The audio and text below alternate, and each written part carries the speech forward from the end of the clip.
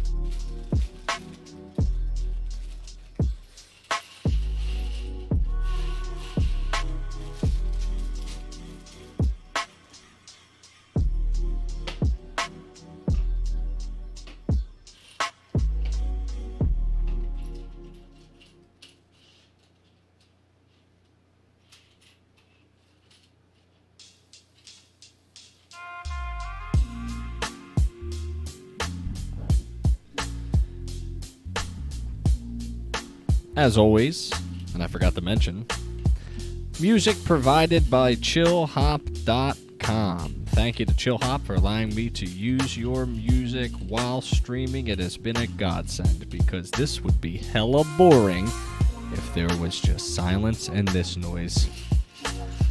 So thanks, chillhop.com. Check them out on Twitter. Check them out on Spotify. They are an excellent listen to, especially if you're studying or working.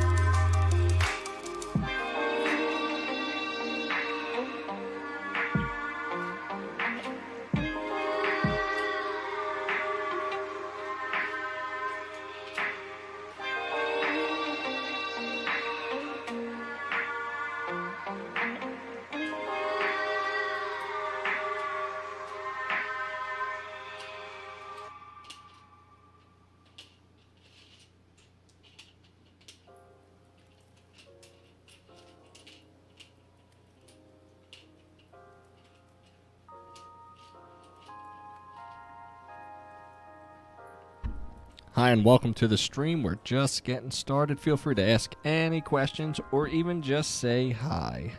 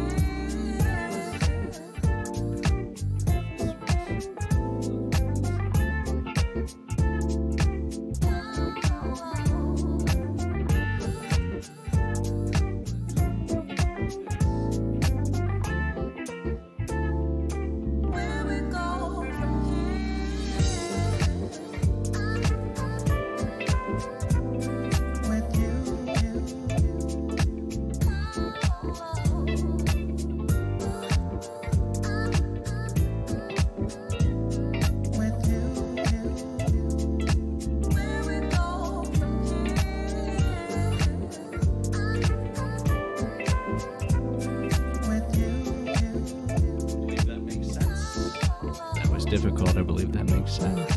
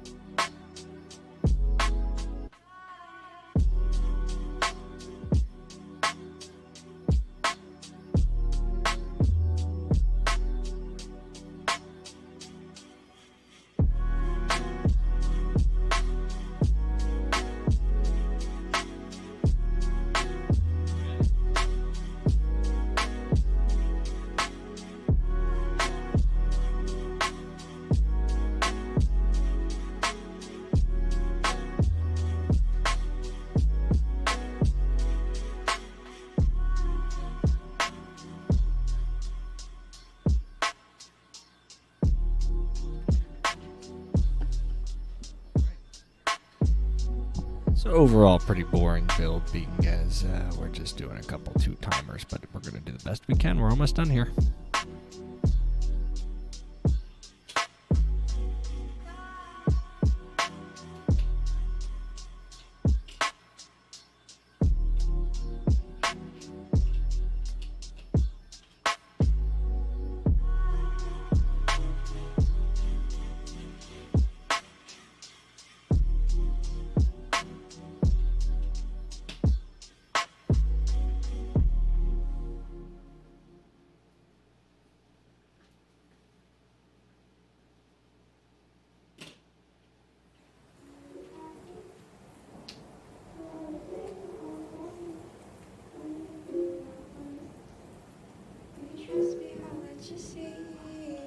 things for sure.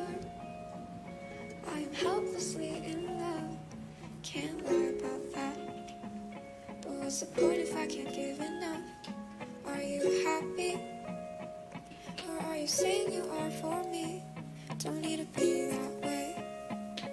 If you trust me, I'll let you see. One thing's for sure, I am helplessly in love, can't lie about that. But what's the point if I can't give enough? Are you happy?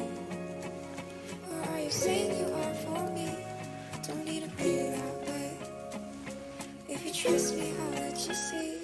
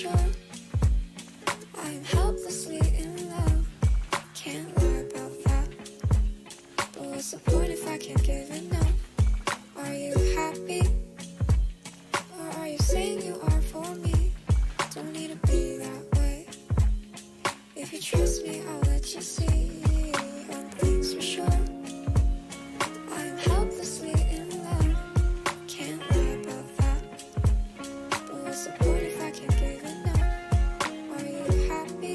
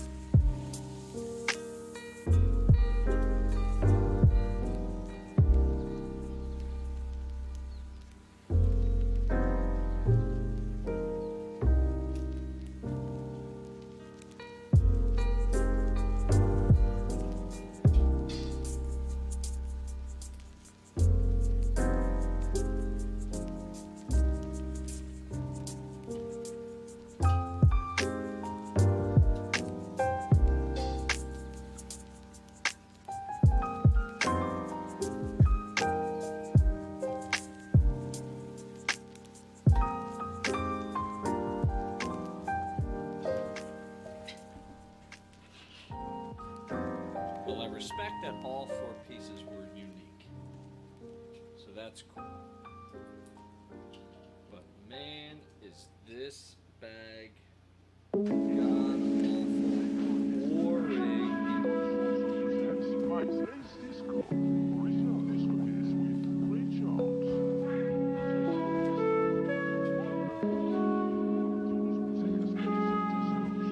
Big Maker.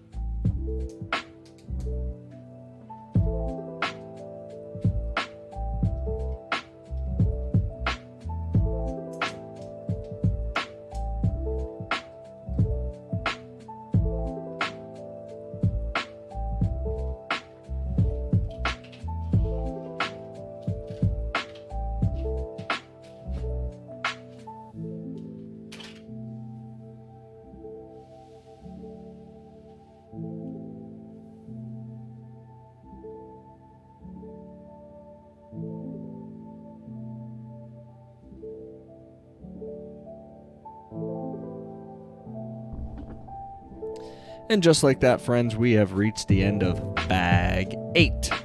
Moving on to Bag 9,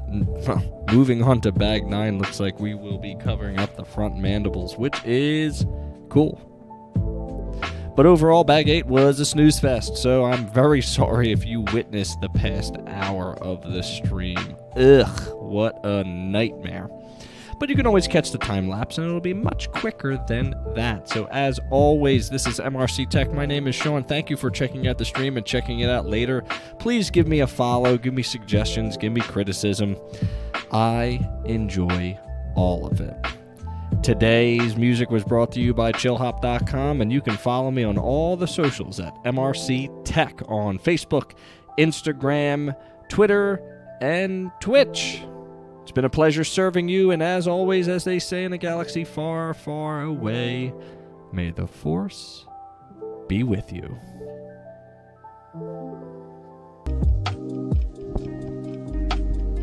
Well, good evening, everyone. I hope I was able to lower the music a tad for you, as after 8 days on the build, I finally watched one back, and I was like, holy moly, that music is loud. I might even turn it down just a bit more for you, so let me make that adjustment.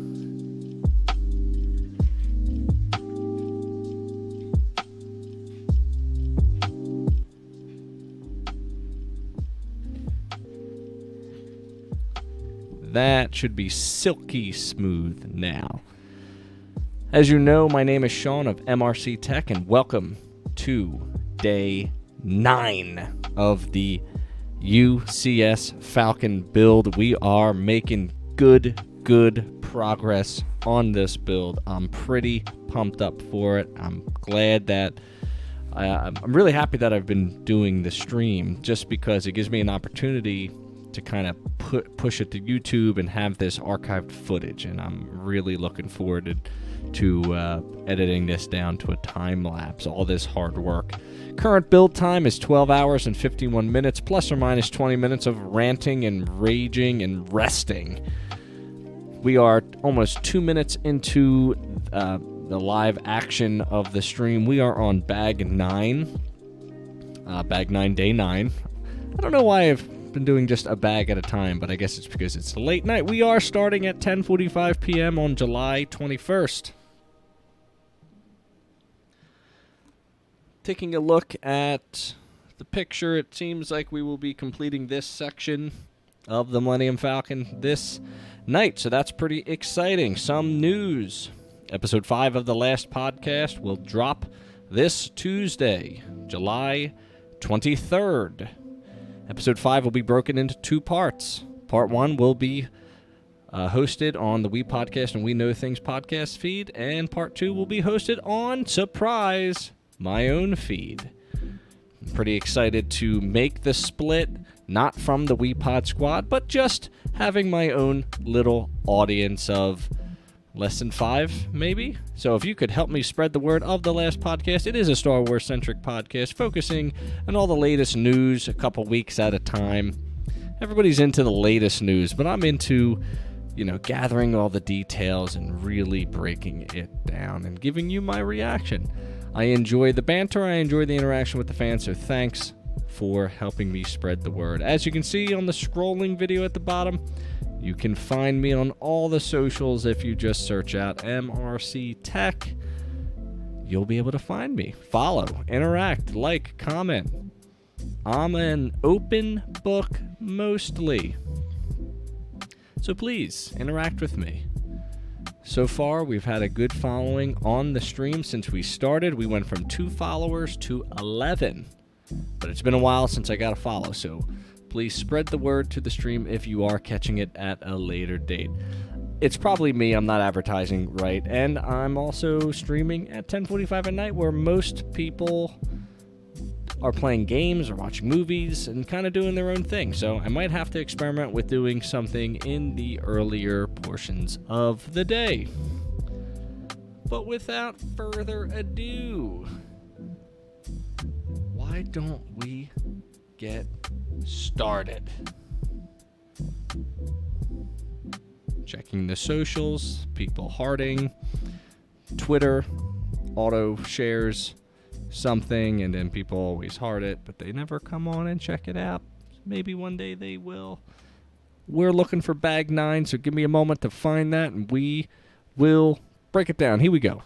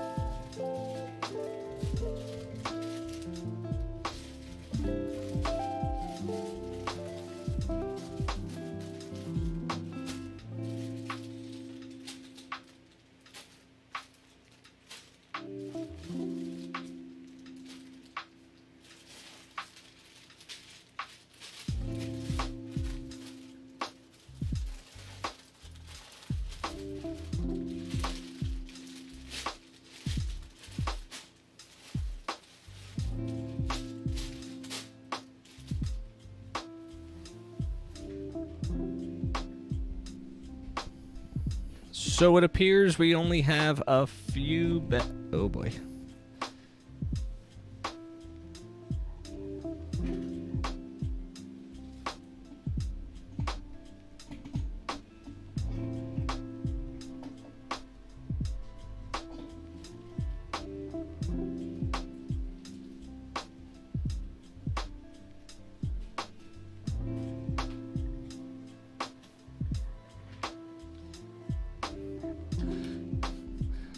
camera arm almost fell off the table. That would have been great. Just want to make sure.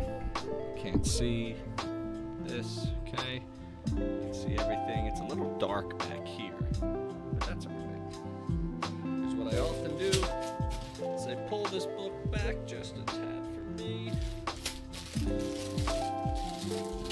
I am seeing 3 bags to separate for now. And again, this takes the bulk of the time, so sit back and relax and enjoy the sorting.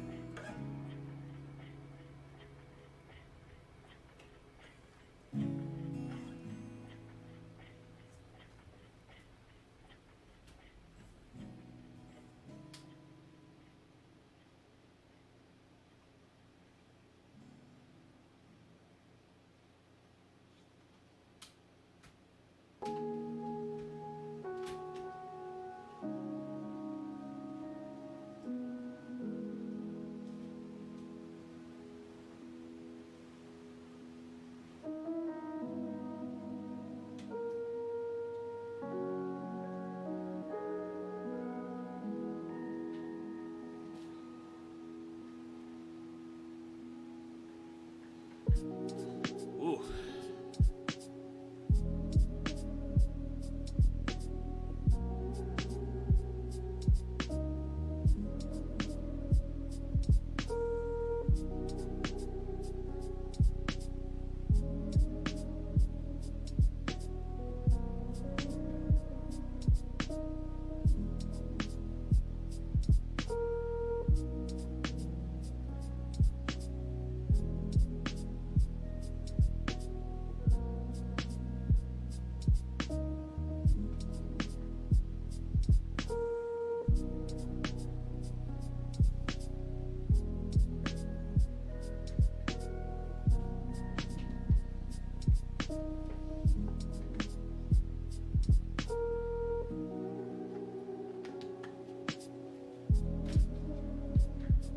Okay, side one done.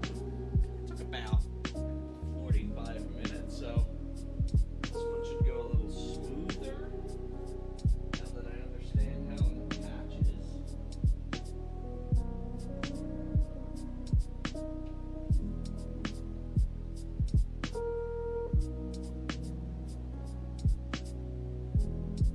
That's built. Doesn't look right to me.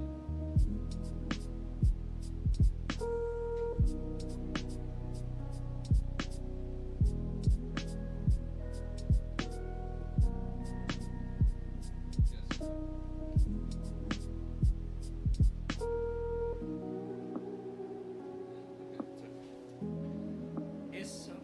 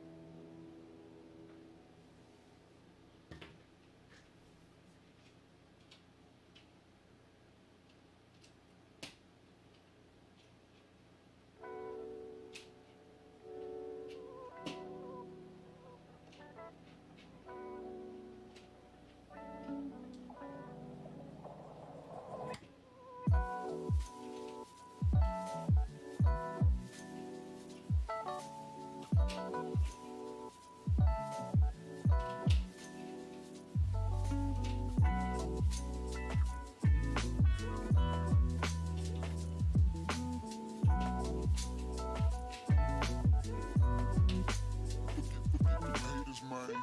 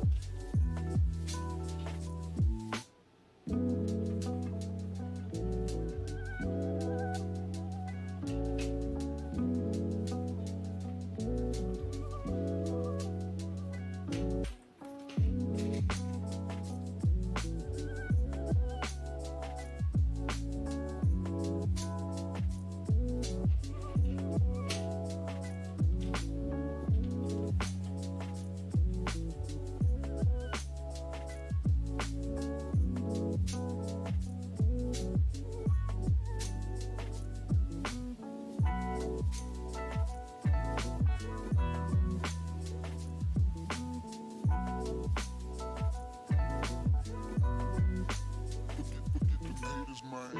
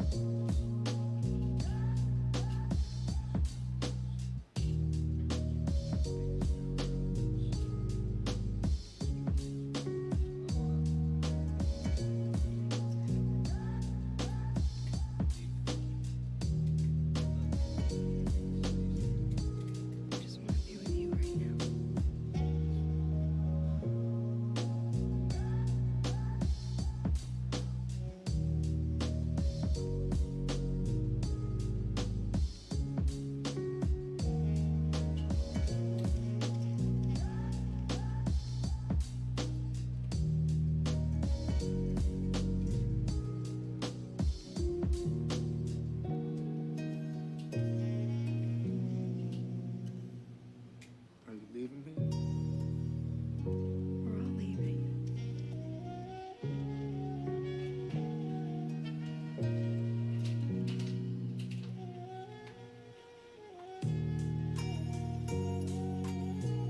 You feel me with you right now.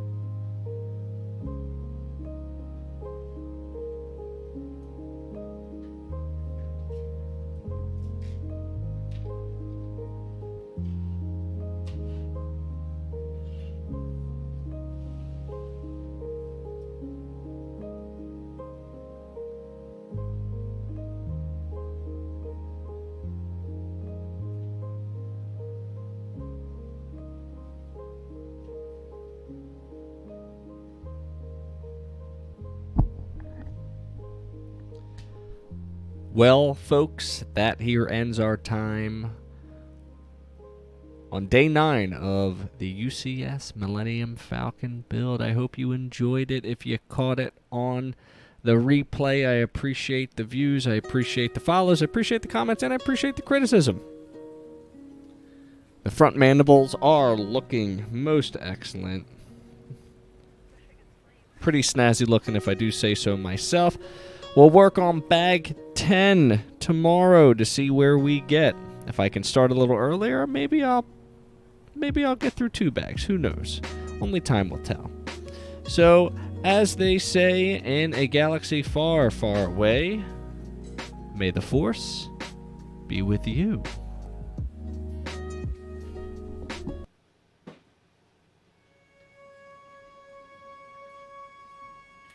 Well, good evening, everyone, and welcome back to the stream. It is day 11 of the UCS Millennium Falcon build. I am super excited to be back with you. As always, we are doing really well. Our current build time is 15 hours, 21 minutes. This is bag 11, some business to tend to. Make sure you follow me on all the socials, MRC Tech, MRC Tech, MRC Tech. Brand new adventure into the podcast realm today, July 23rd. It dropped the brand new podcast feed called The Last Podcast. If you are into podcasts and you're into Star Wars and you're into listening to different people talk about it, you're going to want to join on in because it has been a fantastic experience thus far, being about 10 weeks into the podcast. I post every other Tuesday because Lord knows that takes me a while to get the thoughts down, get the post down, and all that jazz. Hopefully the stream here has been good for you, and hopefully the post replay has been good. I appreciate any and all chatters. Make sure you like, follow, subscribe, do all the things. But without further ado, that's my 2-minute intro. Let's get on and get started, get sorting, and get rocking and rolling. Doesn't look like there's much to bag 11, so maybe we do 2 bags tonight. Only time will tell. Let's get started.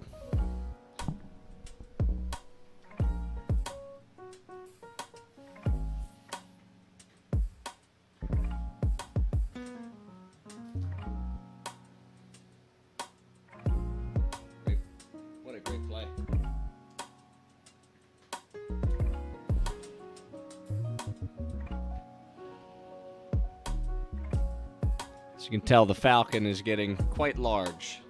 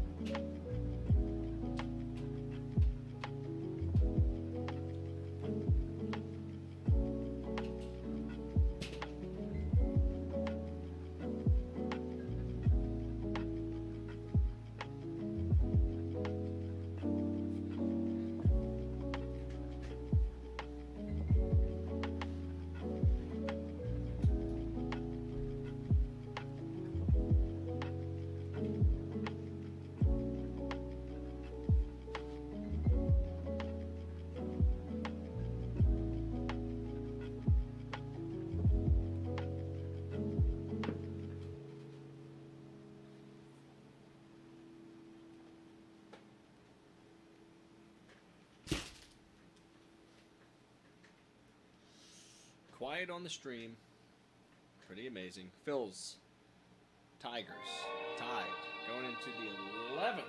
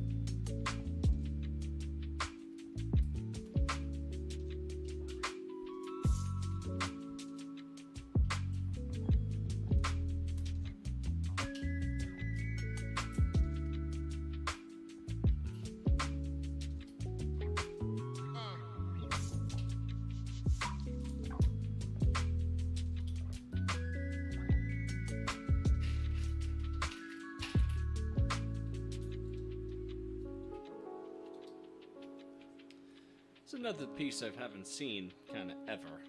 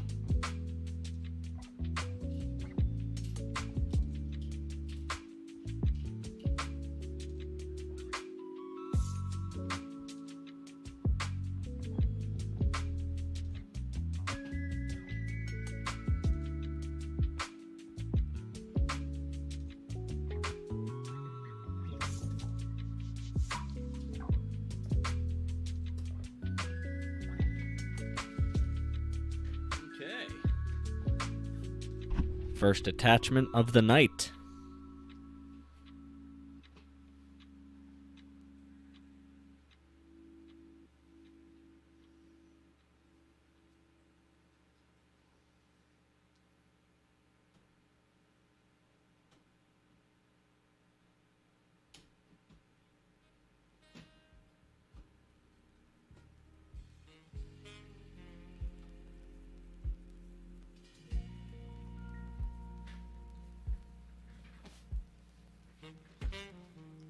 Oh, we're getting some height now. This is great. Let's check it.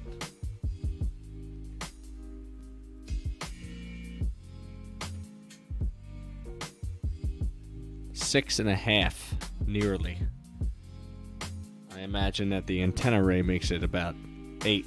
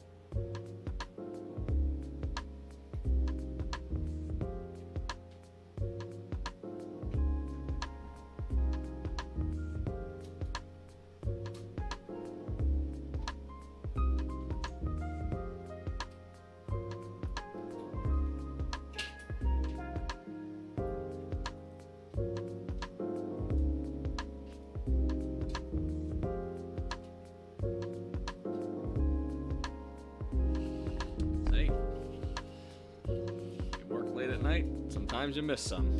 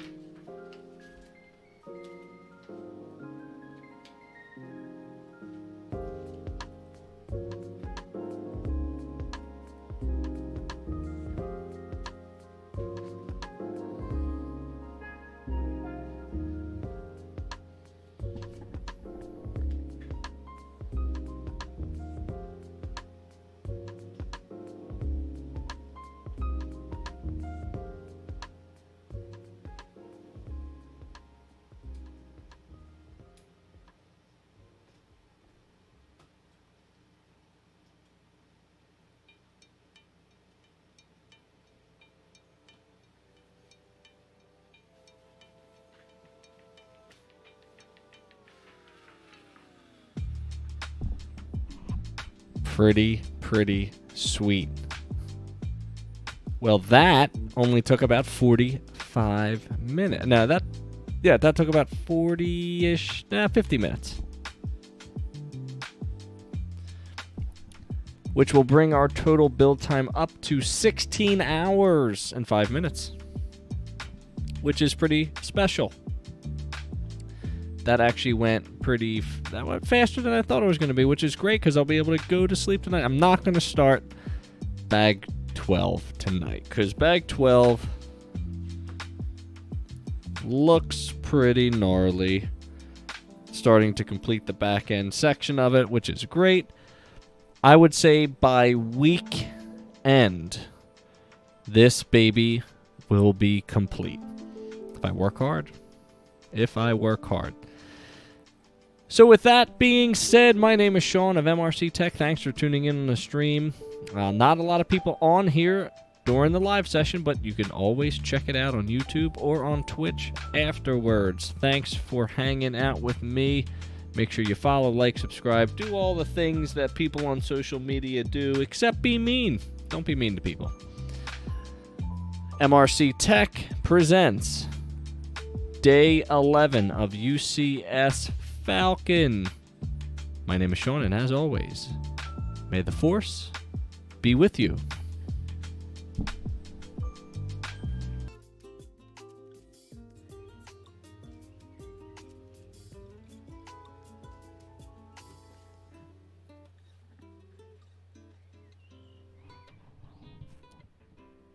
Well, good evening, everyone, and welcome back to Day 12 of the UCS Falcon live stream of the build. It is July 24th, 10 o'clock.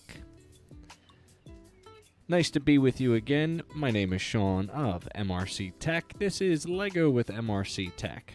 It's nice to be here. Little business before we get started. Make sure you like, subscribe, follow, do all the things. Just look at the bottom of the screen as it scrolls on by. Make sure to chat it up in the stream and be kind to one another. Lord knows we need more of that in our lives. If you like Star Wars podcasts, please subscribe to the last podcast, found on all your major podcast feeds like iTunes, Google Play, and Spotify. MRC Tech presents The Last Podcast, a solo venture talking about all different things podcasts, a bi-monthly show, so twice a month it comes out, every other Tuesday. The Last Podcast is part of the We Pod Squad along with the Ion Ryan Show. So this stream's going to look a little different because I wanted to bring the bottom left-hand camera a little bit closer to my build area so you can get a better idea. You obviously have a far view from this one, but I also wanted to bring a close view. And previously there was two far views, which didn't make much sense outside of, so I'm realizing it now with 6 bags to go. But hey, for future builds will be exactly like this. So without further ado, we are going to get started. It is 10:04 p.m. Welcome to the stream. Thanks for joining me.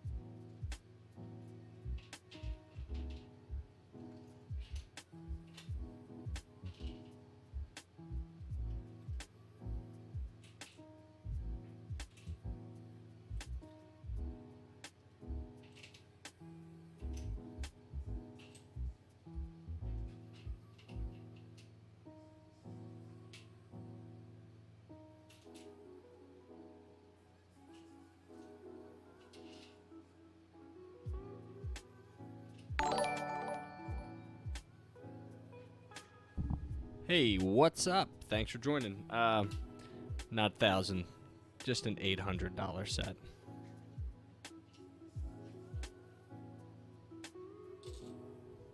Thanks for the follow. Appreciate that.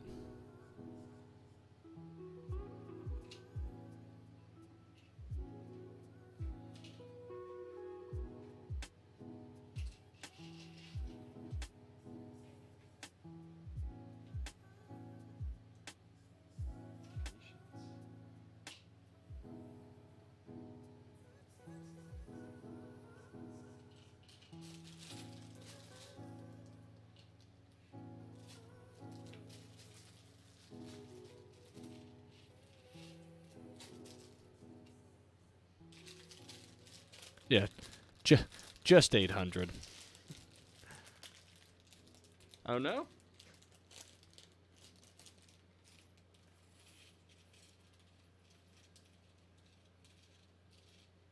I might not be a fan after the amount of hours I've spent on this, so.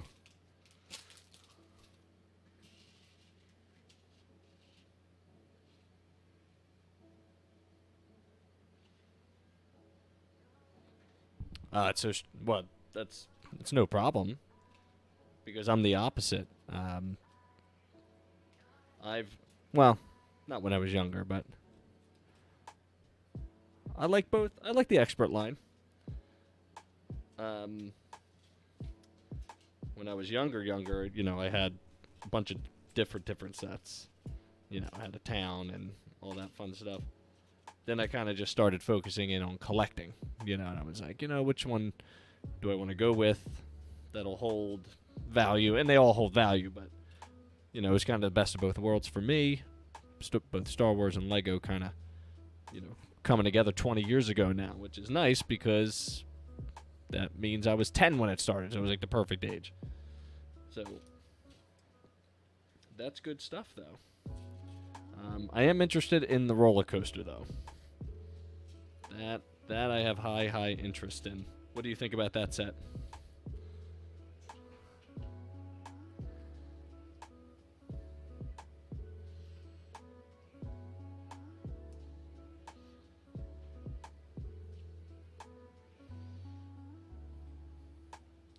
Yeah, I know that game, man.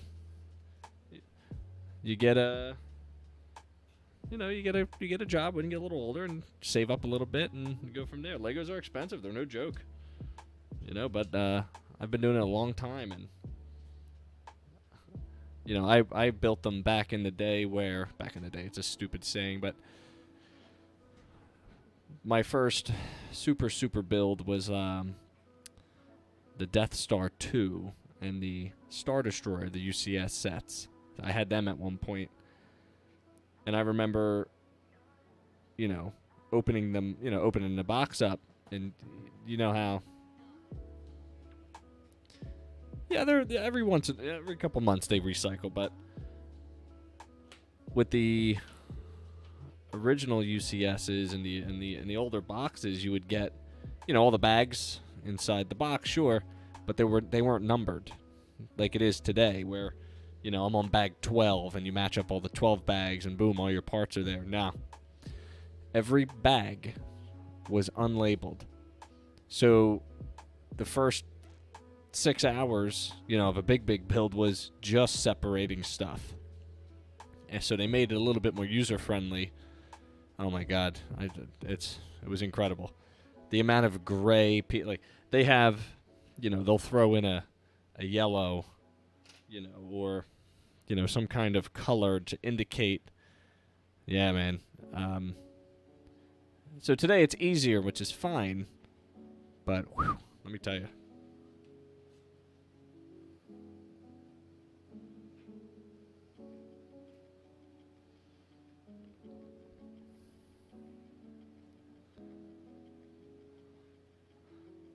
I'm not familiar with modulars. Can you explain?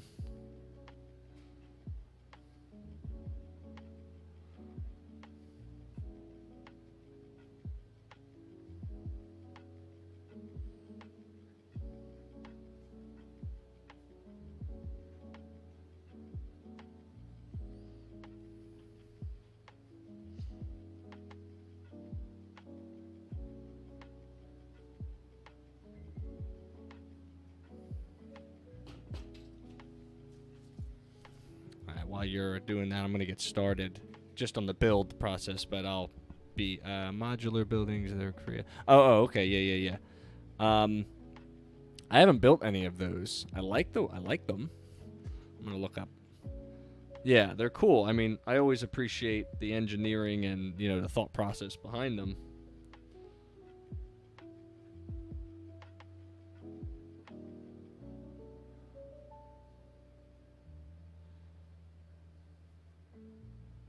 Oh, yeah. You can put them all together. They're great sets.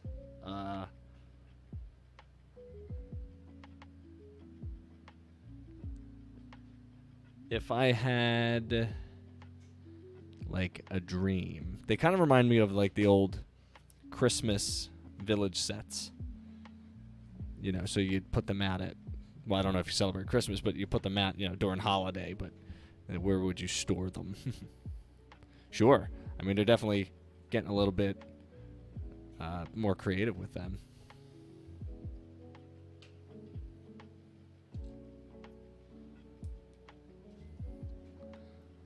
Nice.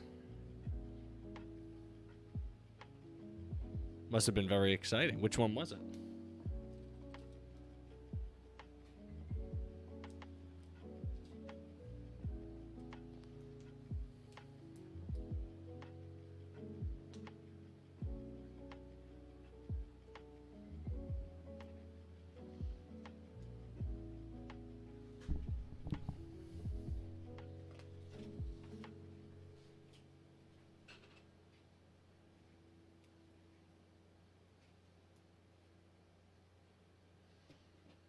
Oh, cool. Do you go for specific ones? Do you, like, try to keep them, like, on the same, I guess, you know, what do they have? Fire. They got, they have the diner and the coffee shop and all that.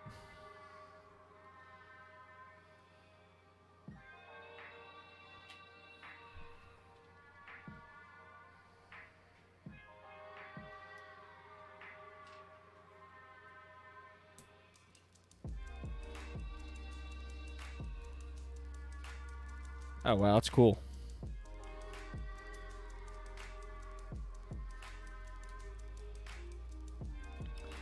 Yeah, for this build, the Falcon, which is, I'm going to bring this camera up for you, which is right here. Right. That's my hand.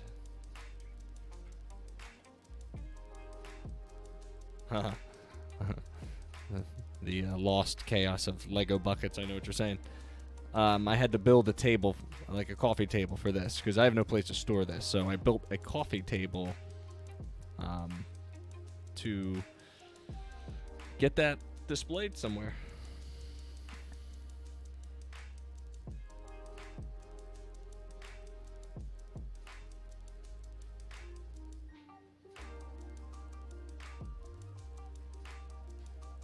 Yeah, man, it's kind of outrageous when you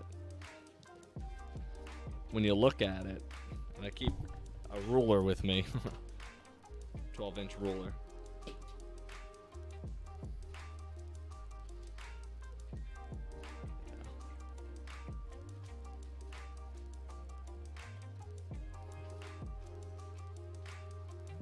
Right, little perspective.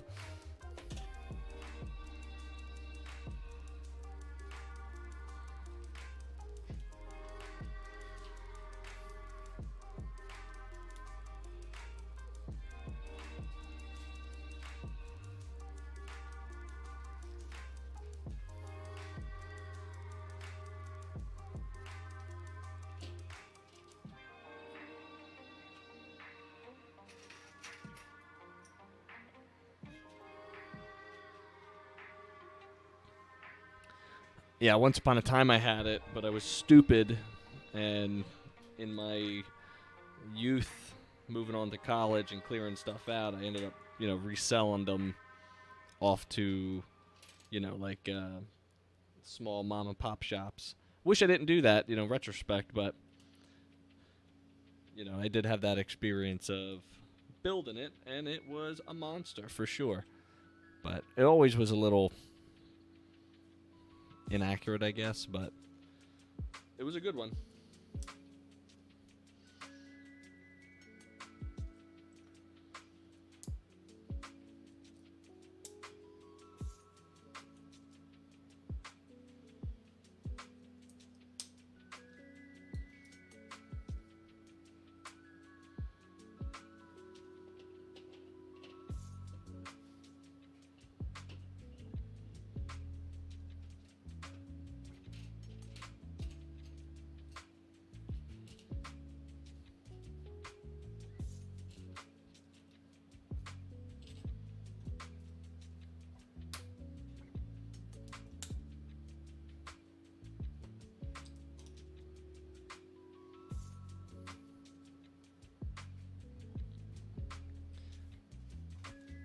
Yeah, there's a couple places. Oh yeah, I see what. Yeah.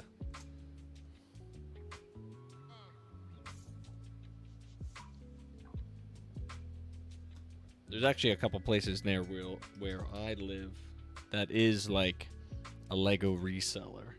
You know, you can trade, but you know they got all the minifigures. You can grab specific pieces and parts, and they're pretty reasonable. I have the Guardians of the Galaxy Milano ship, which was really, you know, it's a cool ship, but it doesn't go. It's my only non-Star Wars Lego, so I'm probably gonna see what I can trade for it and buy a bunch of like Stormtrooper minifigures to put in a display stand. I'm gonna kind of reenact some kind of scene with the Falcon.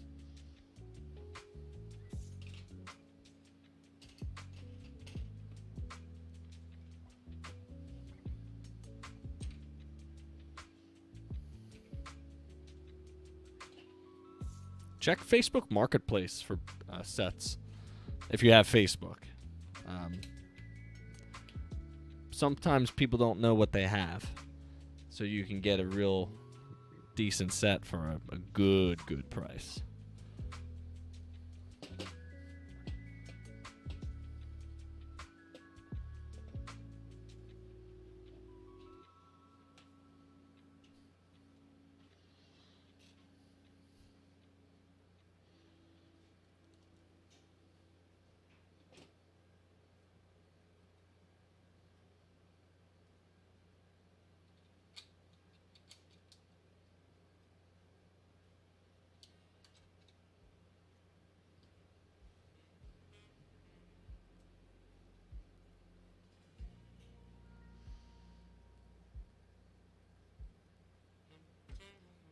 Not in particular. I didn't grow up during that era of Star Wars, so none of the sets really interested me.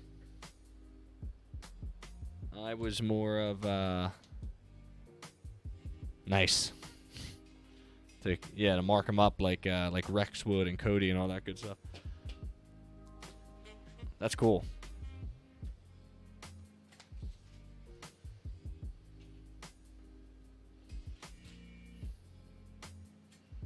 Well, a store might buy, might buy them if they want, or you could repurpose them.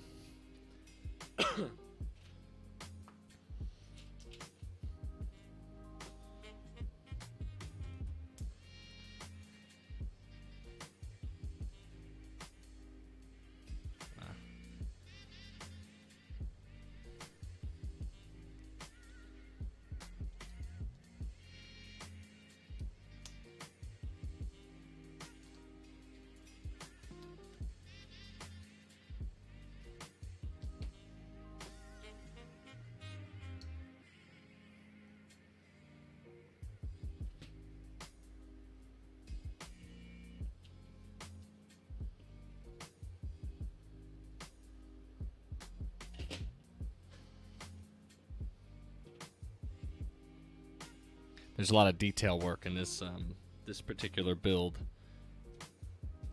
A lot of tiny minuscule details that you gotta pay attention to, or you put something in the wrong spot. Not that it would be a big deal, but I kind of like being accurate to the designer.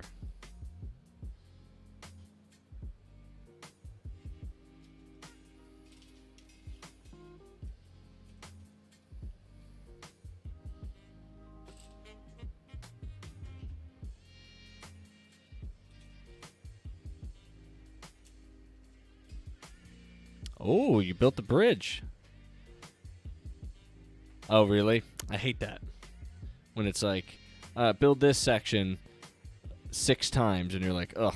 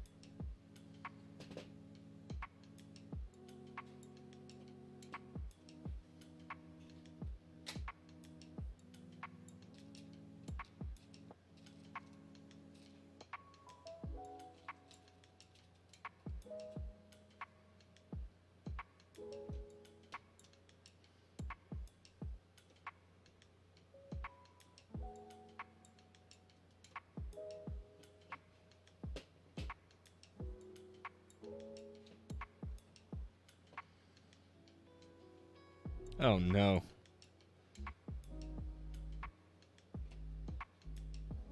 Yeah, no thanks to that.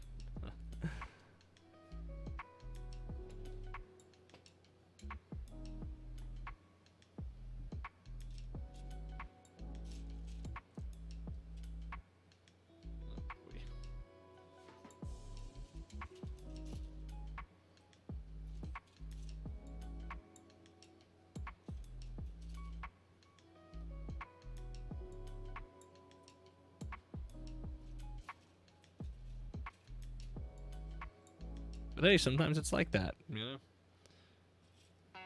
The Star Destroyer was very similar, you know, the same gray sections as it's just cut, like the plating for the ship.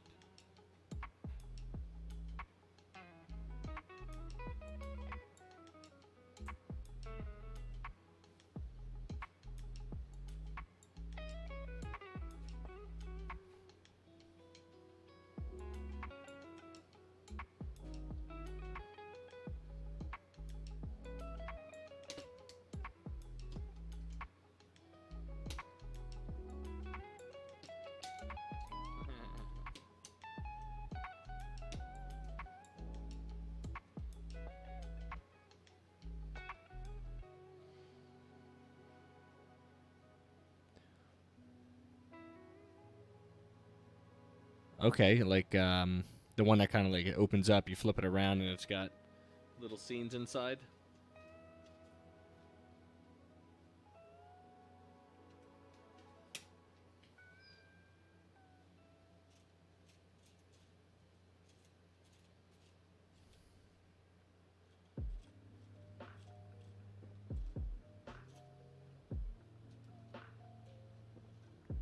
I like the Harry Potter sets. They're good.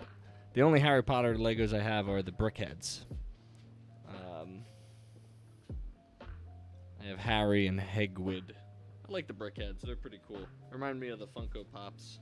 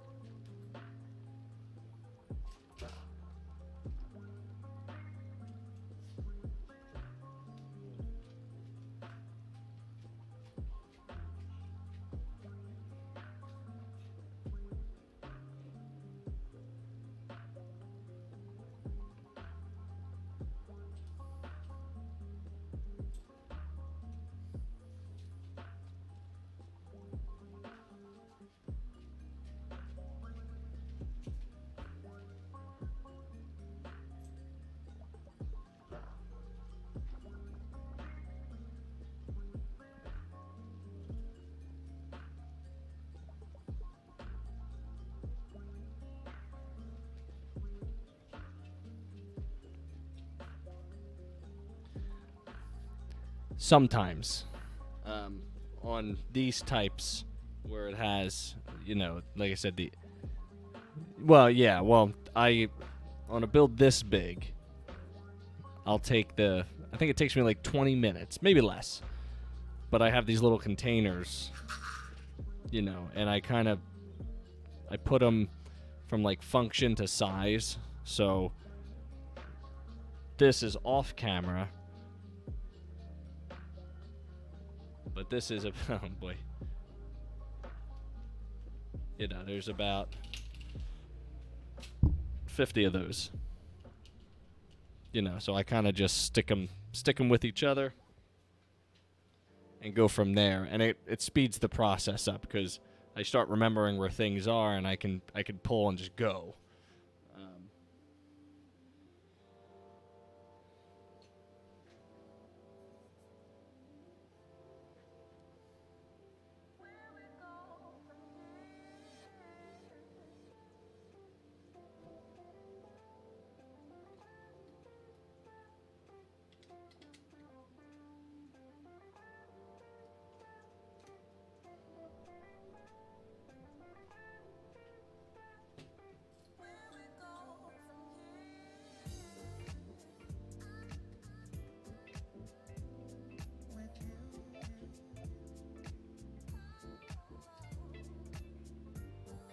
It's just my thing. I used to... Oh, yeah, missing a piece. I used to just dump and go, but... As you get older, your eyes go bad and you slow down.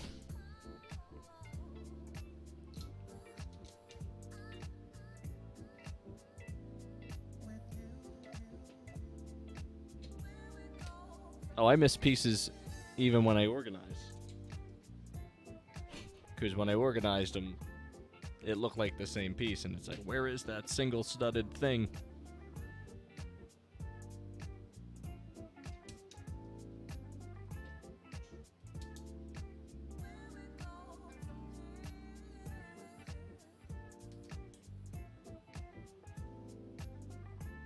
A lot of what I'm building now.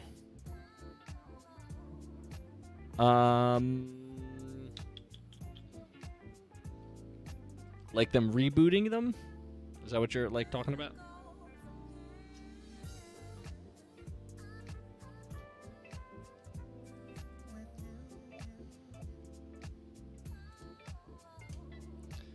Well, I did purchase the 20th anniversary Anakin Pod Racer, and I mean, it was a great build. The newer one was a great build, and it's very accurate. Pieces today are more accurate than they ever were because they're making new pieces and whatever, which is good. But for purists, I guess if you look at like the original, again, I'm sorry, a lot of Star Wars references, but if you look at the Slave one, the original one, very boxy, not a lot of curves to it. And then if you look at the 20th anniversary one, you can see the amount of engineering advancement that it went through, which makes it look really nice. It has a handle in the back of it that's functional that you can hold on to and fly the ship, which is cool. The Pod Racer has a built-in clear stand, so that was a nice upgrade. But rebooting for the sake of rebooting is just a money grab.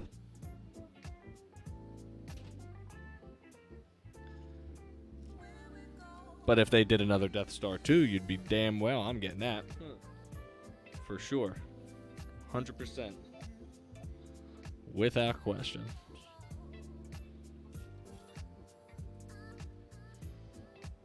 Yeah, no, I know. I know what you're saying. I'm saying if I already had the set, I'm probably not buying it.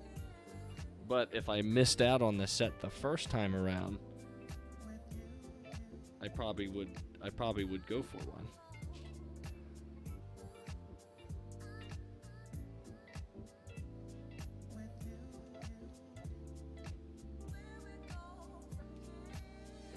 Unless they re-release these reboots with the original pieces.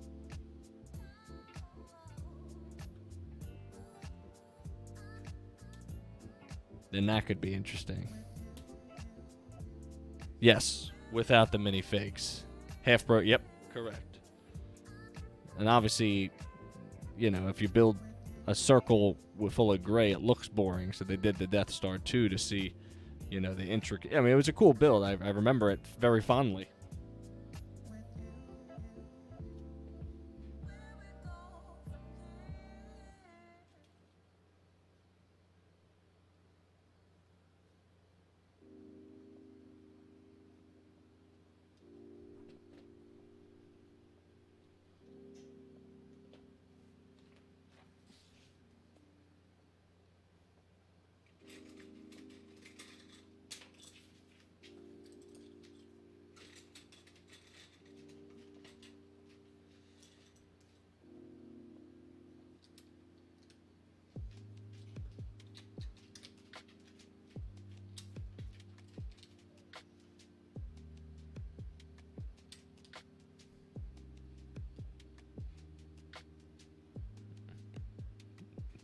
Oh, yeah, for sure.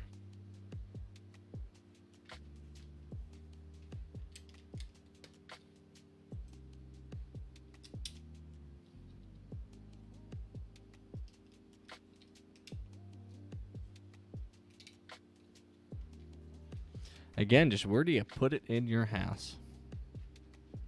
Fire away.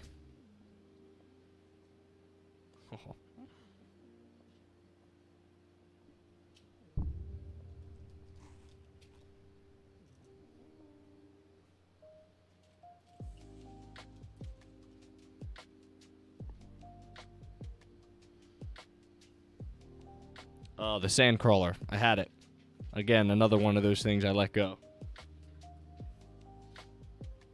Very cool build. There's a newer version of it, but it's not as large.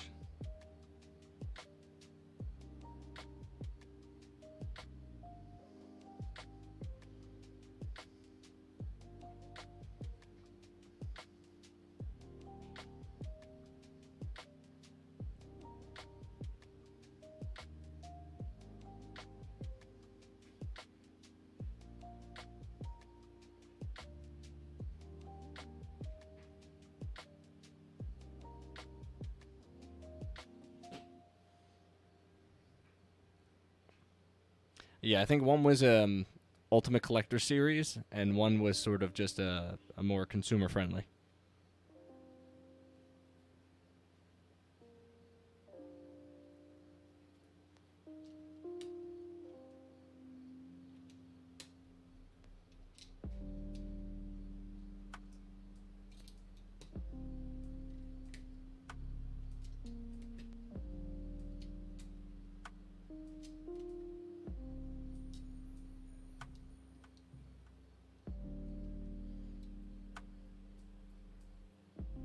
Yeah, go ahead. Did you do a build, like a live build?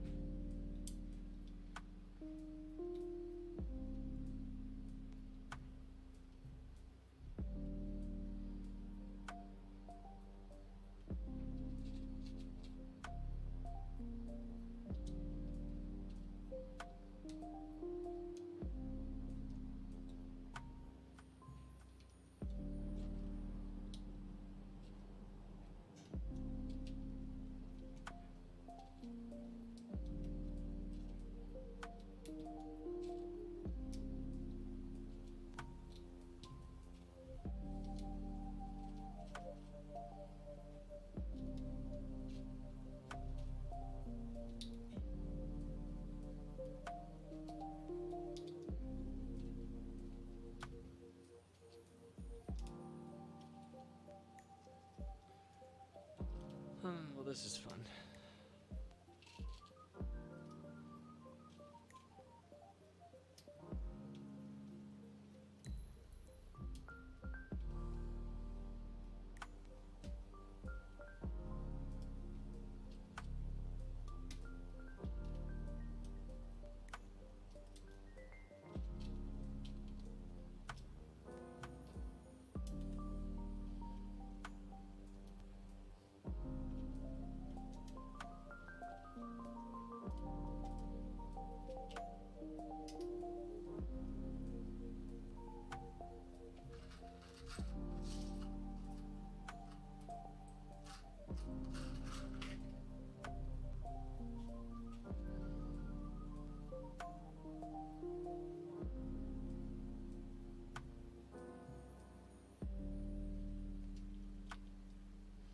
I'm actually pretty far away from my mouse, but I will certainly check that out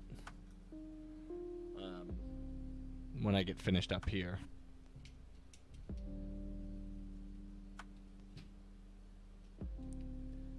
One of the main reasons why I started live streaming builds and recording is because I don't remember my first set.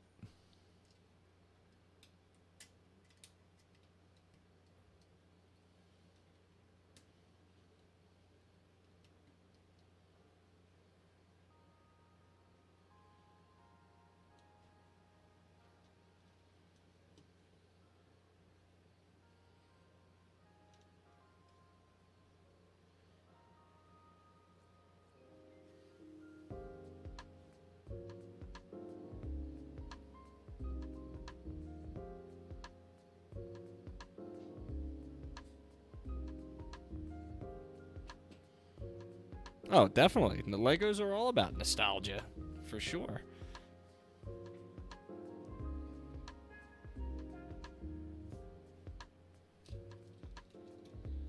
You buy them to remember pieces of the story.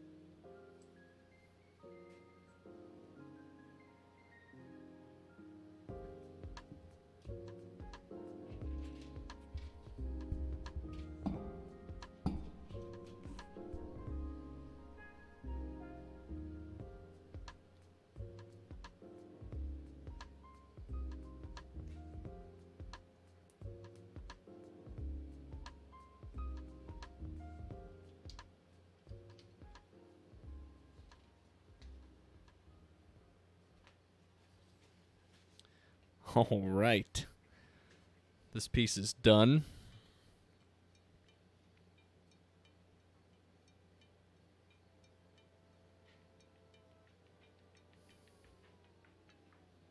Pretty rad looking.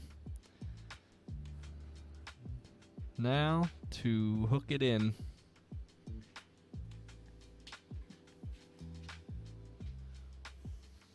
Let's flip you around.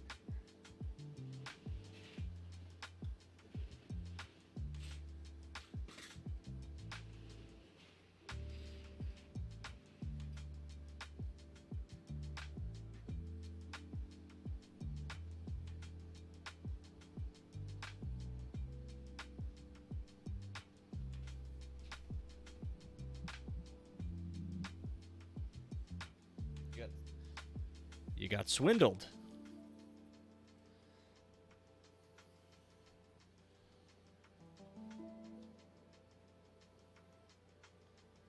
All right.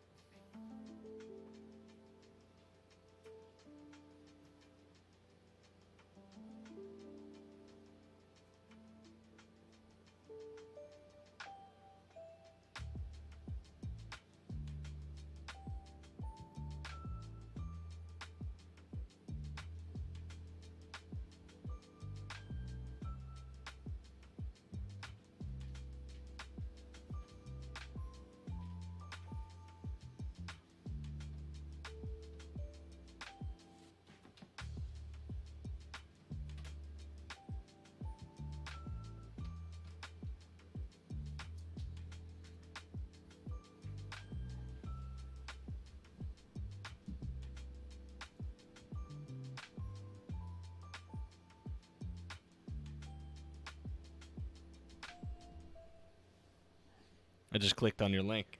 I don't know if I had that set, but that is a cool set. Sorry about the figures, man. It sounds like it does have a bit of an interior. It has engine room with a hyperdrive. It has the chessboard, the hollow chess. That room.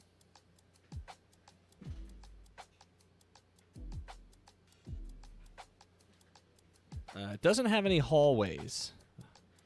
It has like stickers to make it look like there's hallways, which was kind of disappointing, but I mean at the same time it needs to have structure or it'll fall apart. And of course the cockpit, which will be eventually there. I'm not that's not there yet, but the bottom gunner piece was really cool. That was last night's build. Check out day 11. You know, speed it up. Obviously, don't watch it, but you know, check out day 11. It was really, really interesting. Anytime you can build a circle out of rectangles is pretty phenomenal. Can't show that to you. It's on the bottom. They risk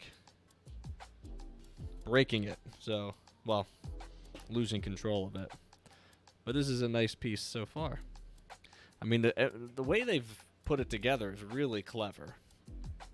So it's a good stuff here. All right.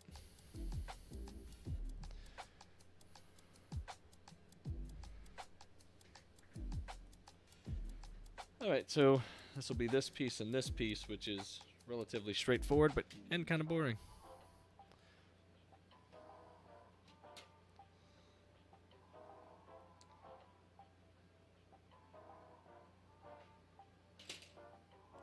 I also have the Kessel Run Millennium Falcon.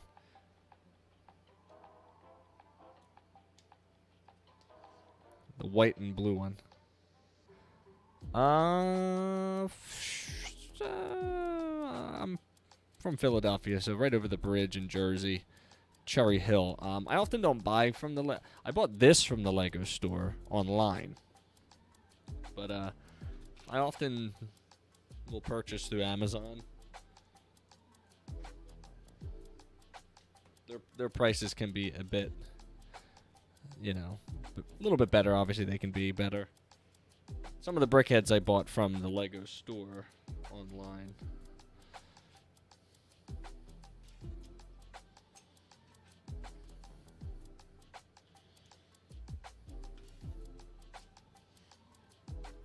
Yeah, this book shows the instruction manual shows every single Millennium Falcon ever built and produced by Lego. It's really cool timeline.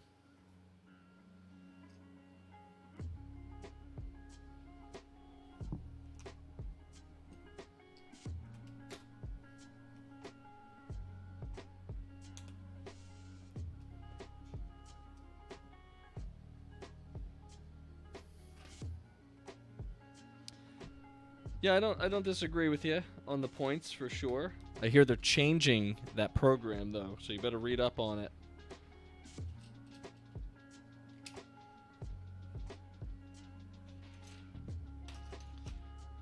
I also have an impatience factor when you have Prime and it comes in 2 days, and when you buy through Lego where it's like 7 days, you know.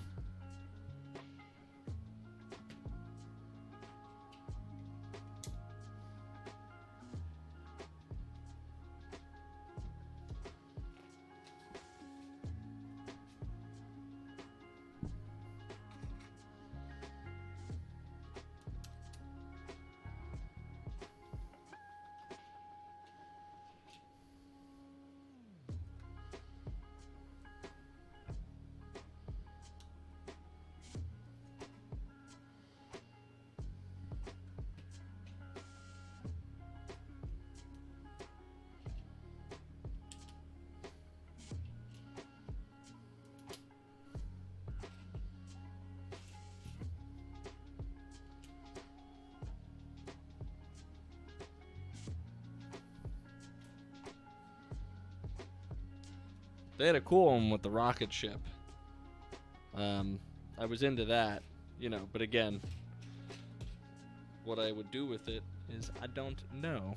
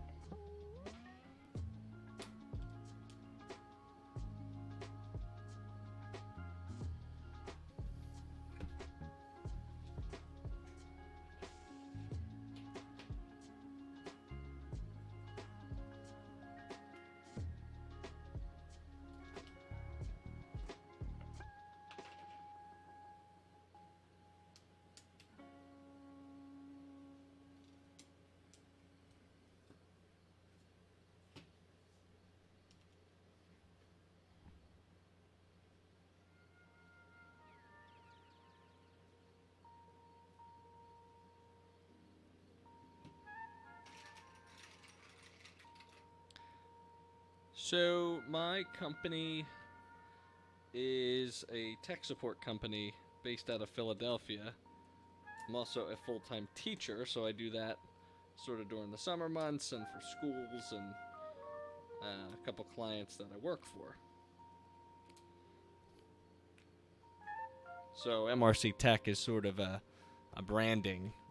Started off tech support, now it's moving on to a little bit of content creation and whatever. But again, I do this stuff for fun. I do the tech support for work, which can be fun sometimes.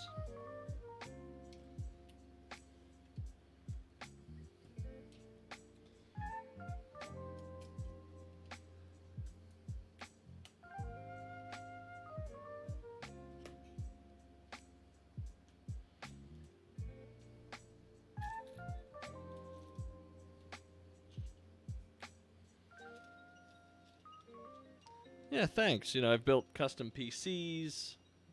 I'm streaming off of my custom PC now. I just built it in January. I hadn't built a new computer in 10 years. And my old computer still works great. I use it for a lot of video encoding. And now I don't, before when I would encode a video, I'd have to walk away from it. But now I can, I have this up. And I have the other one going at the same time, which is cool.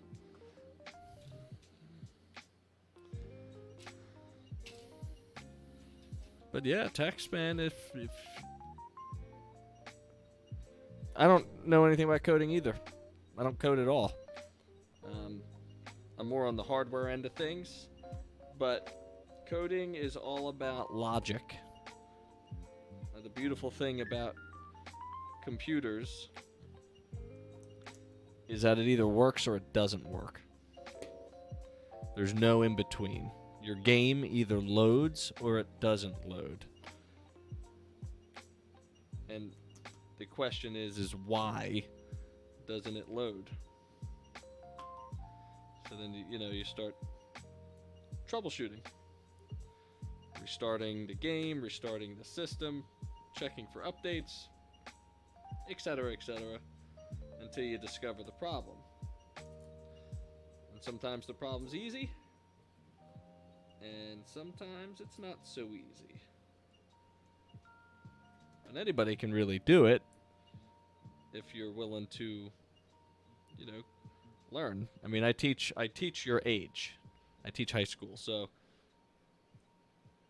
I know for a fact that I can get you learning the little trade secrets.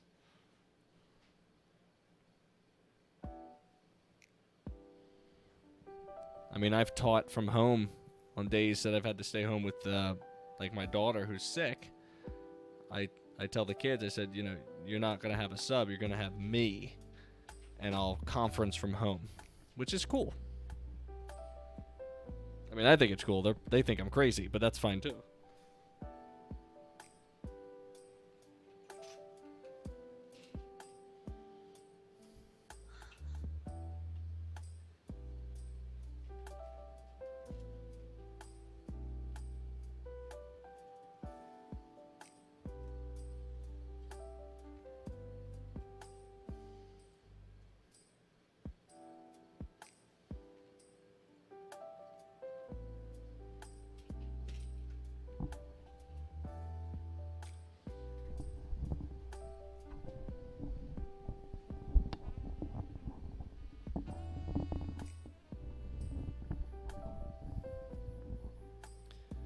Well,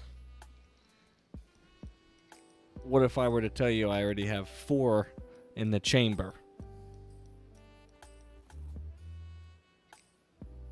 I do like the Lego fishing store. That one interests me a lot. Again, I don't know where I would put it, but I like it.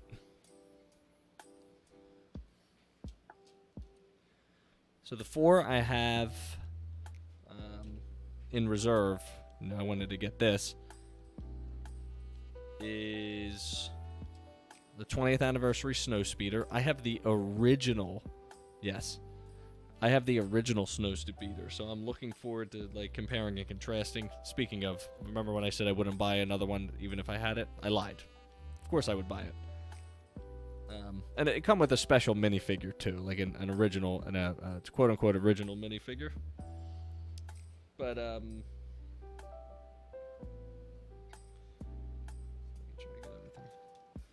I bought the Vader. Well, 3 of the purchases were Prime, Amazon Prime Day, so I got really good deals on them. The Vader transformation is another one. I like that one. I have the newest X-Wing set and last year's Kylo Ren TIE Silencer set. I'm really looking forward to building that one.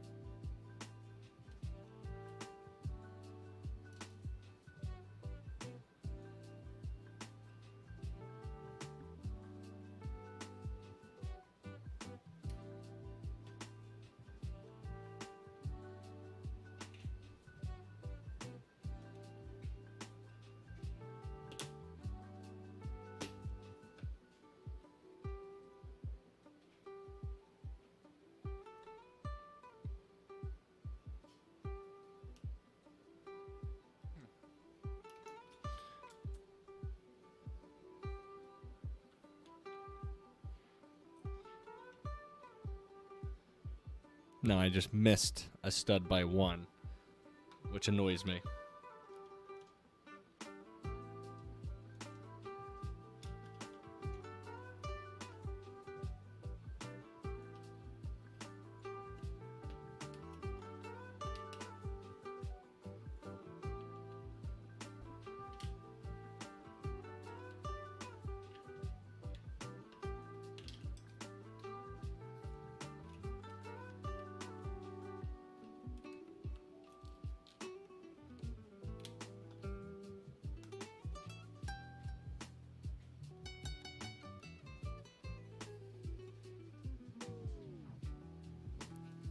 No, I have no interest in that set.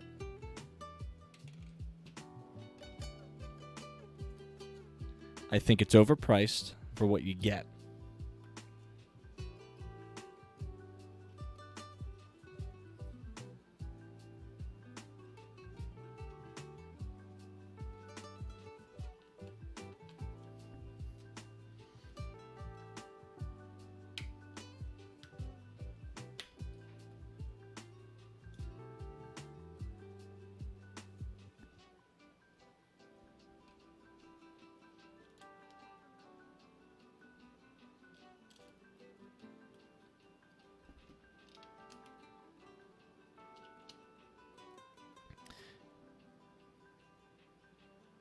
No worries. Yeah, no, it's fragmented.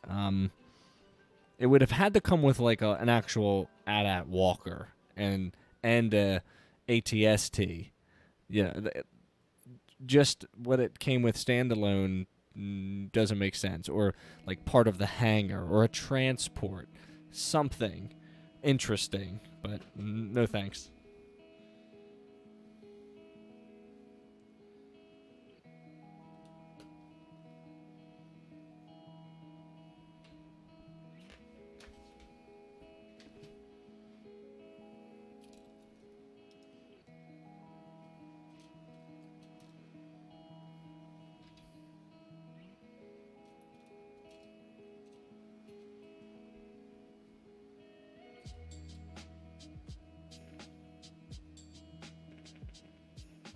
I agree.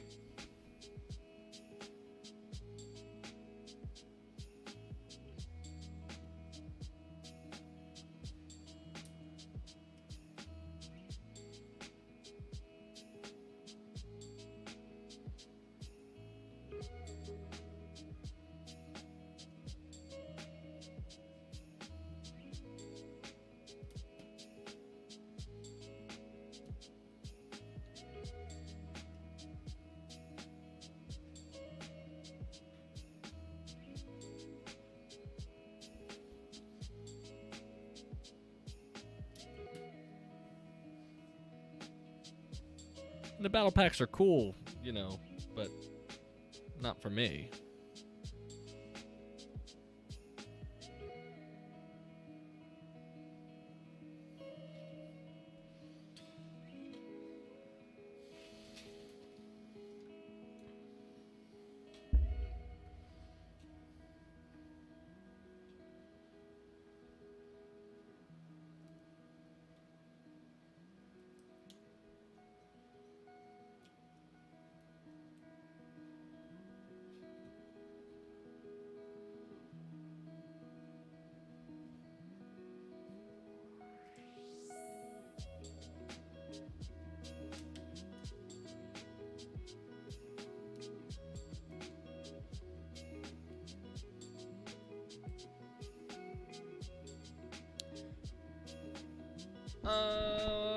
Well, as it stands, basically every 100 pieces is $10. Well, yeah, I don't know what their cost is. At the same time, I don't know how many, like, I don't know if they can bring back pieces. Like, if they recycle a piece, can they melt it back down and reuse it? You know, I think every time they have to create a print for a minifigure, it costs them money.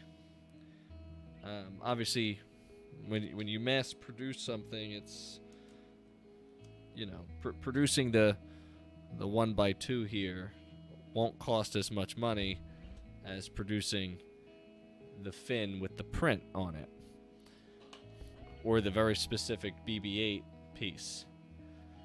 Which is why, you know, minifigures can fetch some really good prices.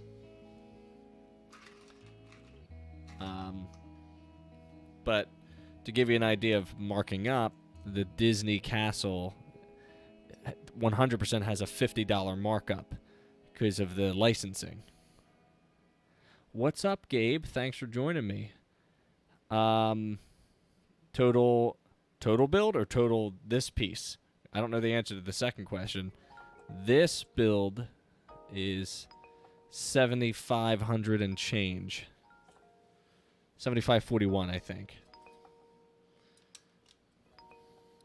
He says as he pushes his glasses up on his nose. Welcome. Thanks for joining us. We've met a new friend, a fellow Lego builder, not much into the Star Wars stuff, but into other sets.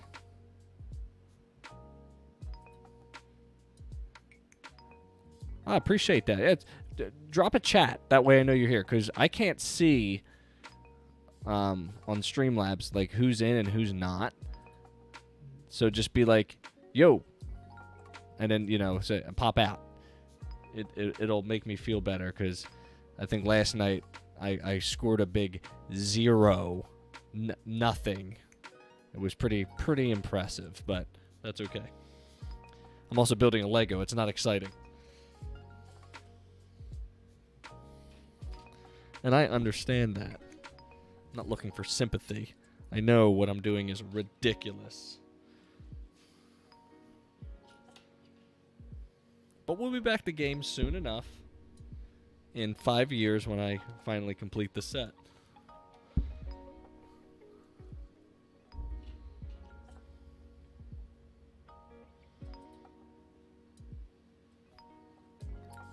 I did move this camera, you can see, a bit closer.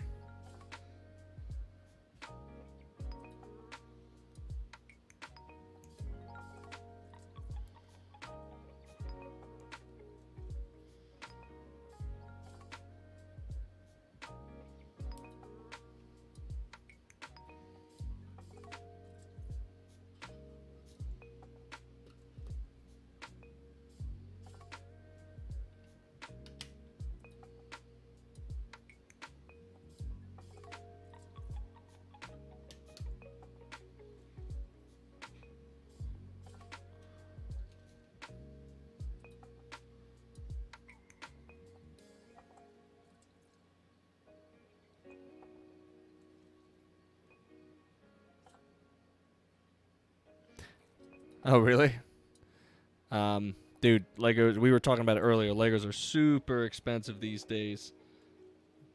But, you do it a little bit at a time. I told, what do you use? You're a young person. Tell me what you use. Is it mostly live stream on YouTube?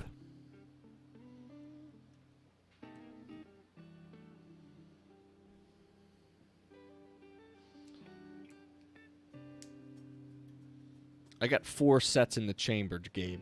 Like, I got 4 ready in the boxes to go, and this is taking me forever, but that's all right.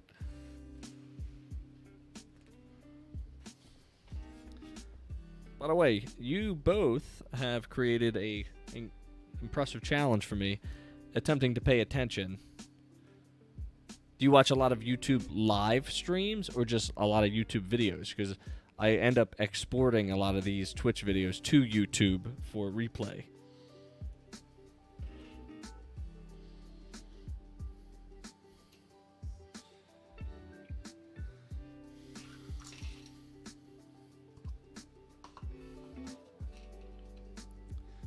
Well, I'll tell you, the game I'm going to 100% get is the Skywalker Saga on PC, and we'll be definitely streaming that awesomeness.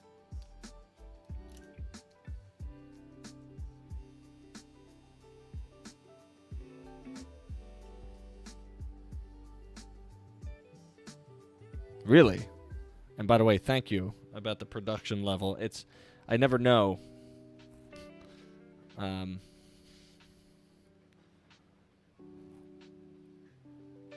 Oh, that's pretty cool.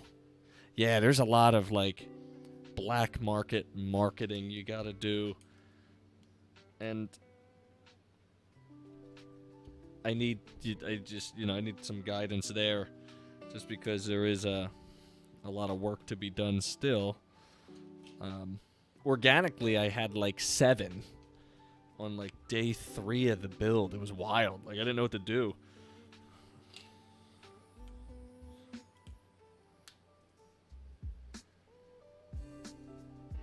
Oh, much, much, much appreciated. I definitely, by the way, this production is an investment in terms of microphone, and this webcam right here is a Razer Kaio that has a light on it. I also bought 2. Oh, Gabe, I have the Wise bulbs now, and the Wise bulbs can do cool or warm lighting. So this is all cool lighting to give you that nice bright effect, and they are awesome, let me tell you.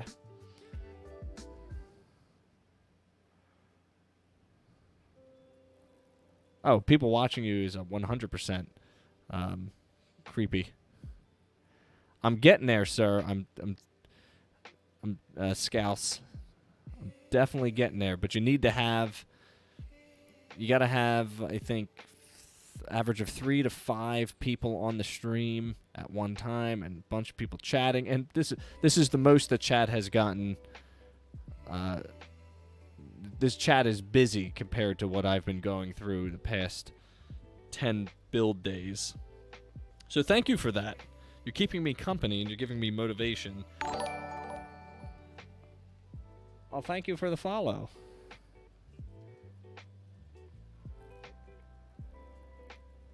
Oh, you're the best. Look at this. Incredible. By the way, that scares me every single time that goes off in my ear.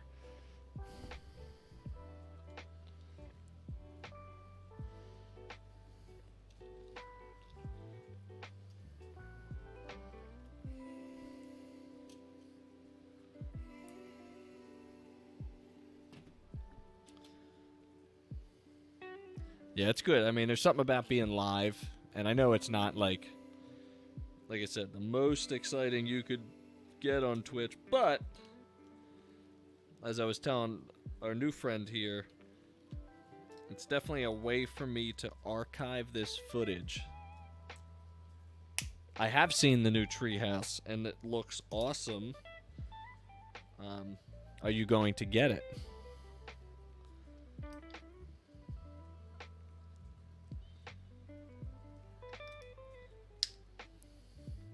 I'm also secretly in love with the pop-up Lego book.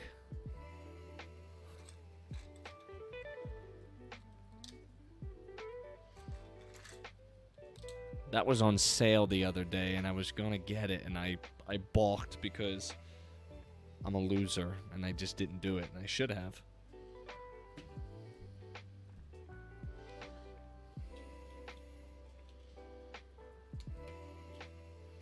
If you're wondering about the music, chillhop.com.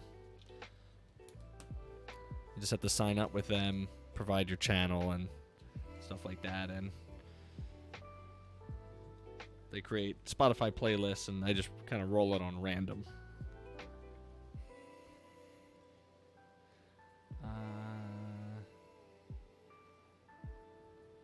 Nice. College is huge, but I would push you to a trade school to save yourself some money, because that's where I work, is a trade school.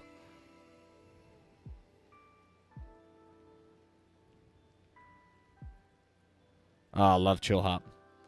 My wife thinks it's porn music, which is quite funny, but I think it's relatively safe music. And then the second question I asked her was, how do you know what porn music sounds like? She then left the room, so I have something to investigate later.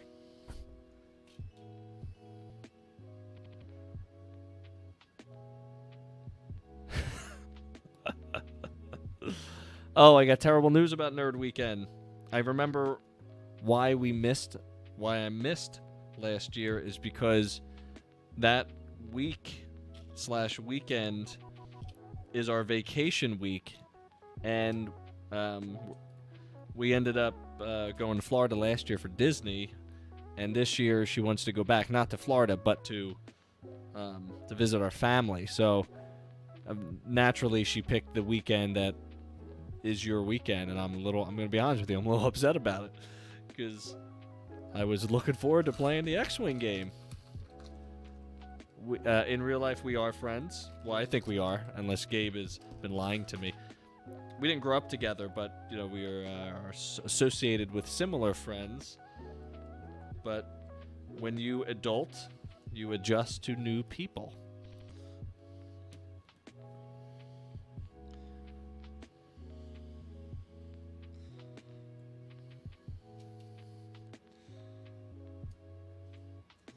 Gabe is a very supportive person, and we both have the passion for custom builds. Yeah, I appreciate that, man. I'm going to get out there. I promise you that. I literally was booking the flights and was like, August 26th, we're coming back. I'm like, looking at my calendar. I'm like, oh, this is upsetting. But that's okay. We'll make it 1 year. But I did crush the flight game. I got a round trip to Tampa, 2 adult seats on Southwest Airlines. $400 total. I had some points. I have a Southwest card. So I used points plus, booking separately sometimes saves you a little coin. So I was pretty happy with that. Yeah, and they'll pick us up from the airport. We don't have to drive anywhere. We just got to lug the damn car seat around. Which, since I've already done that last year, seems pretty easy this year.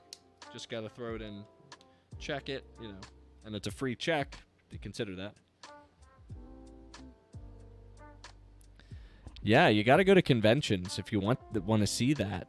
I think they had one here. If Gabe, you can confirm that. The convention center, or maybe it was up in Plymouth Meeting. I forget. That's where the big stuff is.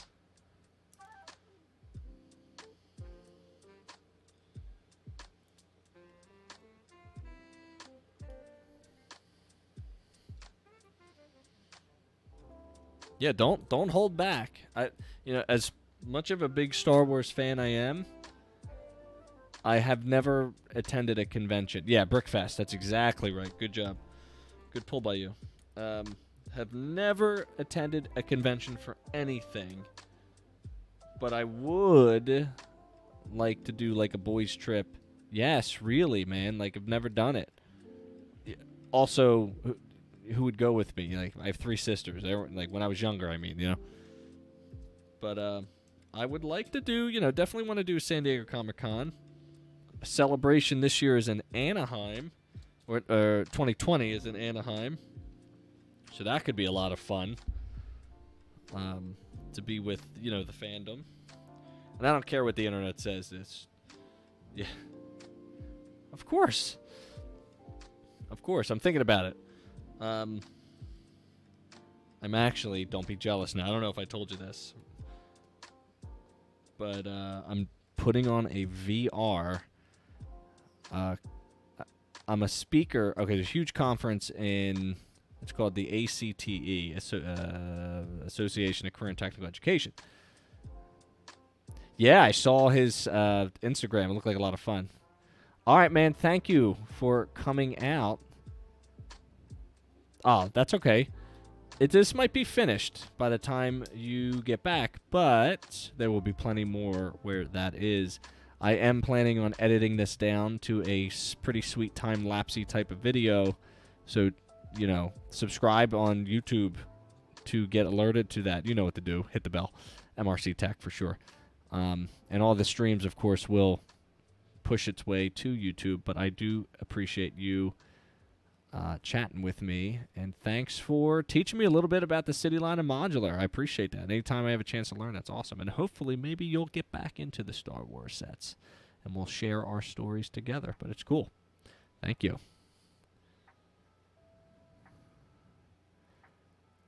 Take care, dude. Appreciate it. I'll follow you back when I get closer to the mouse.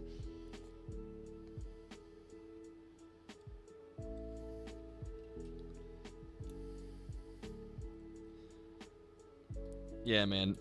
Money is hilarious. How it works, and the timing of it, and all that good, and all that fun stuff. But anyway, so I'm going to do a conference on VR in education, in Anaheim this December. So you know where I'm going. I already told them. I said, listen, it's from Tuesday the 4th. I said, I'm not coming back till Monday because the conference ends on Saturday. I'm 100% going to Disneyland.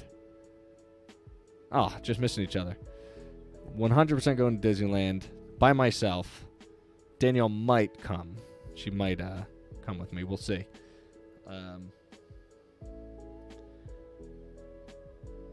But will be soloing Galaxy's Edge. 100% getting a lightsaber, 100% getting a droid, doing all the things. I'm looking forward to it also.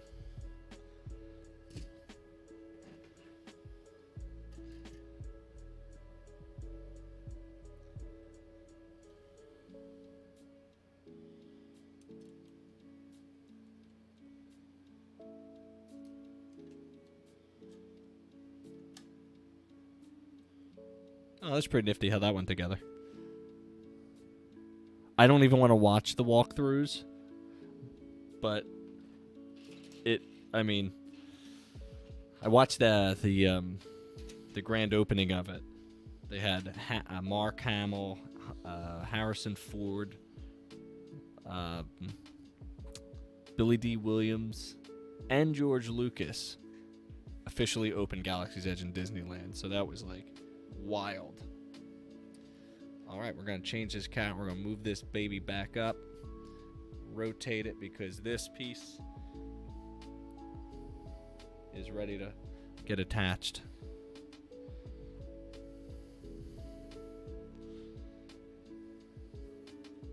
So it goes like this.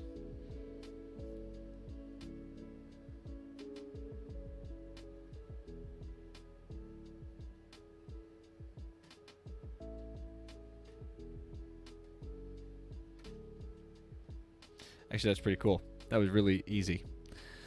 And the main reason is I imagine that, well, there's some scenery under here. So having this with the ability to just lift off makes total sense to me.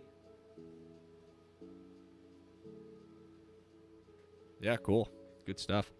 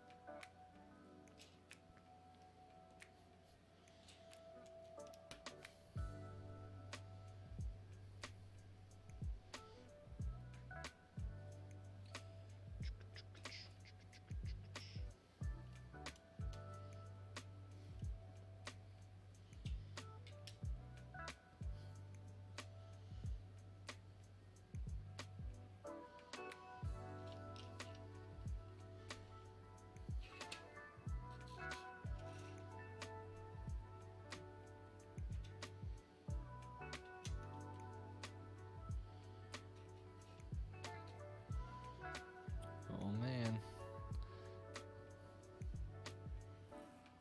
Got a mystery piece somewhere.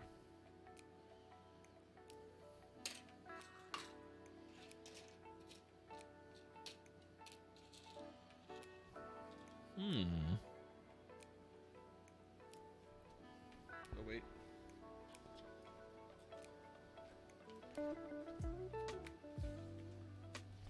No, not that.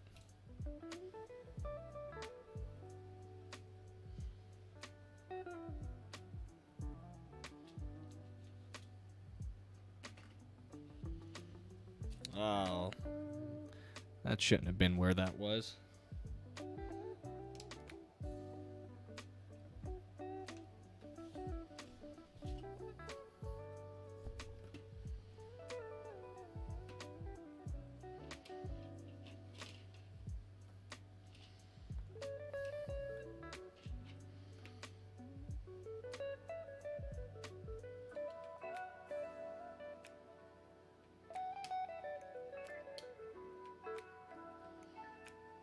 No.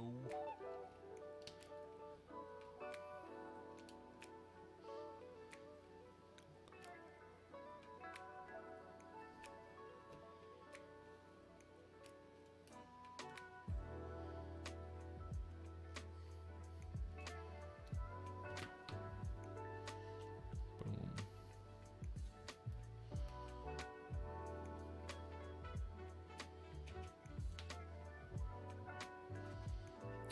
Are you a podcast guy? You like listening to podcasts?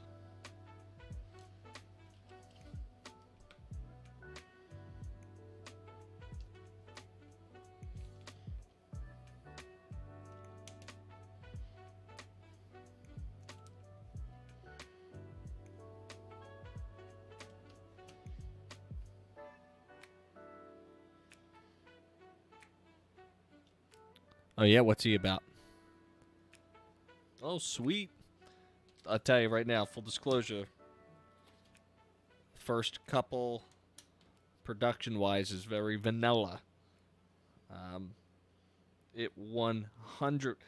Episode 5, I hit my stride like you wouldn't believe. But of course, you'll have some time to wait on that. Or you're going to skip right to it, but you'll have to go over to We Podcast and We Know Things. Oh, he's a comedian? I'll have to check it out. I always like a good comedian, but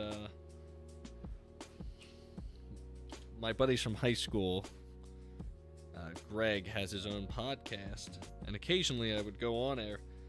You know, this must have been, he's approaching his 3rd year, so this was around the Force Awakens time. Well, I guess Force Awakens was already out, but he brought me on to just talk a little Star Wars, and I think I ranted for 45 minutes. And then, I made occasional appearances and whatever. I always thought about, like, starting one, but I was like, I never really had the motivation. And then he was like, hey, I'm trying to start my own little network here. Would you want to do one? And he's like, but you really have to commit to it. And I'm like, let me think about it. Because I know the commitment. Thank you. Welcome. And I said, I thought about it for a few. Thank you, Frank the Tank. Appreciate it. Welcome, everybody. Sean from MRC Tech, literally building a Lego. And I appreciate you coming out and viewing. So I said, all right, I'll do it. But I can't do it every week. I didn't want to commit myself to a weekly podcast and then scale back. I'd rather scale up.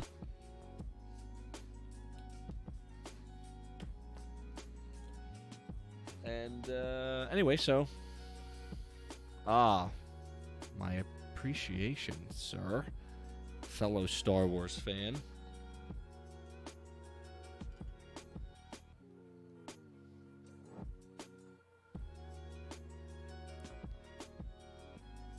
I'm sure your most favorite scene in The Last Jedi is Scary Witch Leia. How am I doing?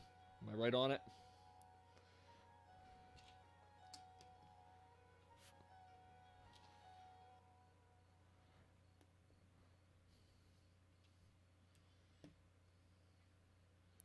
And I'm not trying to start trouble here. I'm just trying to be real. I'm telling you, the first time it's in the stream, or not the stream, it's in the podcast, because episodes 2, 3, 4, and 5, what I do through the magic of Streamlabs, I record the last. Well, what I've been doing is I watch The Last Jedi, but also record the mic. The mic's hot, and I'm just watching the movie 30 minutes at a time. Reacting to it in all its glory. And what's nice is I haven't seen it in a while, so I'm going like, well, that was stupid, and I'm kind of giving you my thoughts on it live, which is a cool little experience. Dude, I loved Revenge of the Sith. Are you kidding me? If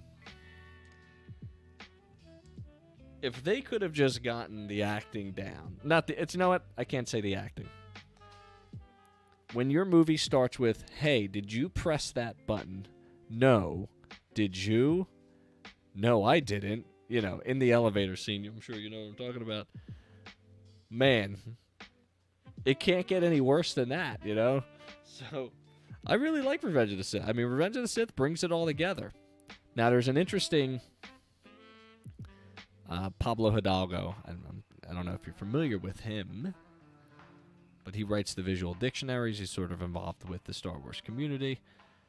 He put out a question on Twitter and just said, how long does Revenge of the Sith take place? Like, does it take place over days, or does it take place over months?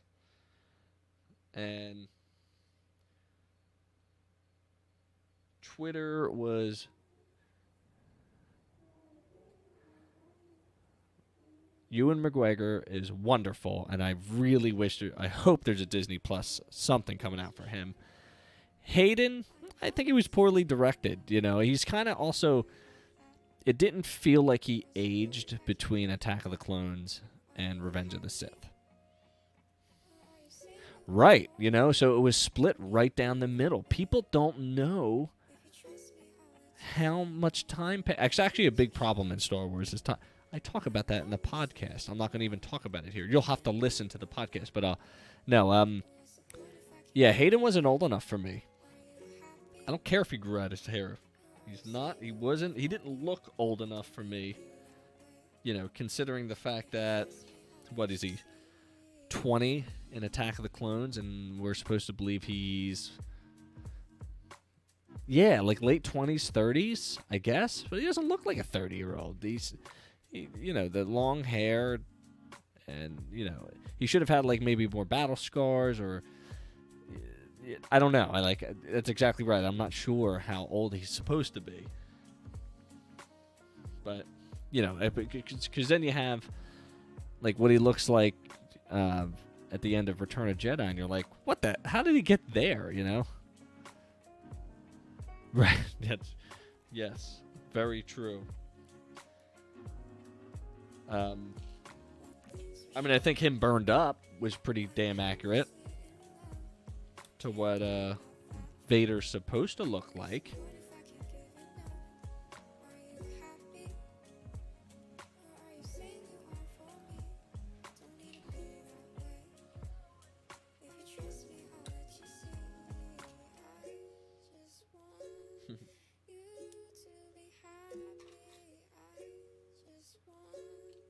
But no, I love the tie-in with Revenge of the Sith.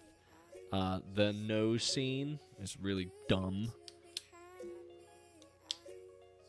Which, by the way, is a website. I don't know if you know this. I forget how many O's it is, but it's like, you know, no, I forget how many O's, .com. And it just is a button. And it's that scene's audio clip.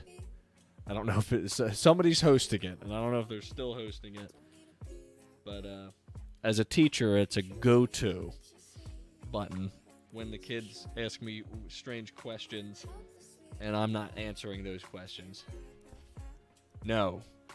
I'll dare to say that scene in awkwardness is right under Flying Leia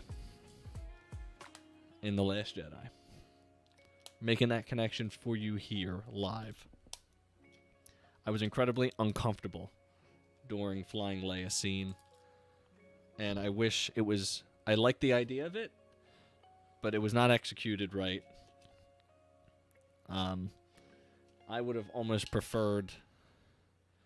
Okay, great. She's showing force powers. Okay, cool. People have been waiting for that for years.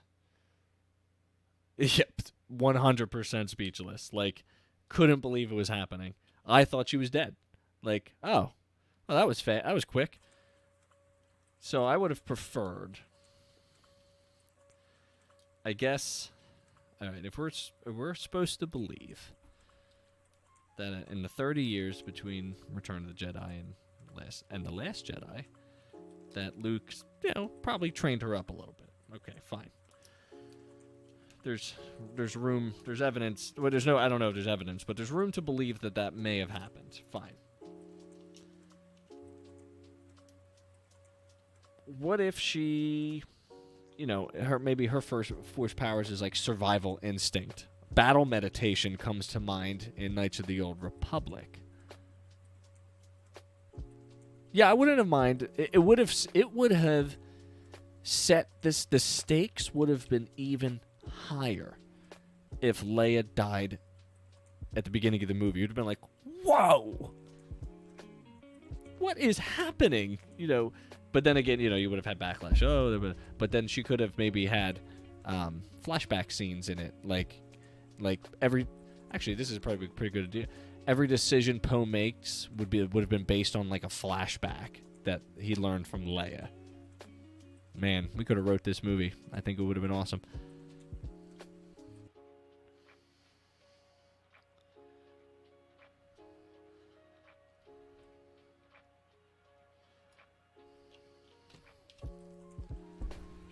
But yeah, no, I think like a battle meditation, like okay, she's anticipating. She can see. Yeah. Yeah, I don't know. I don't know what their plan was. And also at the same time, I think they had bigger plans for her in episode 9. So her dying kind of, it doesn't make sense. Well, it probably would make more sense if episode 9, you know, if she was still alive and episode 9 was coming and she filmed the whole thing. I know they're going to stick her in there, but it's not the same, I would say. But I would have preferred her to have like a premonition, not a premonition, but like she's anticipating that missile, and she kind of like uses her hand and gets people and kind of saves people and holds off the explosion somehow. You know, maybe doesn't get everybody, but enough. And then we would have been like, holy, like, when did that, you know, and that would have been a better wow moment versus what we got, which was Flight. Which I'm not okay with, but hey, whatever. Oh, yeah, for sure. I mean, if you look at, I mean, you can look this up on your own, but if you just look at screen time, Leia only has 8 minutes, like 8. On the other, you know, and on the reverse side, Rey has 42, and I'm okay with that. You know, I'm not in the camp that we should have seen all. I think we should have seen all 3 characters on screen at one point, and I bet you we will. In the Rise of Skywalker, they're 100% going to have them on screen at the same time somehow. You gotta believe Harrison Ford is coming back for somehow he's coming back. I'm missing some pieces here. Hold on, I'm skipping steps, getting all distracted. Hold on. All right, we're back on track here. But for sure, they definitely, their plan is to, you know,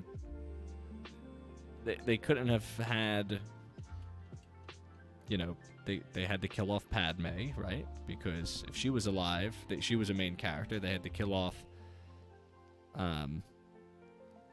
well, Vader still existed, but he was really Anakin Skywalker, you know, and then you have Obi, who was the transitionary character in 4 and then died. You know, so it does make sense. It poetically makes sense to not have them be the main characters. And I didn't mind at all how they handled Luke Skywalker. It would have been boring if he was like, oh, I had no idea all this evil was going out in the world. So, like, his curmudgeon-y attitude makes sense. So that is, I have a bigger issue with Starkiller Base being in the actual idea. Like that, the idea of them rehashing the Death Star is more of an issue for me versus how Rey handled a lightsaber. I guess all right. She knows how to fight. Now, whether she could have defeated him in a full-on Force battle, fine, I'm with you on that one. But I also think at the same time, all right, how long's Kylo been... He's often fighting people that doesn't have the Force, right? So she somehow connected with him, you know, within her shoehorned Force probing the mind sort of scene in the torture chair. And I think that really took him off guard. He literally says to Snoke, she is strong with the Force, but she doesn't know it. You know, so I think he sort of, I guess, lowered his guard against her somehow. You know, you need a teacher. He's literally telling her, you need a teacher. I can show you the ways of the Force. You know, and then, you know, the fight is interrupted, so we don't really know where it would have gone. You know, he struck her, she struck him in the face. No, but, you know, Finn even got a shot in on him. So what about that? You know, and he was First Order trained, sure, but I don't think he's a superior fighter to Kylo Ren, who's throwing people in the Rise of Skywalker. Oh man, you got me off my game. This is great. Thank you.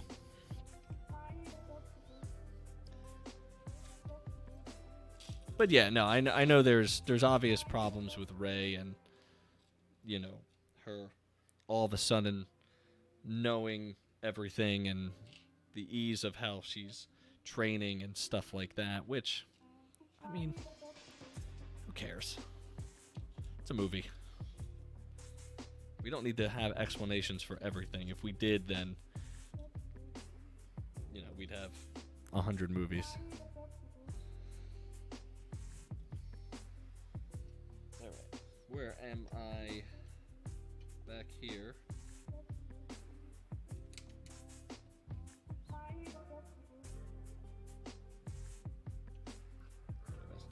at me.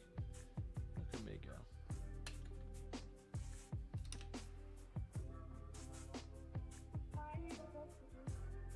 Yeah, okay. So now I like that. How? I mean, oh my God. Could you imagine if in the distance during that Starkiller base fight, they're both about to clash, and boom, their lightsabers are held in the air, frozen, similar to how he froze the blaster bolt in the beginning, which, by the way, is wild. And it's Luke, right, kind of stopping that fight, and then Starkiller base, breaks apart. That would have been, I mean, the theater would have erupted if that was the angle they took, for sure.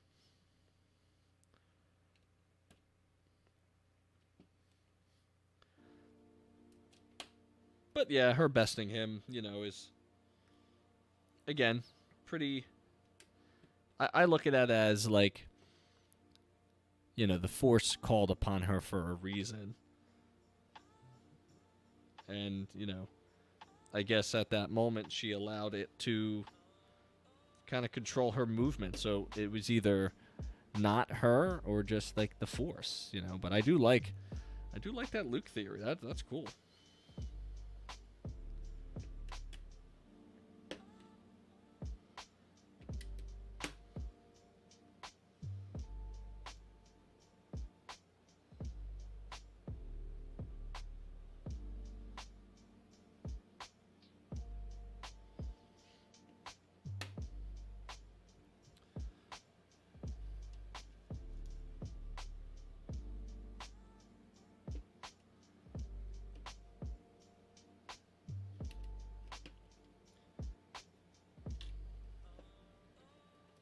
But I also saw The Force Awakens 7 times in theaters, so I really liked that movie. That movie slaps, man. It is like it moves so seamlessly throughout, and it's great. Oh yeah, for sure. Oh my God, a female lead character in a Star Wars film, 100%. You can't blame them, and people don't like it, then they don't have to watch, I guess. But I remember how hype everybody was to see a teaser trailer. Oh my God, we're getting another Star Wars. I know I was over the moon with excitement. Looking at theories online, and that was the best part. It's like, what are they gonna do with this story? What the heck are they gonna do? 3.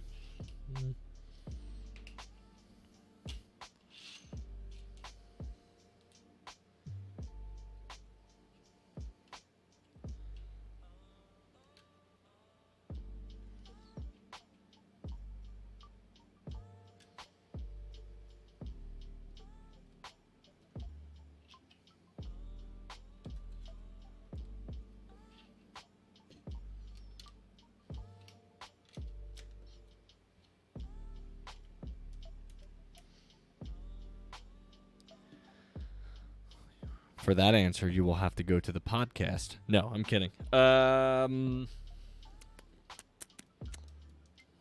actually literally just talked about this in episode 5 of the podcast. But I will give you a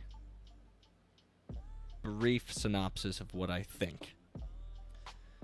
I think this will closely resemble Harry Potter and the Deathly Hallows, in which Palpatine found a way to split his essence into different artifacts around the galaxy to preserve his mind. There is plenty of evidence that points to this in comics, specifically Vader comics, where he was able to commune with an old Sith Lord through a mask. So now let's look at the different pieces of evidence in the movies.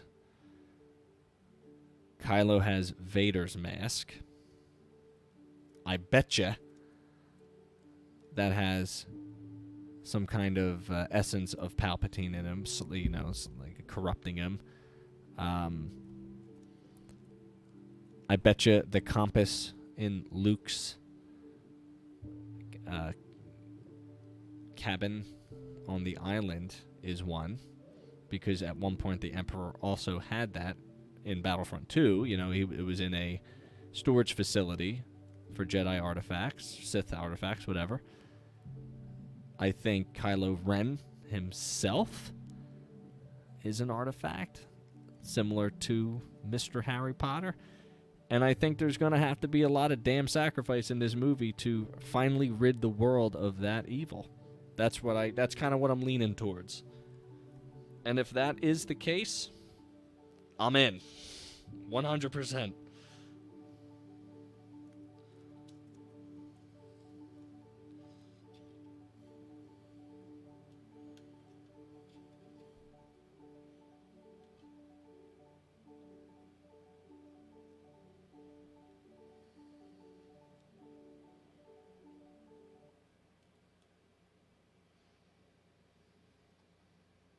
Dude, I've been thinking about this for a while.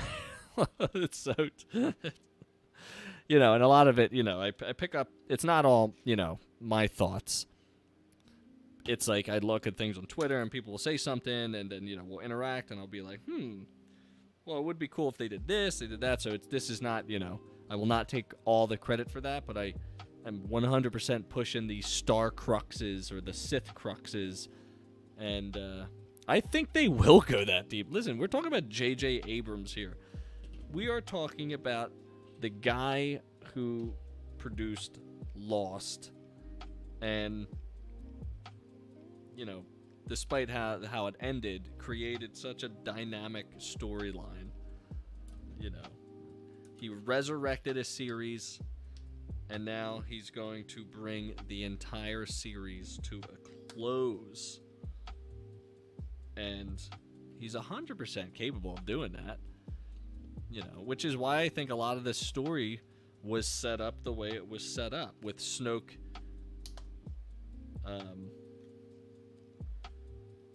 getting taken care of early, you know, in The Last Jedi. Boom, we're going to get rid of him. Well, now who's the big bad? You know, we were set up. This was always meant to happen. You know, Snoke was never a true Sith. He was like an acolyte. Yeah, and what does that tell you? That Snoke got wiped. What do you do now? All right, hang on 1 second.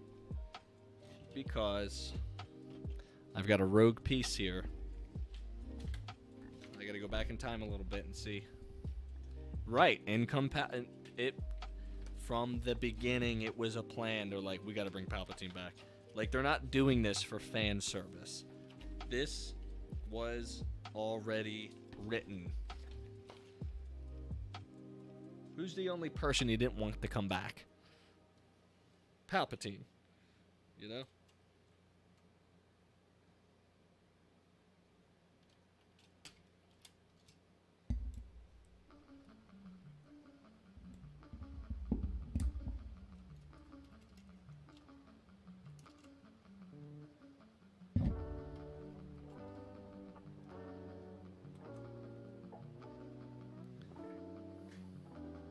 No worries, man. I'm actually finishing up here, so I appreciate your time. Thanks for checking in on the stream. I'll be sure to follow you back.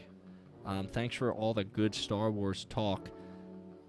definitely check out the podcast if you're a podcast person, because I go into all these issues, and it's solo. So the more people I have interacting with me, the better the podcast is. So thank you, Frank the Tank 889. You the man.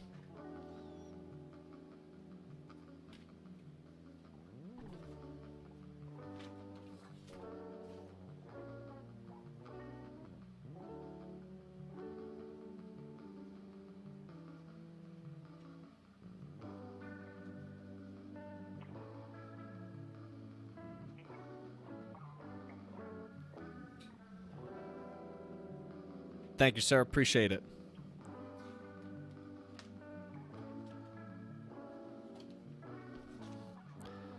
Well, we've come to the end of the stream, everybody. Thank you to all who came out and chatted the stream up. This was by far the most active stream I've had, so thanks to Gabe Justice. Make sure you give him a follow. Thanks to Scouse for the early interaction. Thanks to Frank the Tank for nerding out with me on a little bit of Star Wars stuff. And honestly, the fact that I was able to do it and also concentrate on the build should tell you something. I'm a Jedi. It's just what it is. Just what it is. So, as always, my name is Sean of MRC Tech. Check me out on all the socials, MRC Tech.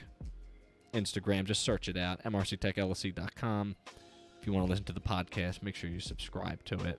I will 100% be back tomorrow. I will try to start a little earlier, maybe 9-ish, so I can maybe do a couple bags for you. But we are nearly 2 hours into today's build. So that adds on to the already 16 hours. We are now up to 18 total build hours for this. And I'm only on bag 13 of 17.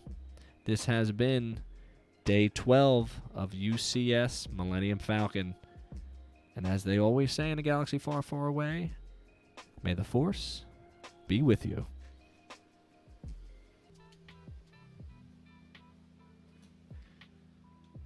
What's up, everybody? Welcome back to the stream. Thank you, one person, for tuning in at the start. This is new. Day 13. My name is Sean of MRC Tech, and welcome to LEGO with MRC Tech. We are on Day 13, approximately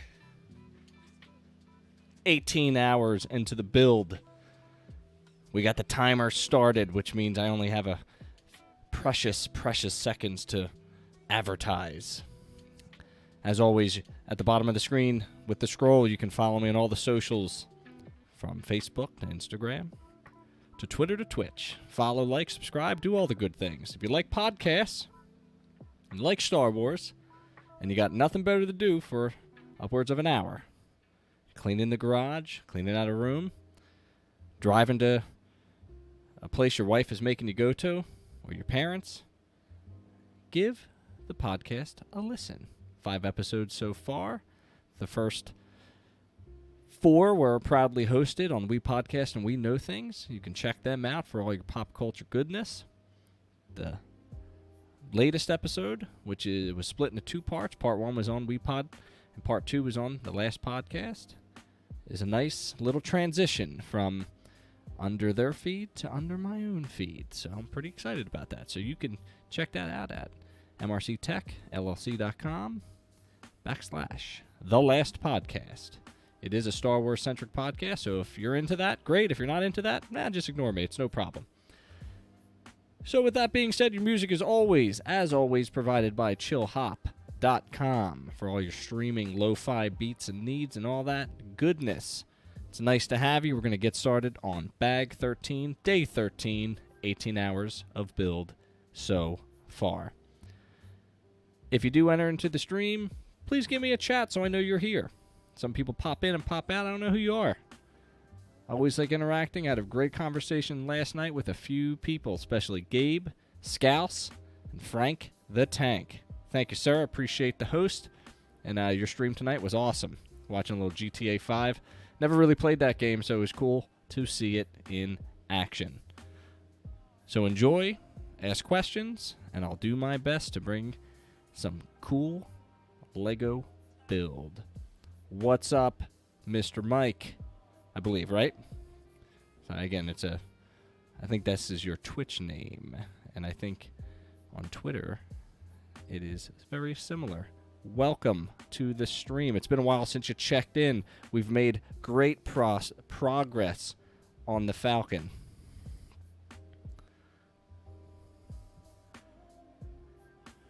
Currently working on the back end of it, the top plates. So 13, bag 13, will fill in those 2 missing gaps tonight. So a relatively straightforward, and I think I'll be able to knock it out quickly. And I might, depending on how many bags are in 14, this could be a short session, or we might move on to bag 14 tonight. We'll see. We'll see what the night brings us. So that's kind of what we're working at tonight. So welcome. It's nice to have you. So as always, we're just going to sort this out. So my OCD is going to take over for a few minutes. So sit back and relax and enjoy life. Have a cocktail. Drink a soda. I have my gallon of water next to me. It's always refreshing.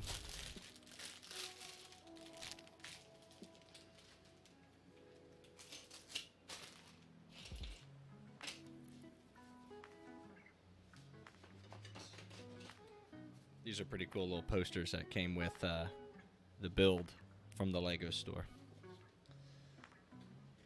But we don't need them right now.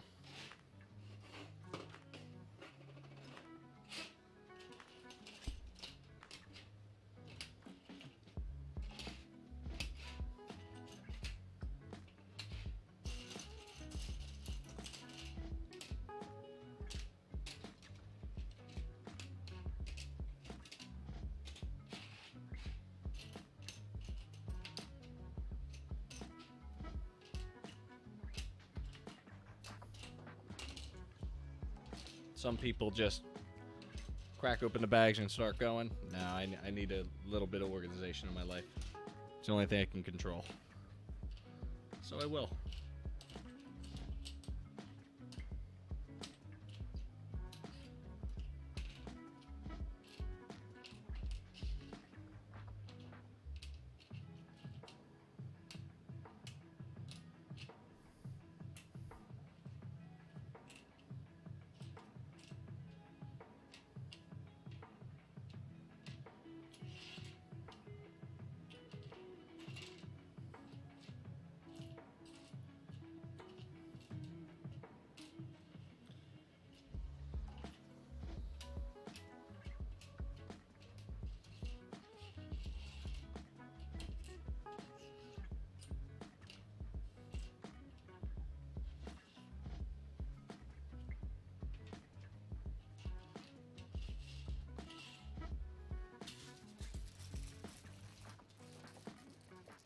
Yeah, we connected a little bit on Instagram, and it was a wonderful article, and I'm happy to read dynamic articles on the podcast.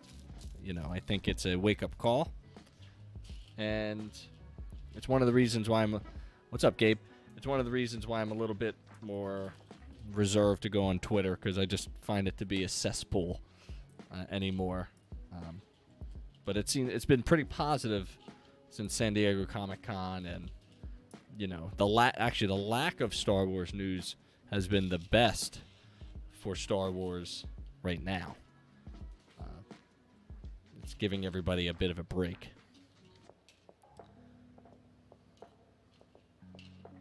But yeah, it was a good article for sure. Very, very truthful and honest, which we like.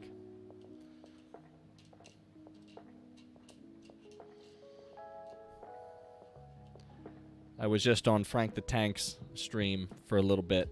Gabe, he was playing some GTA. It was very enjoyable. He's cracking me up.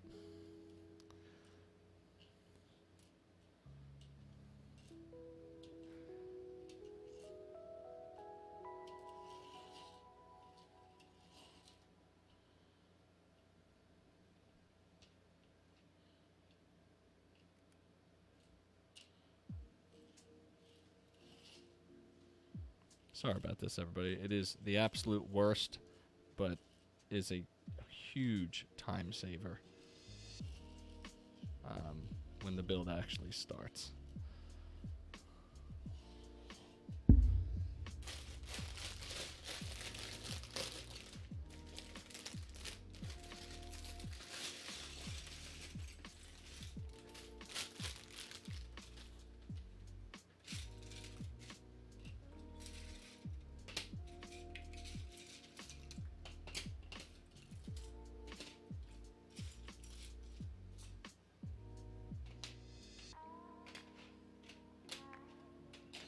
Random.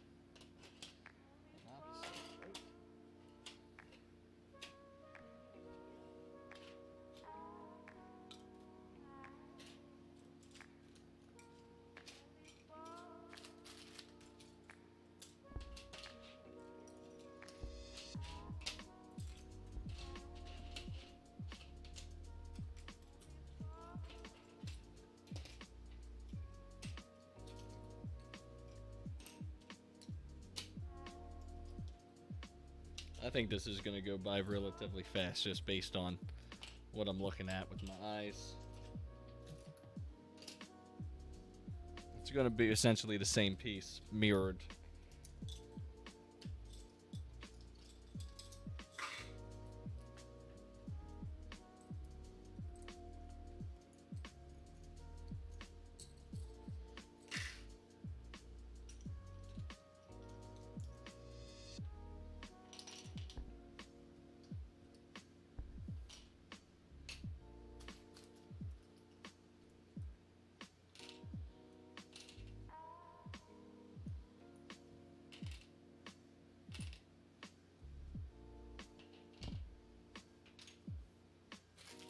Ugh.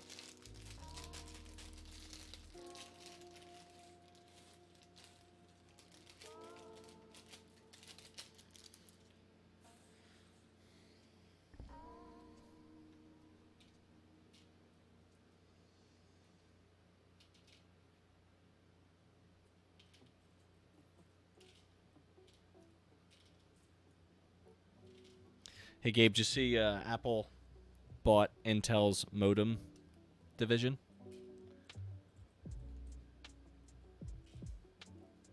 So they'll essentially be controlling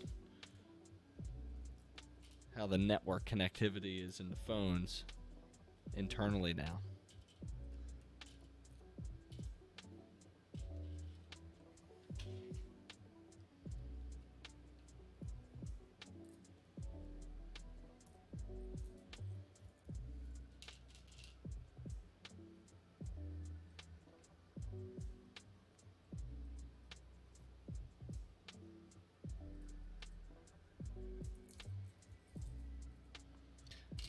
Yeah, I didn't really. I mean, I saw the headline. I didn't really read into it, but that's what I'm thinking. You know, either they're trying to avoid antenna gate, like they did with the iPhone 4 by circumnavigating it, or this is a long con to own the technology, so they don't have to pay licensing fees. It also could be prepping them for 5G at the same time.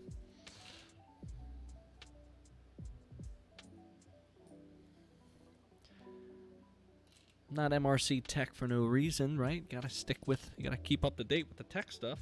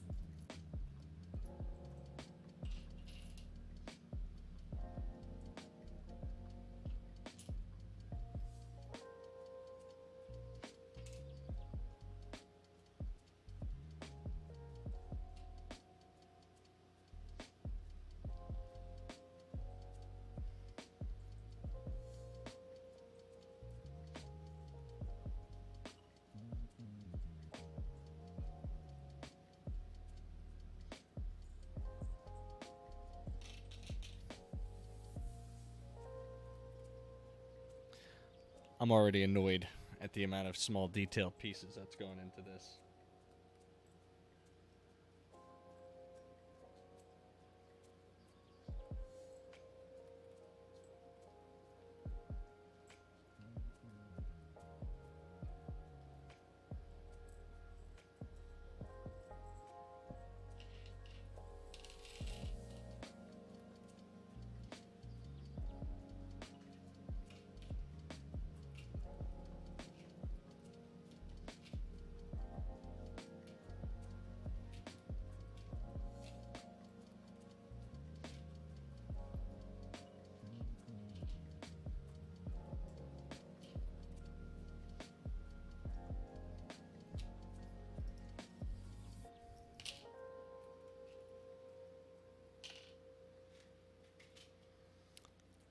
All right.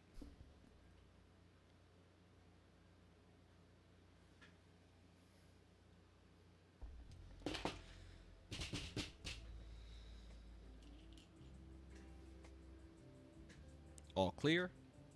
Let's get started.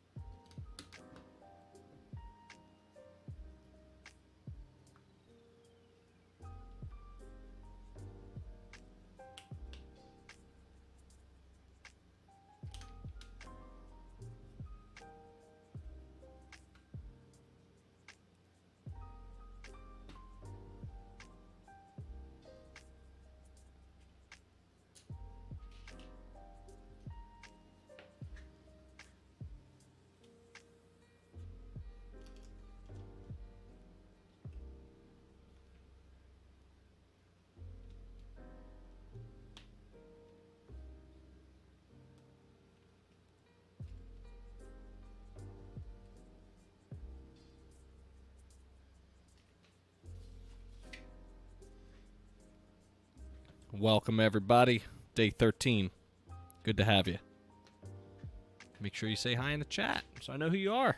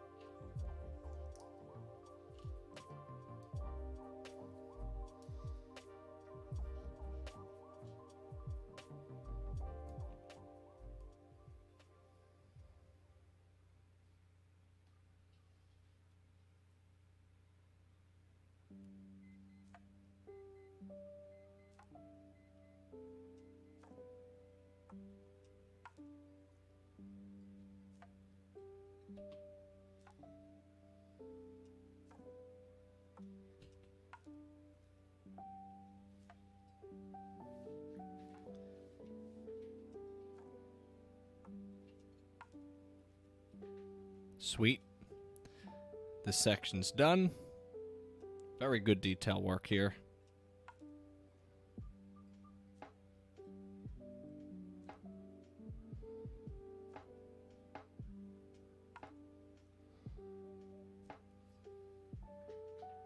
And an easy hook in, which is great.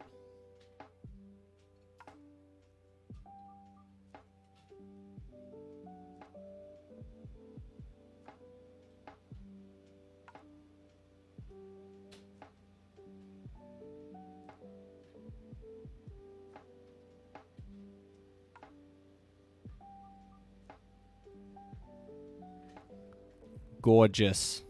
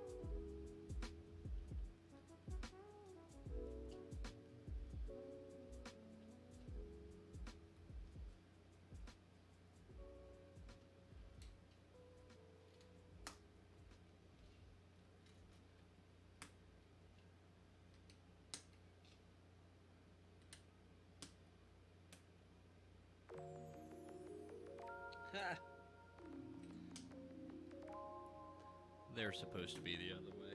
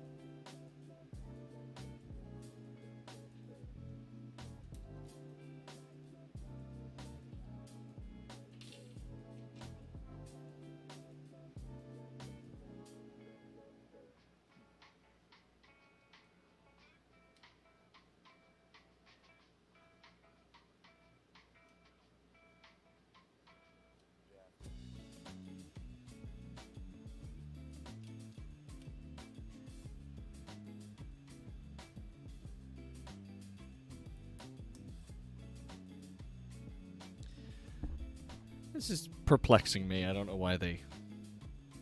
If it's virtually the same piece mirrored, then I don't understand why it's being built the way it's being built, but maybe it's... Their thought is to maybe make it different. I don't know.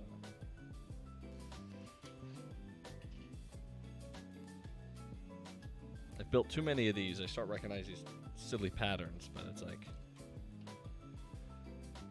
do it that way.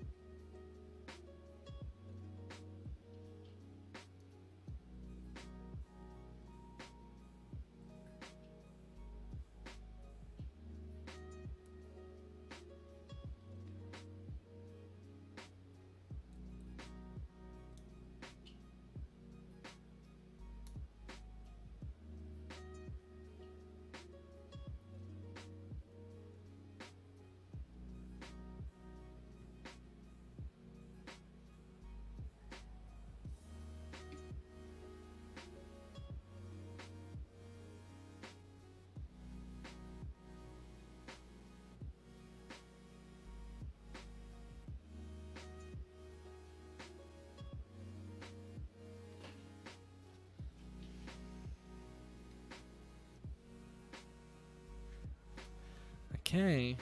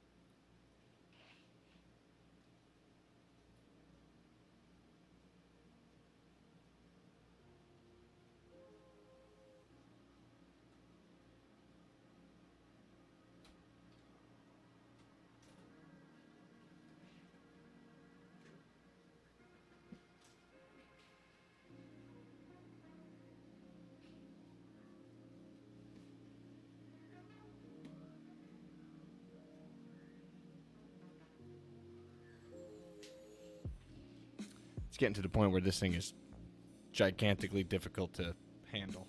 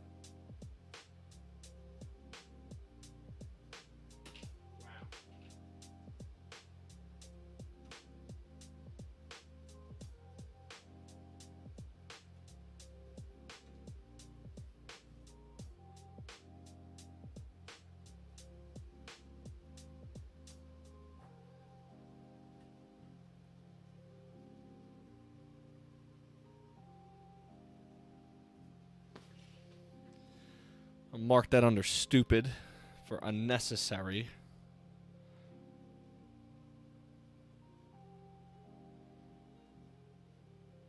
Unbelievable.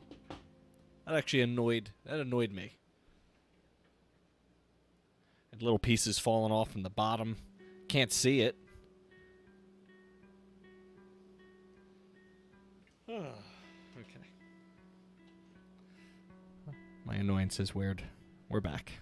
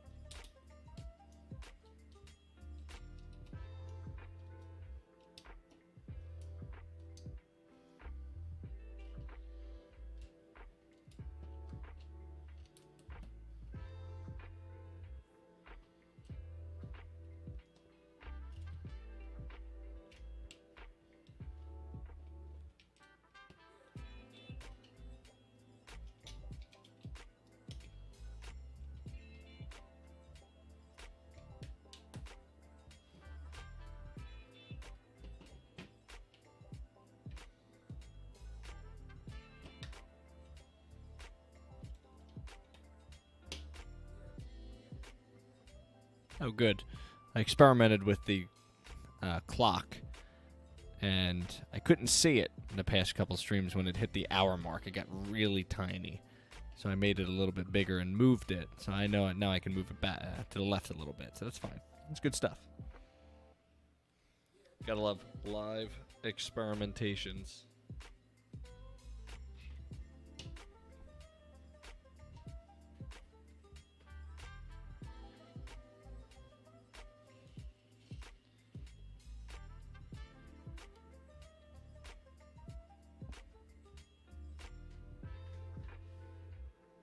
What, does it just sit there?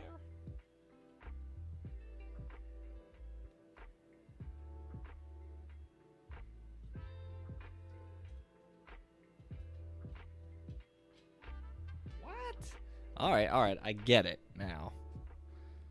I didn't get it, but I get it. This allows you to pull this jobby off rather quickly, so you can take a peek inside the engine room, which is cool. I'm all right with that. And that allows you, and it kind of like seamlessly, you can't tell, which is great. This model continues to surprise me, for sure. For sure. But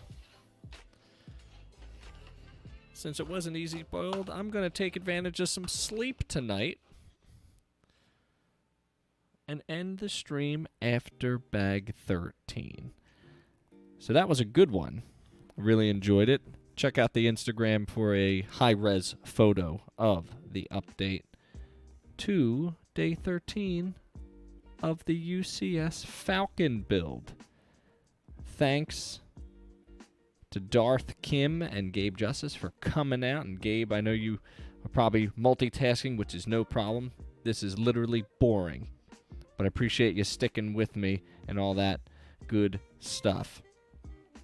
Build time was actually pretty much an hour.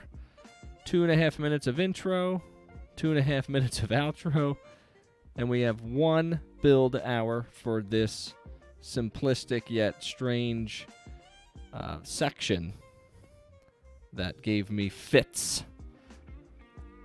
But it is pretty nice looking, I gotta say, for sure, from this angle. It's definitely shaping up and looks great. I particularly like this section, which just has so much character to it, for sure.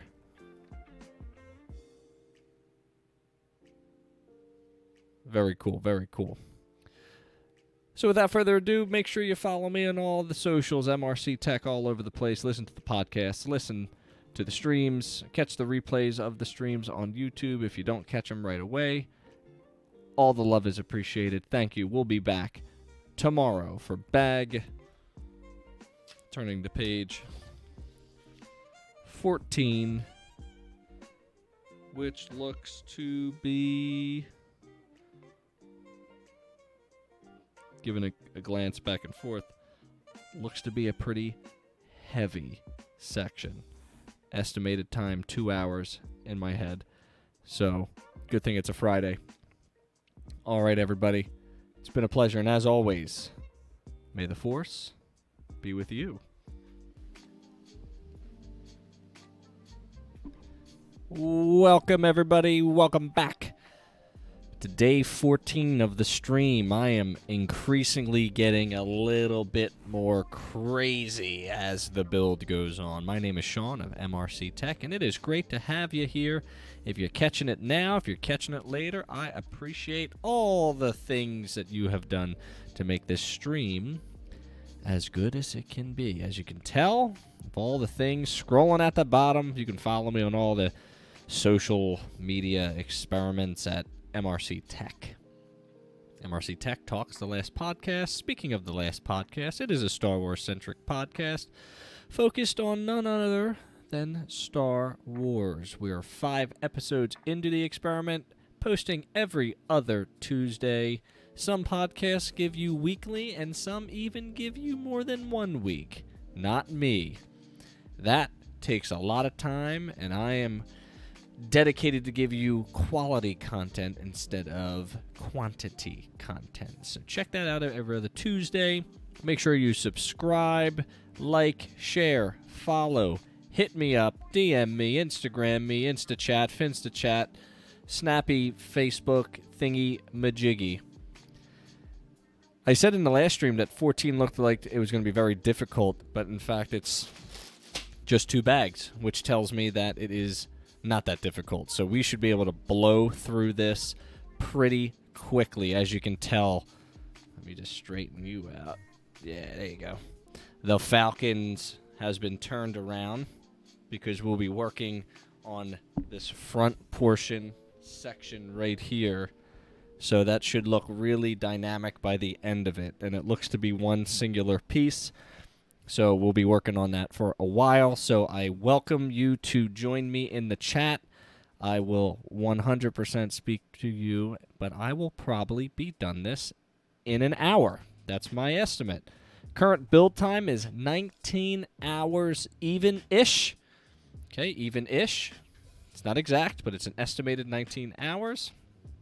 And let's just have a good time, right? So we'll do the first thing that we always do, and we take the time to sort the pieces to make it a little bit easier as we go down the line. So let's get started, people. Sean, MRC Tech, day 14.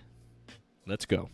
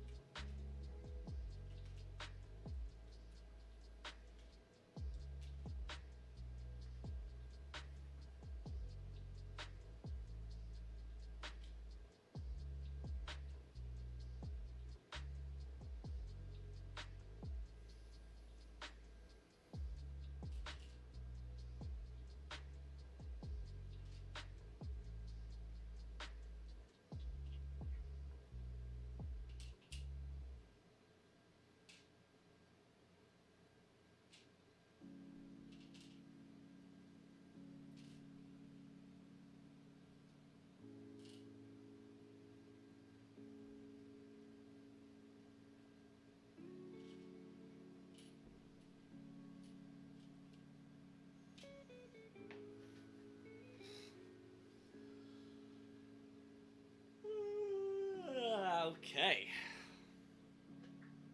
I am tired from this week, let me tell you. We should be able to slip on through.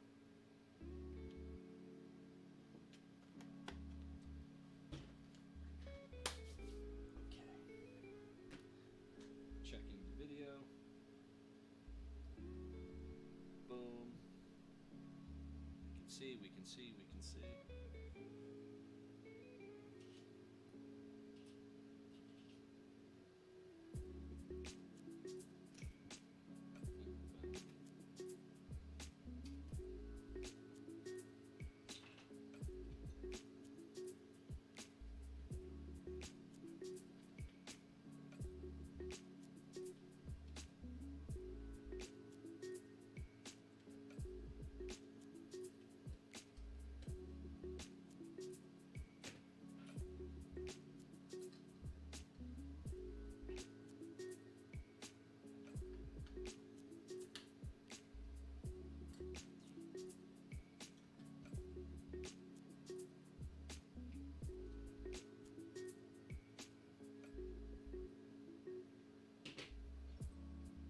One, two, three,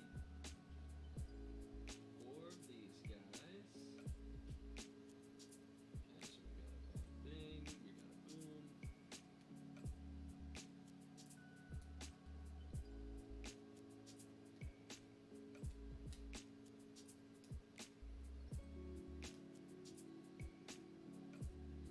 Blue action, boom.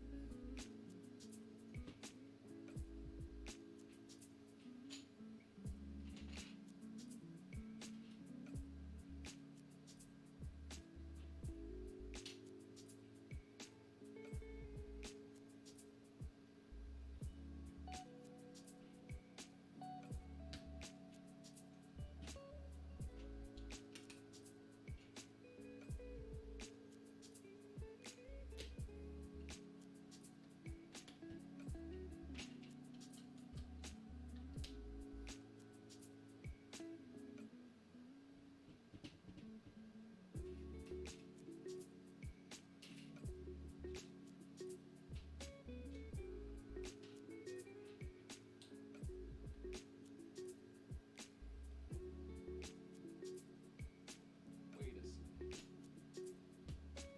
I'm already messing this up.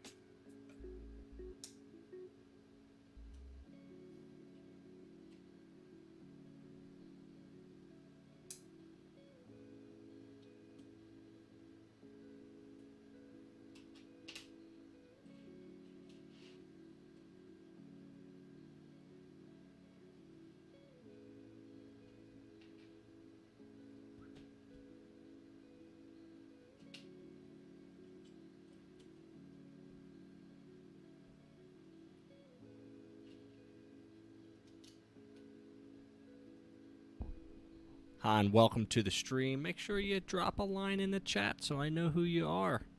It's nice to have you.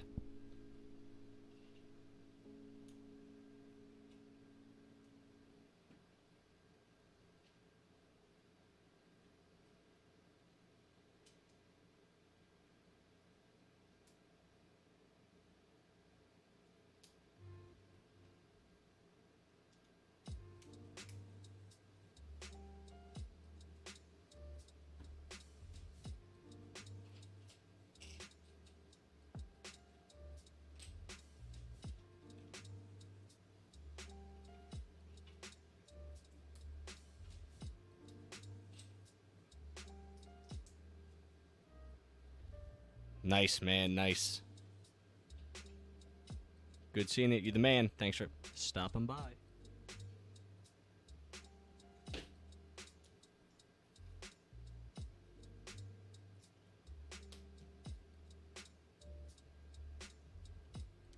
Never played it either. It scares me to drop hours into a game these days.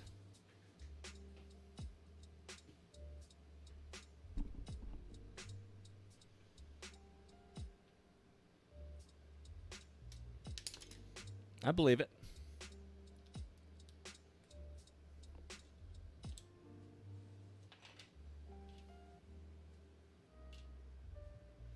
Dude, I know that schedule. We got back a little late. We were visiting her mom. And she's like, "Do you want to watch an episode?" And I'm like looking at the time. I'm like, "Oh my god, it's already 9:45. That means I'm not getting over till 10:45. It means I'm not going to be able to get on the stream until like 11. Oh, this is a nightmare." But, you know, you do what you got to do.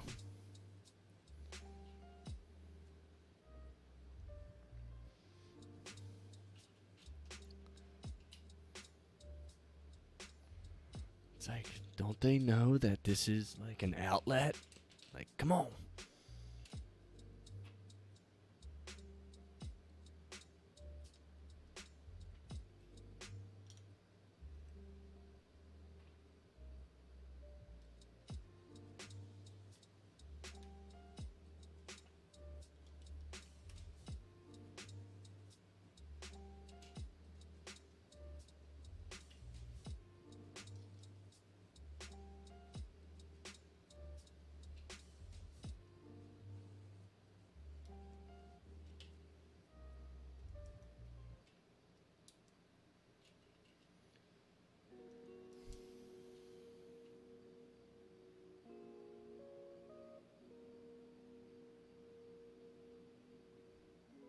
No, I hear you. Totally get it.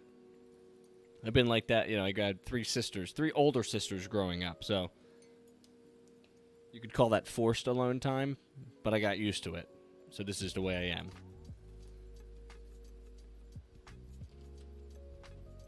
There's only so much diners, drive-in, and dives that I can watch.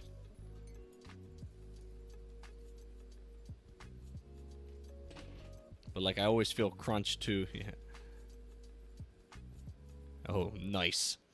So you're like, get away from me, kids. It's time for me to do adult stuff.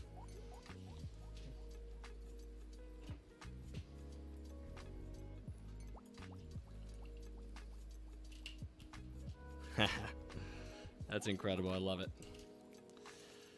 That's incredible. Yeah, no, man. This is cathartic for me, you know. I just zone in. This is not even game playing either, you know. This is the ultimate outlet for me.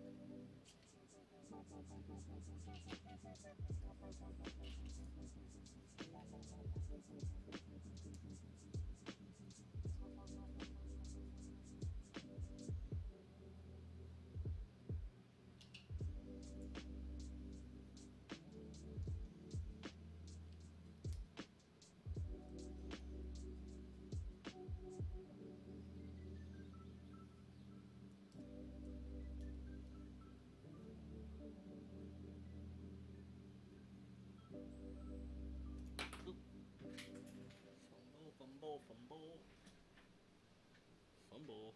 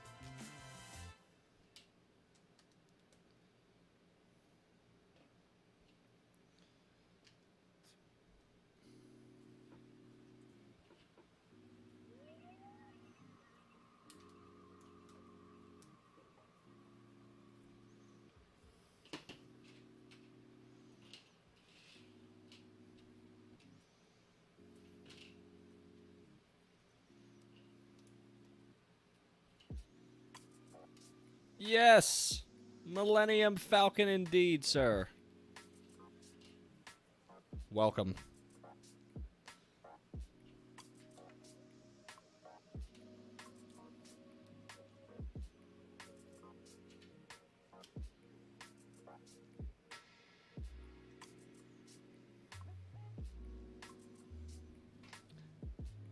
The build continues. We're actually almost finished this piece. Actually, bag 14 is pretty quick. So you'll get to see her in just a few moments. Stand by.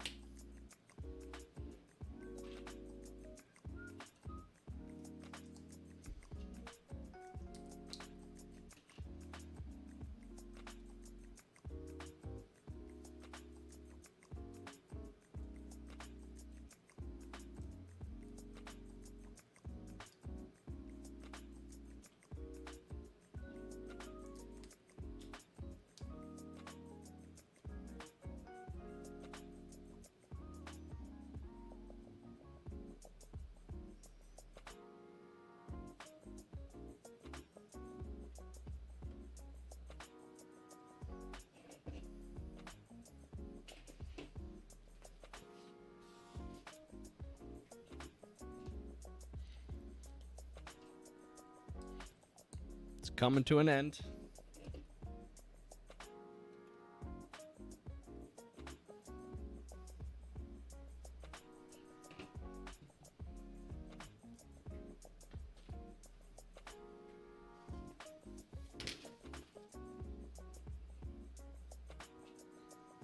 It's no big deal. Just skipped an entire step.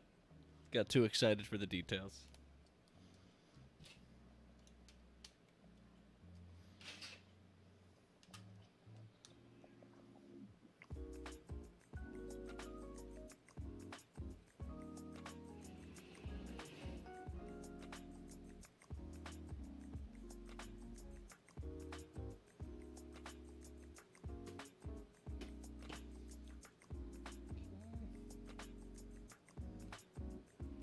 Checking, making sure all the parts are in order. I don't have any extras, so that's always a bonus.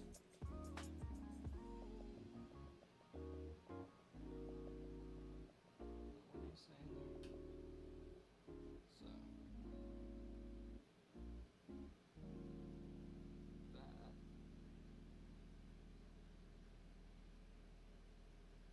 that. Okay, got it.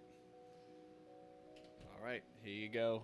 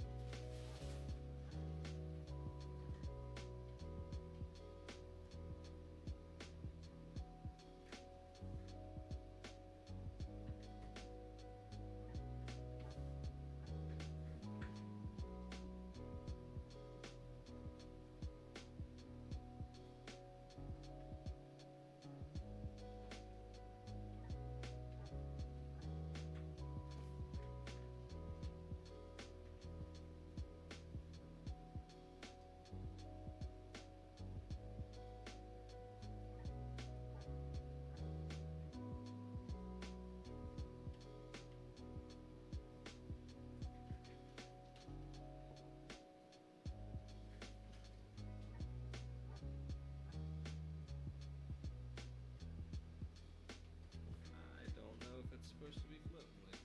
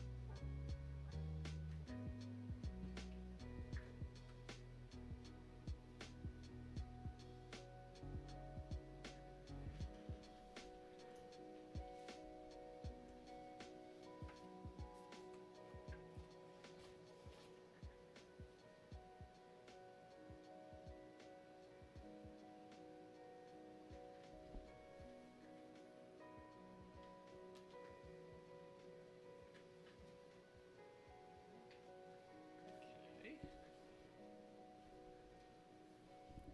Legitimately not enough explanation on how to connect this, but we're going to get there. Don't worry.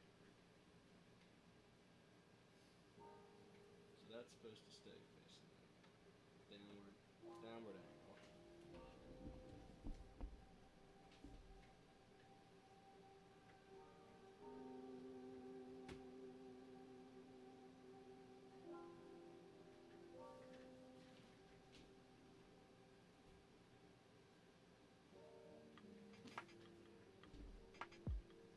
Oh yeah. Oh yeah. That's good stuff there. Nice little top plate.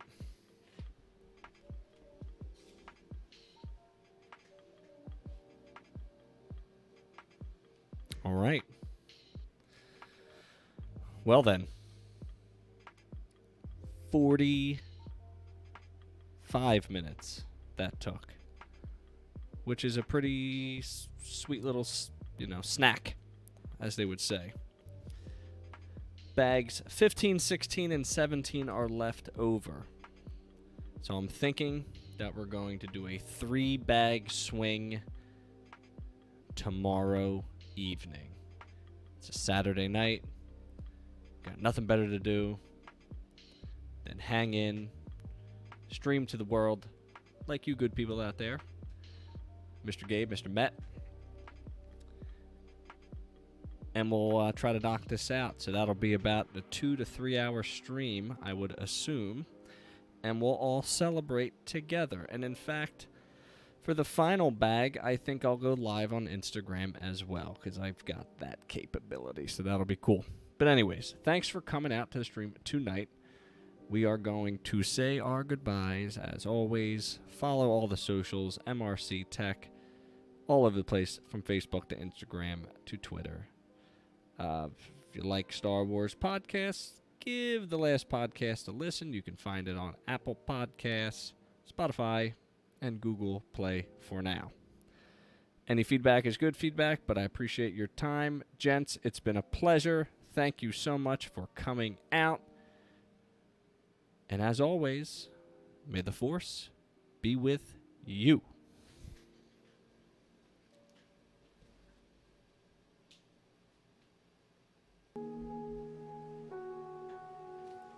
Why don't we give this a third go-around?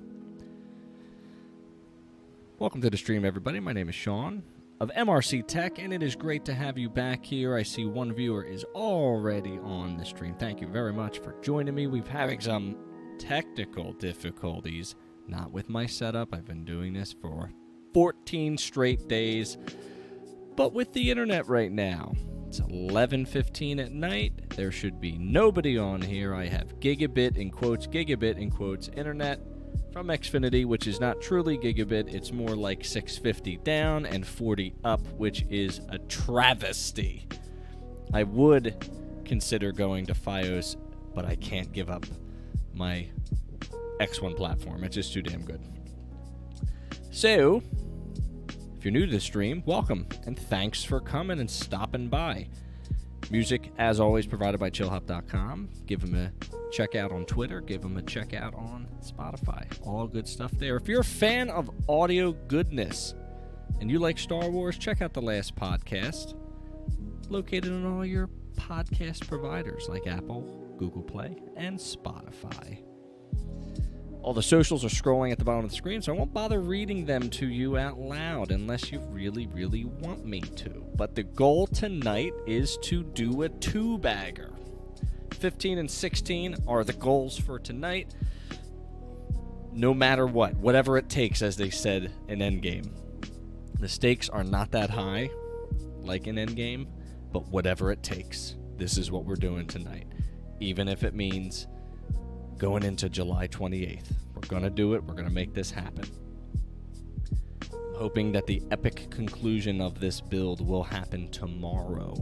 We'll be doing special somethings and features for those who come by the stream, and those who don't understand what Twitch is. We're going to possibly live stream at the same time on a different platform. So be on the lookout for that. So that should be pretty cool and interesting. But without further ado, we're 19 hours and 45 minutes into the build, and I've wasted 3 minutes talking about it. So why don't we get set, get started. Remember, the first 10 to 15 minutes is just going to be sorting, so you can kind of put me on mute and come back and check back in a little bit, and of course ask questions and interact in the chat, because I will certainly get back to you. It's not like I'm playing a game where I need to concentrate. I can check out the chat, check out the stream, and go from there. So thanks for being here. Let's have some fun.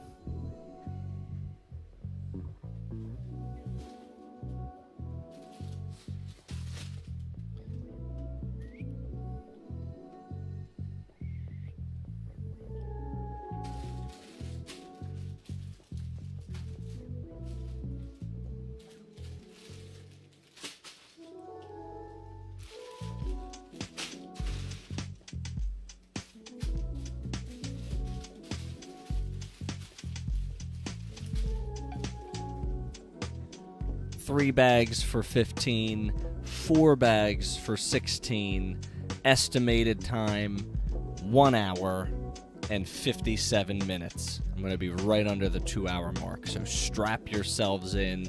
I will 100% be taking a break after bag 15 to get some snacks because I'm going to be hungry. That's just the way it is. I got my water bottle here. Always stay hydrated while you stream because you never know what can happen.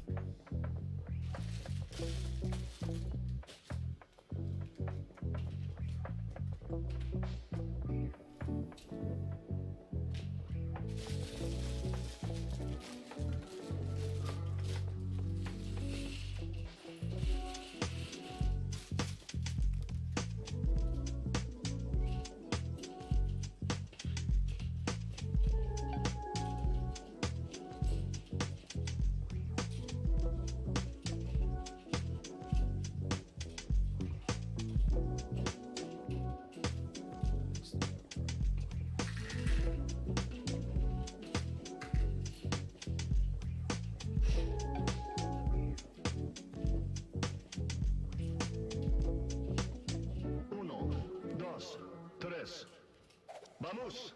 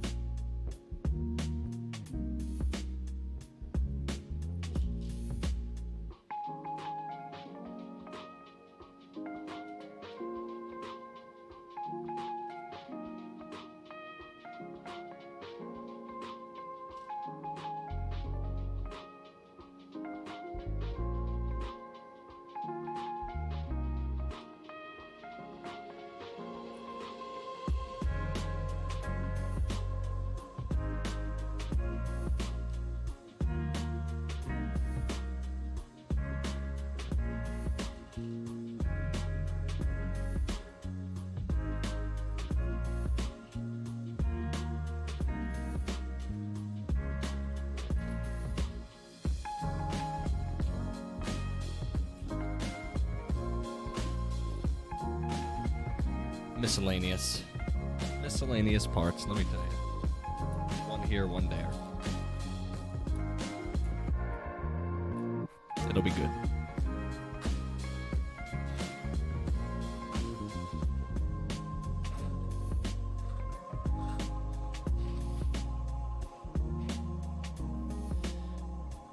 We are ready. We are within reach. I hope you're ready. Let's go. Alright, so we're building 2 of this next. Oh, I see what we're building here. Cool. So we gotta match the pieces, do it twice.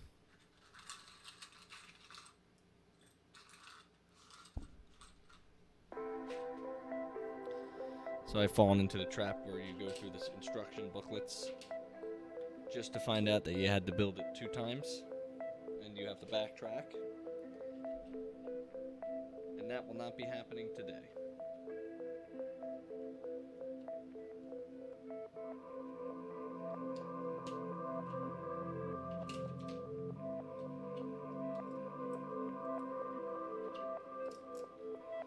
So you'll see a little double action tonight.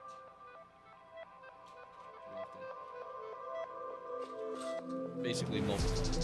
2. So those pieces are almost done. Ready?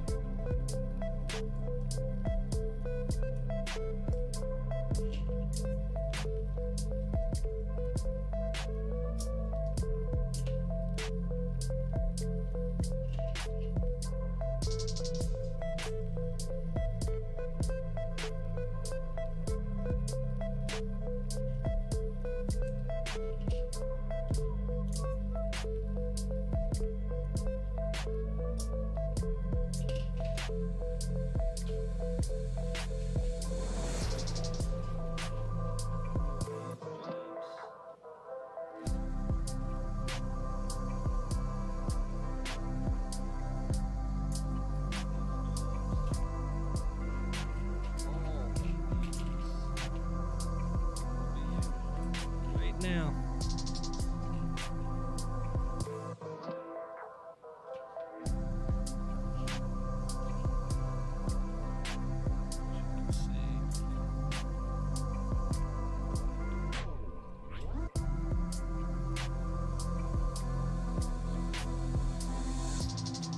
Silicon Valley, middle out.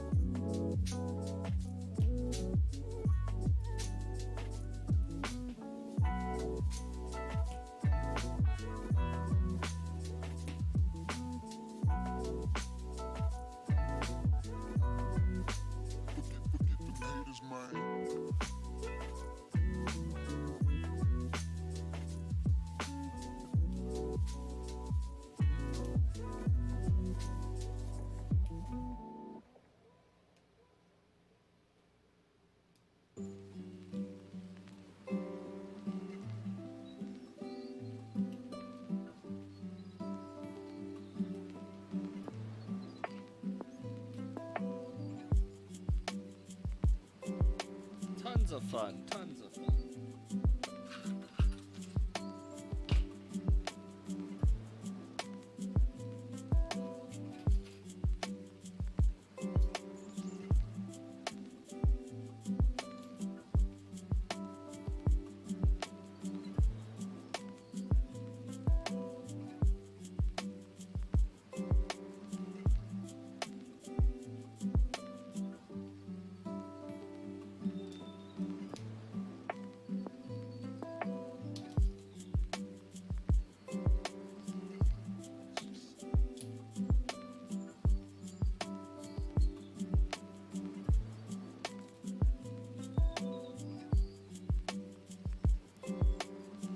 No worries, brother. 2 baggers, man. This shouldn't take no time at all. So I can get this piece off. I was saying earlier that this is one of those, you start getting into it, and then you finish and it goes, oh, by the way, you needed to build 2 of these. You go, are you kidding me? So I like to take care of them at the same time. So I just pull double the pieces that it's asking for. So you'll hear me counting as, you know, OCD and psychosis.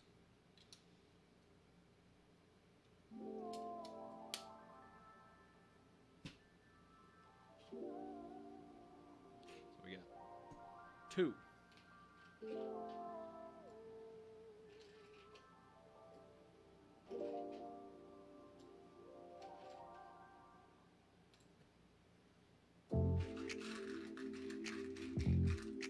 For these guys. For these guys.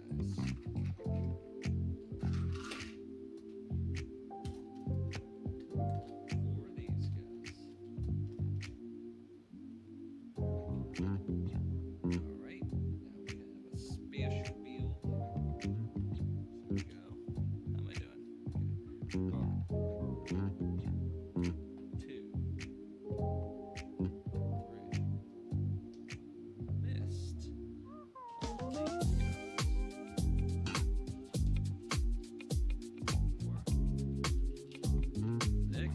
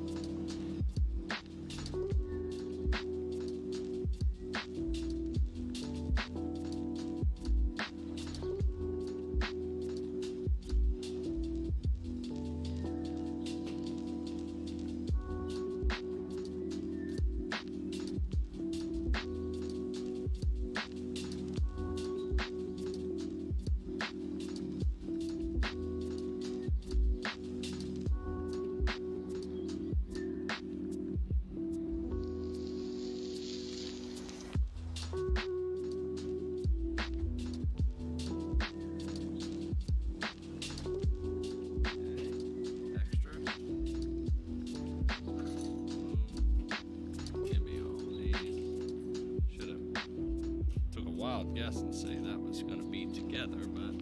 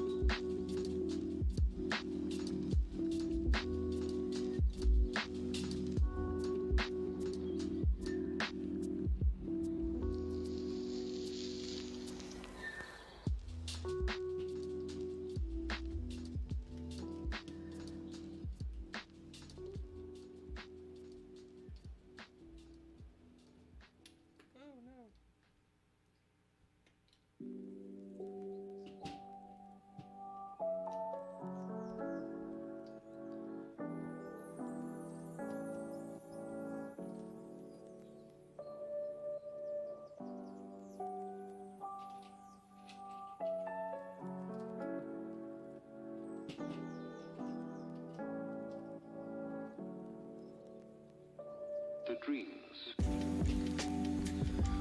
This part is done. Bring this baby up to the Falcon.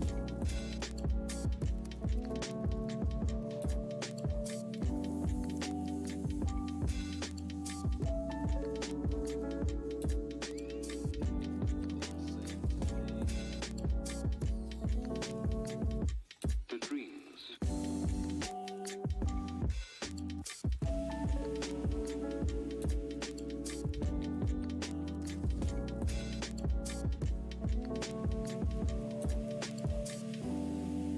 It's always difficult attaching these pieces because it's hard to grip the entire model without it ripping out of your hand.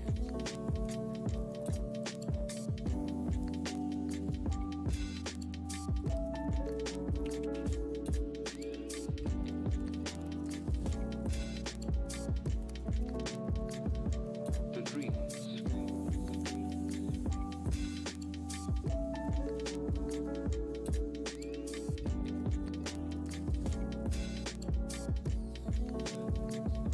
The dreams.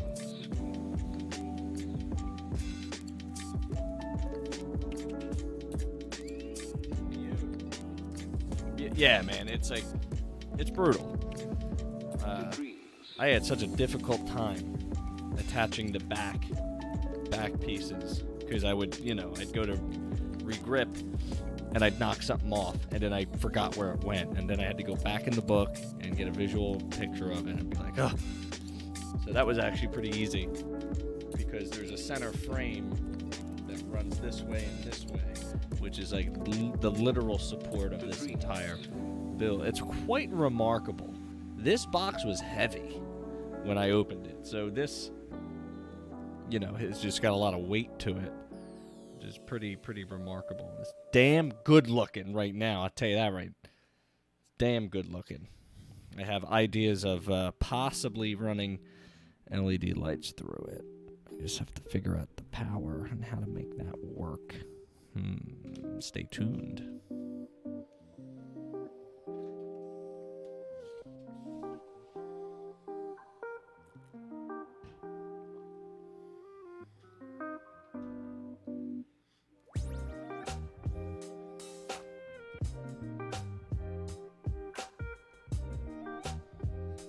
Spooky day. Moving on to something strange. Alright.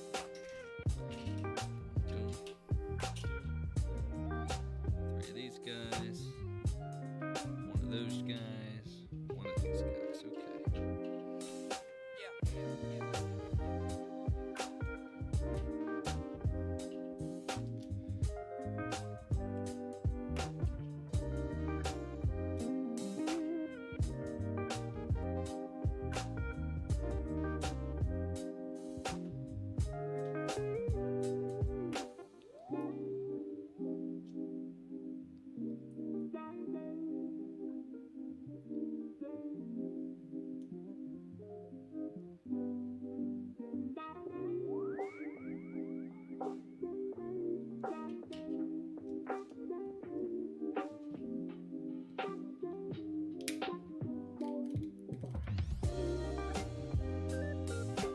I already know what this piece is going to be used for, based on the fact that it can turn.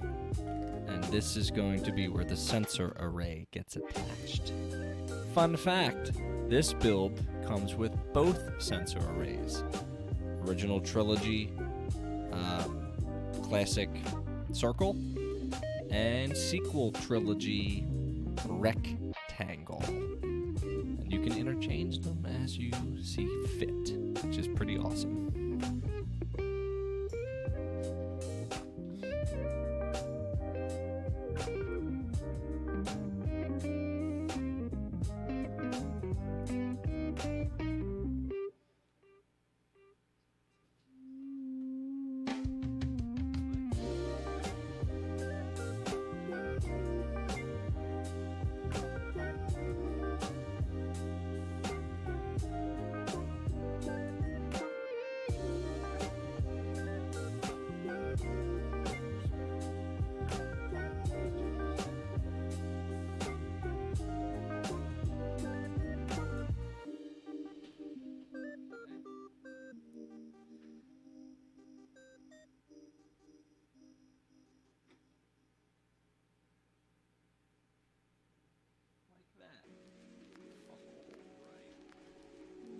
What a monster.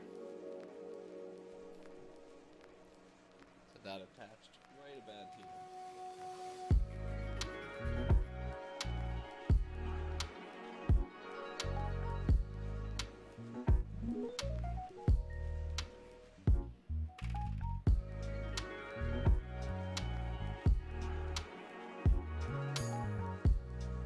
Gaining some room on the table, which is nice.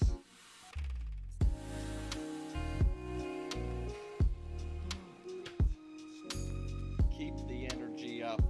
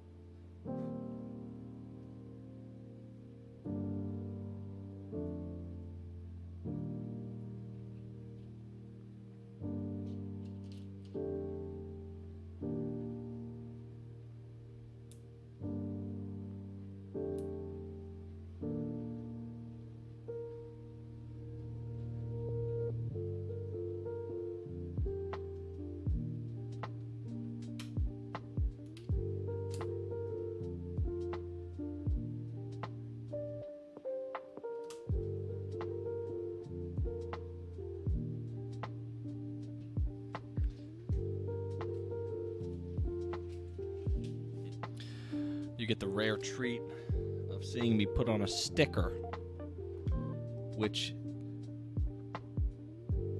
is hit or miss.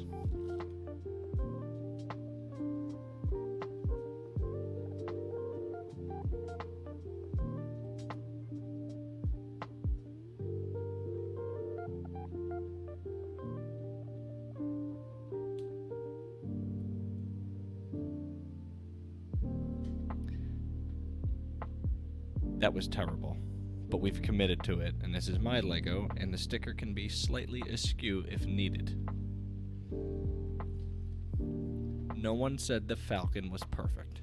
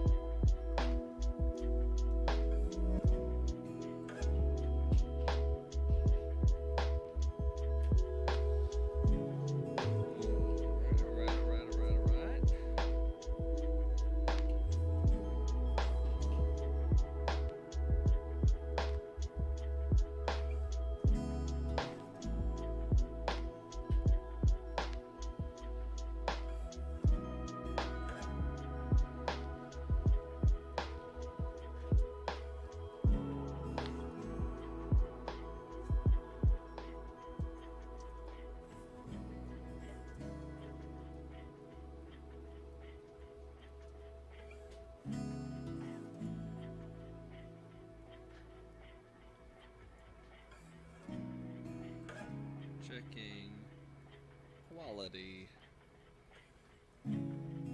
sticker.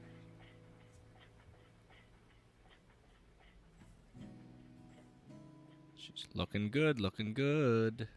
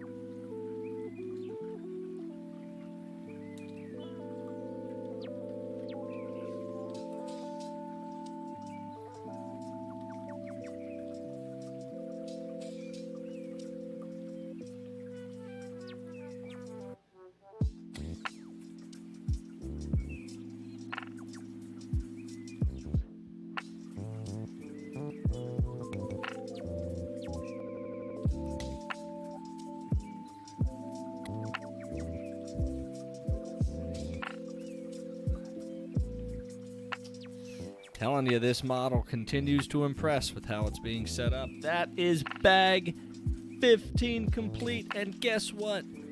We're right on the marker time at 59 minutes with 3 minutes of introduction. Gives us 55 minutes on the dot. If I can get bag 16 done in an hour, we'll be under 2 hours, 12:16 in the morning. Going to take a quick break. 2 minutes. Grab a snack. Little snack. Hit the potty. But you can look at these.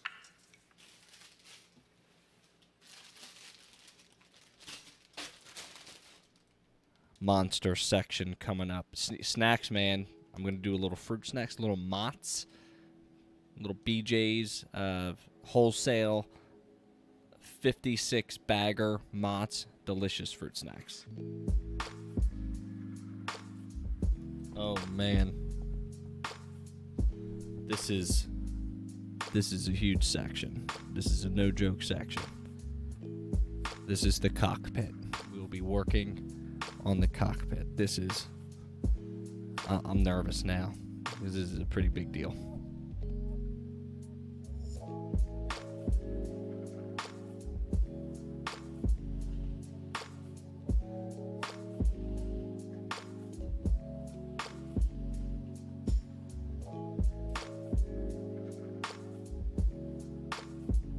BRB.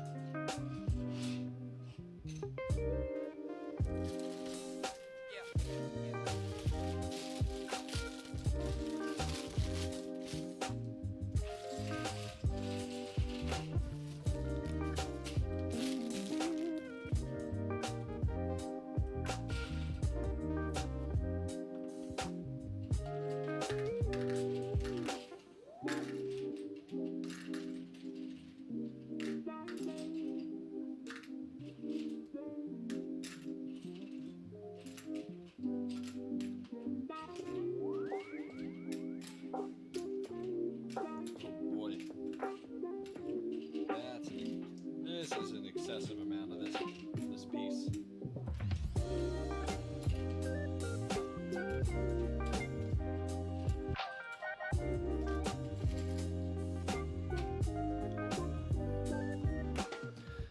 What's up, man? This is 7,500 and change.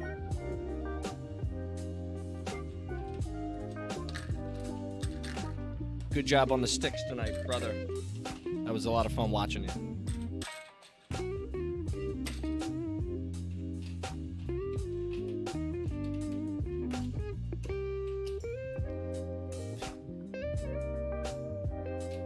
This is bag 2 of tonight. Usually I just do 1 bag, but I'm feeling motivated. And I want this baby to conclude tomorrow. Prime time. Yeah, no worries. It was good. Enjoyed it. I like seeing other people stream, seeing their setups, getting an idea of what other people are doing. So it's a nice learning experience being a semi-rookie.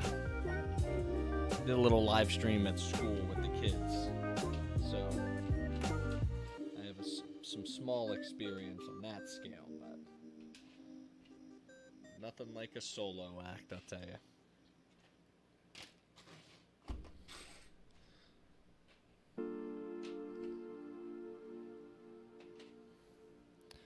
So this is just a quick sort, just because I need to be a little bit of OCD, and OCD creates quicker builds, and quicker builds means we can get in and out of here fast.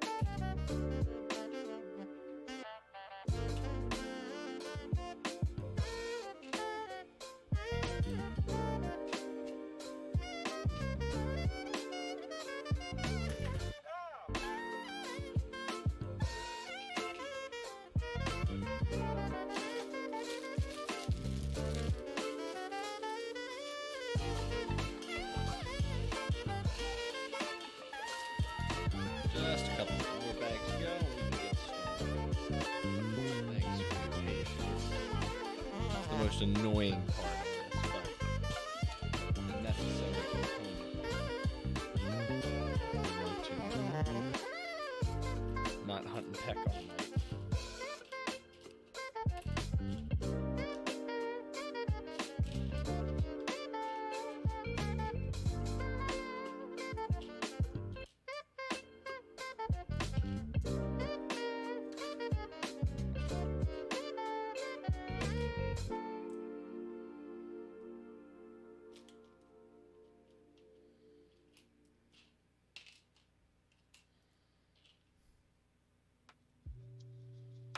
Ooh, you had the Ultimate Collector Series Snow Speeder.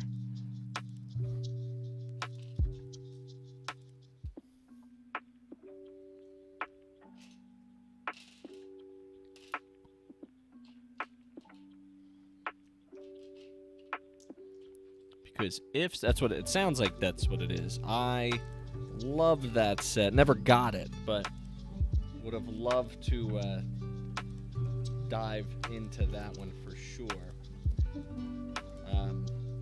In my heyday, I made a silly decision to sell the bulk of my Lego sets, like in college-ish time. You could sell them to, like, you know, small mom and pop shops. Anyway, so I found a place to sell it, you know, and really, I mean, now that I'm smarter with this stuff, probably didn't get great value for it, you know, in the long run, considering all the stuff I had. But, you know, these are the mistakes you have to live with. And I had the Death Star 2. I had the Star Destroyer Ultimate Collector Series. And back in those days, and I have, you know, a smattering of other sets for sure. But back in those days, you didn't get numbered bags or anything like that. You just got gray pieces. And, you know, all the bags were just existing. And you just had to deal. So, you know, you'd spend a couple hours just sorting out. And then hunting and pecking. But do you remember when the boxes used to open up like this? I, you know, would just dump all the bags into the box, and good luck. Here we go. We're searching, search and rescue all night. So that's cool, man. If you had the Ultimate Collector Series, do you still have it?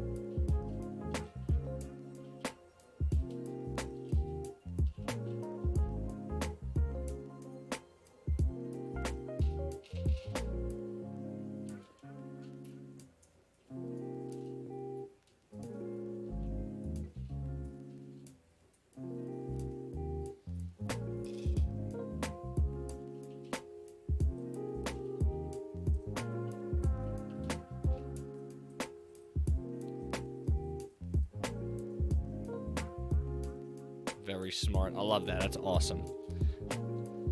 I have a 2-year-old daughter, and there's, you know, I have IKEA shelving is kind of awesome for display, and, you know, right from now I go, you don't touch those.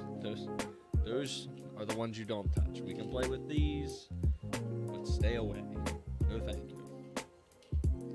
That's awesome. I don't even know if they sell that one anymore. I'd have to check the Lego site. My buddy had the Ultimate Collector Series Y-Wing, and then he, like, moved out of his parents' house, and And the mom called me and was like, do you want this Lego? Because, like, we're not doing anything with it. And I'm like, heck yes, I want that Lego. What are you talking about? I said, don't ask stupid questions. So it was kind of like, you know, it was kind of built. There were some pieces, you know, like knocked off and whatever.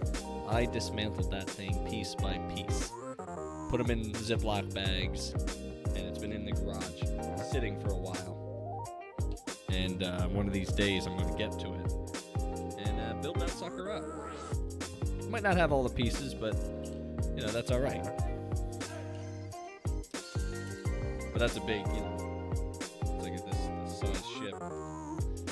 So it'll be a good one. But I've been sitting on the Millennium Falcon since September when I turned 30. I told my family, I said, I don't want to party. I don't want to go out to dinner. If you want to get me anything, you get me a Lego gift card or some sort of cash prize, because this is what I want. And you're going to help me buy it, because together we're all weird. And they accepted that as an answer, and here we are today. I also wanted a way to film this, and it didn't occur to me that Twitch, you know, Twitch is very open. I always thought, to rephrase, I always thought Twitch was just for gaming. But it seems that they are a little bit more lenient on what you can stream. So when I saw brick building as an option, I was like, what? Yeah. And that was nice. I was like, sweet, I got a platform to do this on. I know I'm not going to get 55 viewers. It's like stupid to think that, but it's not the point. The point is that I get archived footage, and then I get to edit it and post, and, you know, do a hybrid time lapse, some kind of 4 videos going at the same time, sorting, and, you know, I just want to do something cool to commemorate this wonderful build that this is, because it has been a very good build. There are parts of it where I was like, I don't know where this is going, and then I go, whoa, that's a pretty cool engineering feat. Yeah, it's cool. Obviously, lighting is a big deal. So, what I'll do is I'll step back and take a picture of what the setup looks like. Put that on my Instagram, and that's not a shameless plug. That's probably where I'll end up putting it. And, you know, get your kinks out, you get a decent mic. I have a boom mic, so, you know, it's extended across the table, so I don't have to touch it, and it doesn't touch the table. So when I hit the table, you shouldn't really hear it banging. So,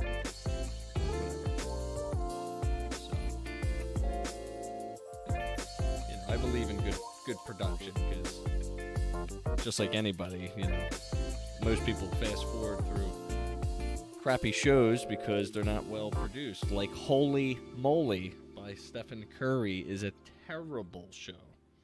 I don't know if you caught that, but I was like, all right, I'll give this a shot, you know, because why the heck not?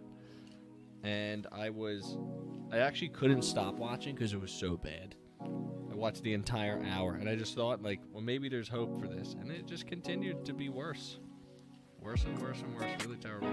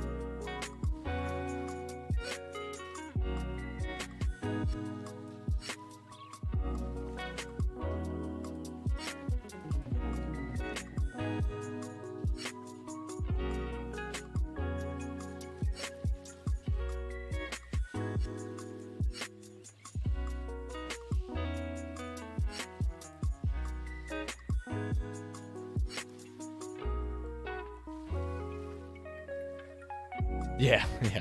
I saw. Which is fine, you know, dude. You gotta do what you gotta do, man. Like, not everybody can have dedicated, specific rooms with a recording light. But, I happen to be lucky enough to have a nice basement to where no one bothers me. Although I'm thinking about getting one of those multicolored smart bulbs and rigging up a light and making it red so my wife knows that I'm actually currently recording, because every once in a while she'll start the washer or start the dryer and like in the middle of a podcast, and I'm like, can you not do that? Because I'm in the middle of something and I just lost my train of thought. I gotta erase the last 15 minutes and, you know.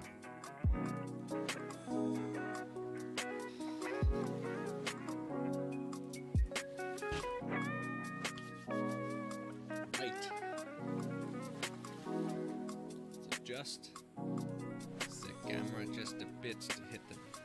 Yeah, I know. You know, Gabe. You know what I'm talking about.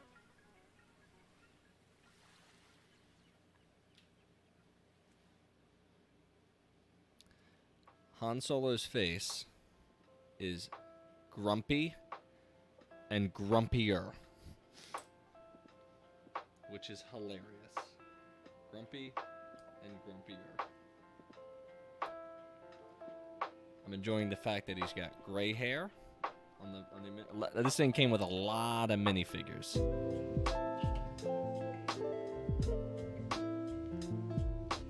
We got our girl Ray.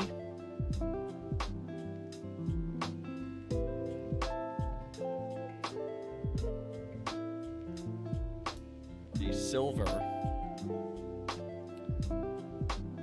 silver gun. Slightly shiny, kind of like similar to the movie, so I respect that. I like that.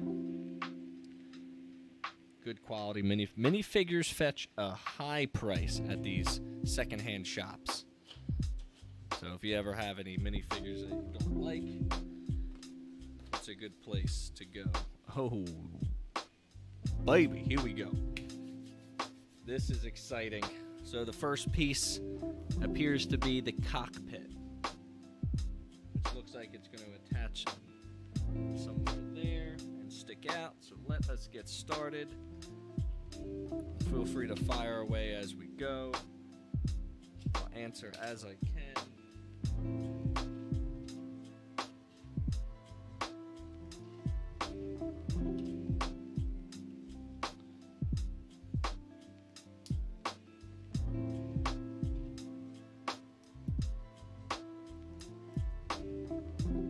To speed build as much as I can, until it gets to detailed work, and then I have to slow myself down, because any small miscalculation on this guy sets me back a long time to figure out where stuff went wrong.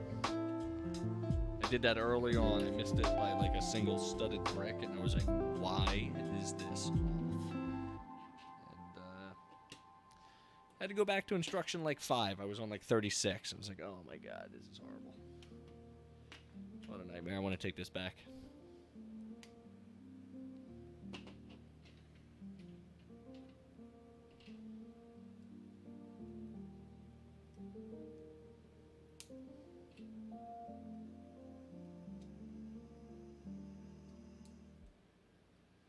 All right, brother. Thank you very much for checking this out.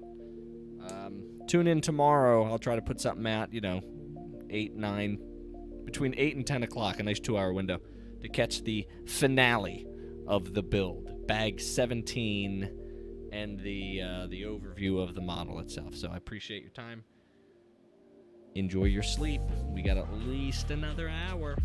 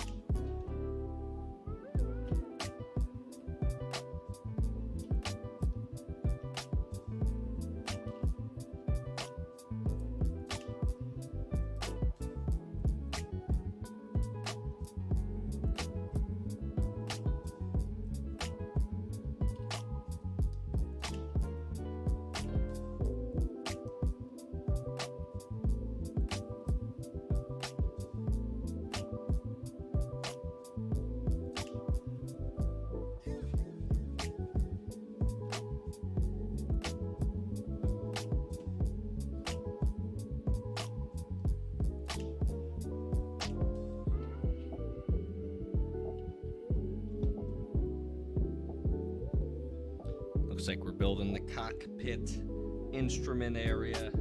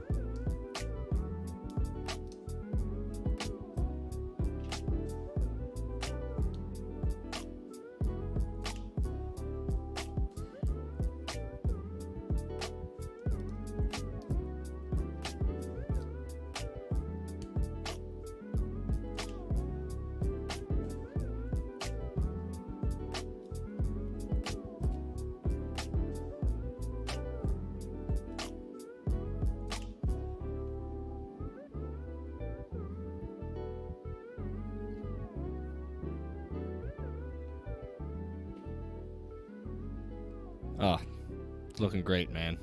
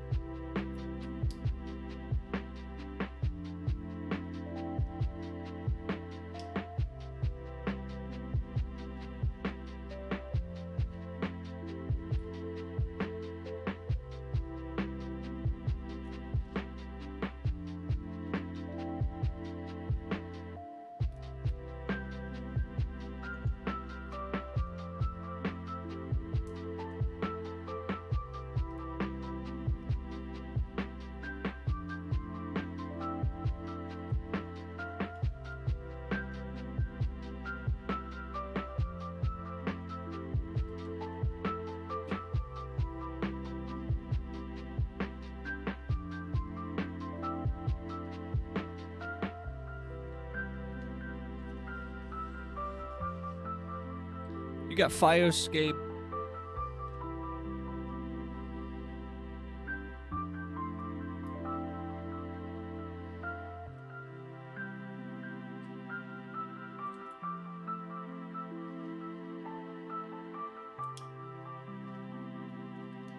Nice.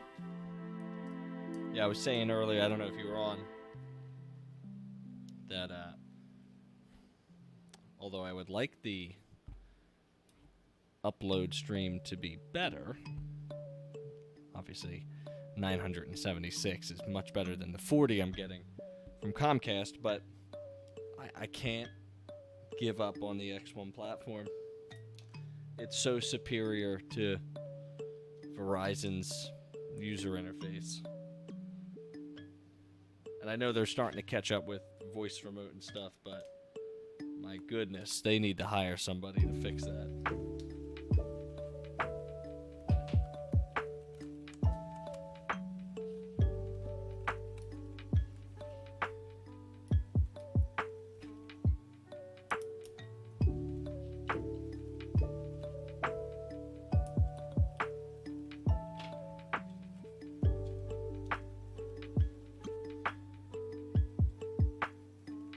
Oh, okay, so you just have internet. Okay, that's fine. Yeah. That makes sense then. If my wife didn't watch so much TV, and I watch TV too, but if we didn't watch so much TV, I would 100% switch to Fios. I gotcha. I'm with you. Yeah, my sister has Sling. I like Sling. There are things I don't like about Sling, which is obviously there's a lead time into choosing your channel and the when it loads and stuff like that. Well, that's encouraging because my wife definitely does Teen Mom. Bachelorette she's not into, but the Real Housewives stuff. But it would be a huge shift.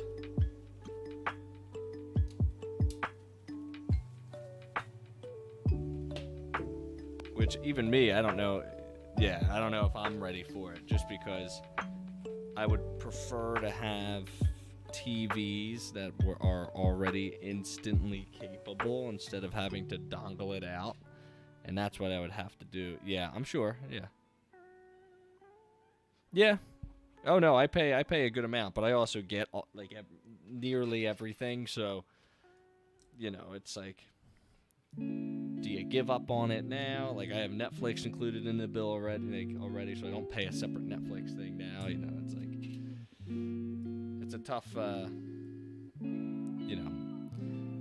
My mom comes over and babysits, and she can speak to the remote, so that's a big factor. Imagine having my mom trying to navigate Sling. It's not happening. Yeah, for us, yes. I agree. Totally simple for us.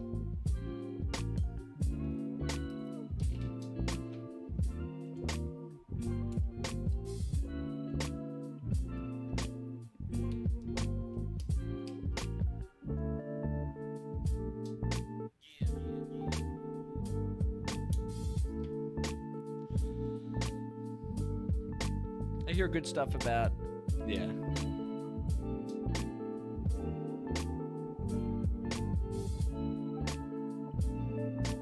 Yeah.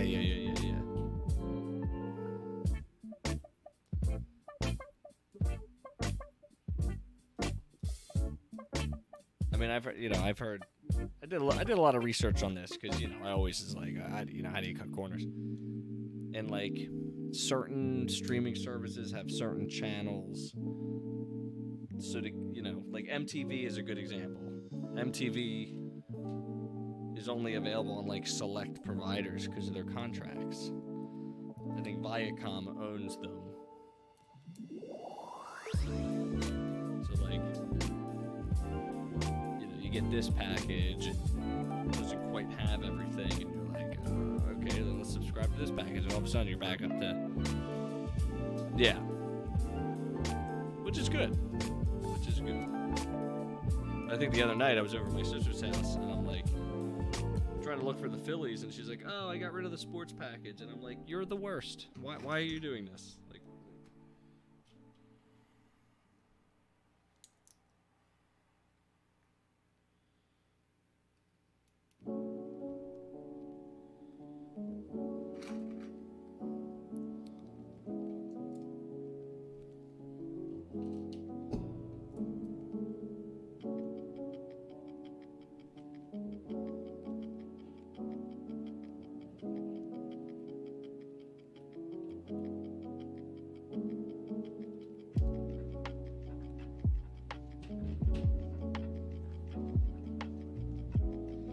I'll explore it, but I don't think we'd be changing anytime soon.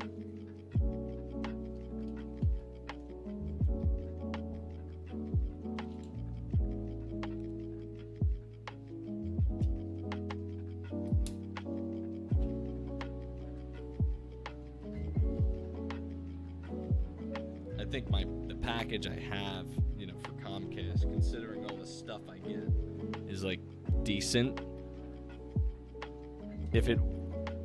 I pay about $270, but I have HBO Cinema, all the movie channels, everything you can basically want. But I have to have phone, in it. And I know a lot of people don't have phones, but and then you have blackouts on anything. You know, and then you got the interface. You know, the interface is huge. They just came out with a feature that when you DVR something, and then the commercials come up, and you start to fast forward, there's like little colored bars on the progress, and it'll automatically start your show back up when the show comes back on. And that just came out like within the last month, and I'm like blown away by it. Like watching Marvel's Agents of S.H.I.E.L.D. in record times because I can fly through it. But you know, you pay for it, so it's all preference.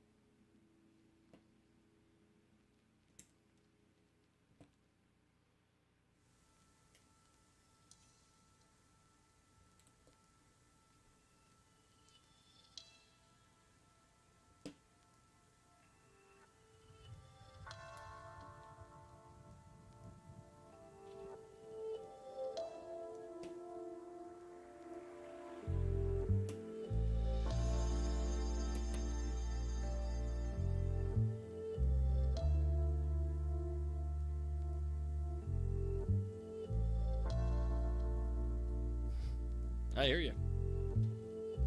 you. You can come over and talk to my wife. That'd be great. Just be like, it'll be fine. Yeah, well, there you go. You got your entertainment elsewhere, so it totally makes sense for you.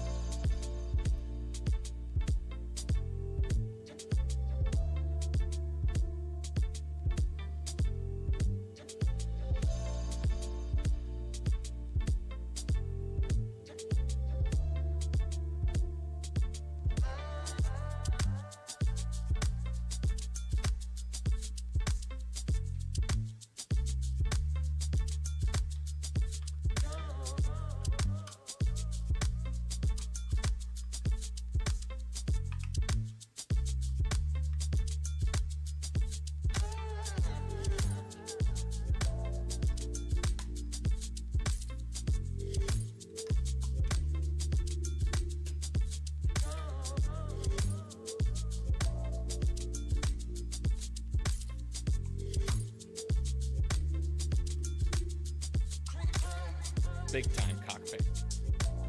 Big time. Look at this thing.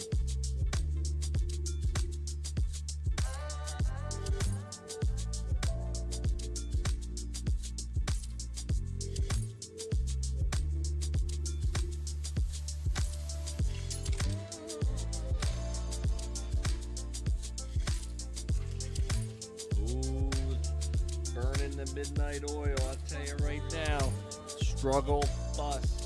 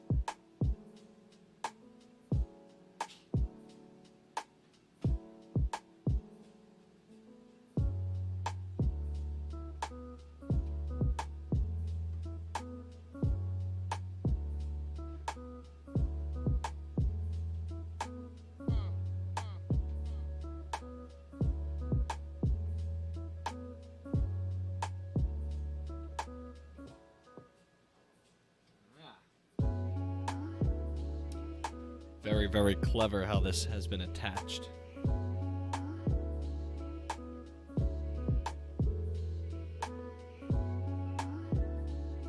Looks great, I'm telling you.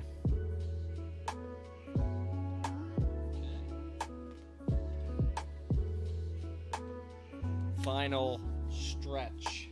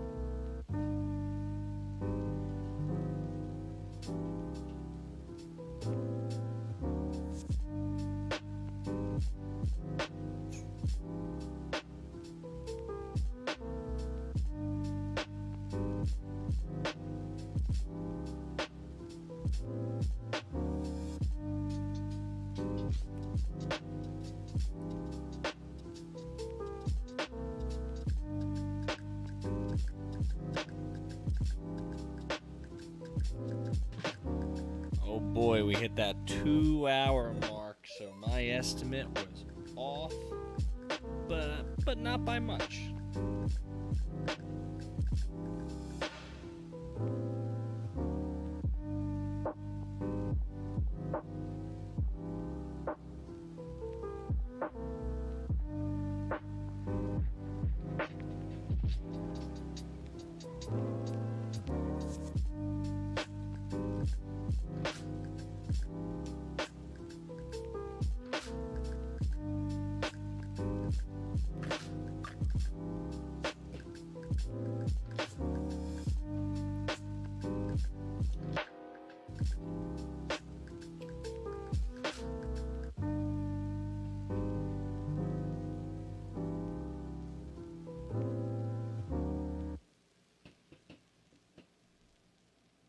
Oh, yeah, man. I'm having a great time. I haven't seen 130 in a long time, but that's cool. You know, we could be out drinking right now, spending money, but we're not.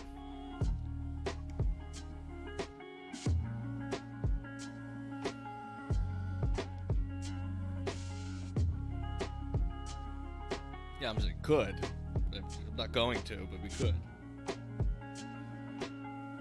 I'm already gearing up for December. Hey, man, you get a full day. What time do you get up?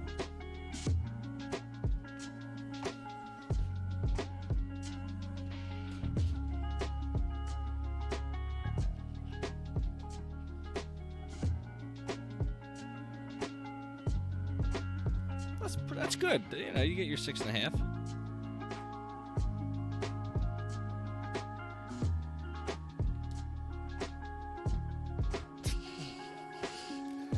He scoffs. He scoffs hard.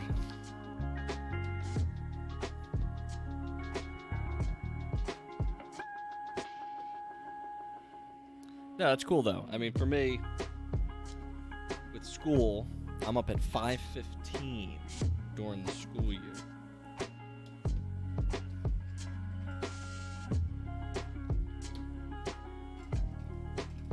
But I'll still sometimes, yeah, 5:15, and will still sometimes go to bed at 11:45, 11:30. No, not even 9ish, man. I'm a night owl, so I'll just power through, you know. Every once in a while, like what I usually do, this is obviously taking summer hours. I don't count because summer hours is weird. What I usually do is like I'll power through the week, and then my Friday, Saturday, sleep. Like it's weird. Like I'm the opposite. Like I like doing stuff during the week, like streaming and games. And I know that's probably counterproductive because like last weekend I didn't build at all. Like I was busy with like family stuff, and I'm like I'm kind of tired. I don't feel like getting this. So I'm like on a weird opposite schedule.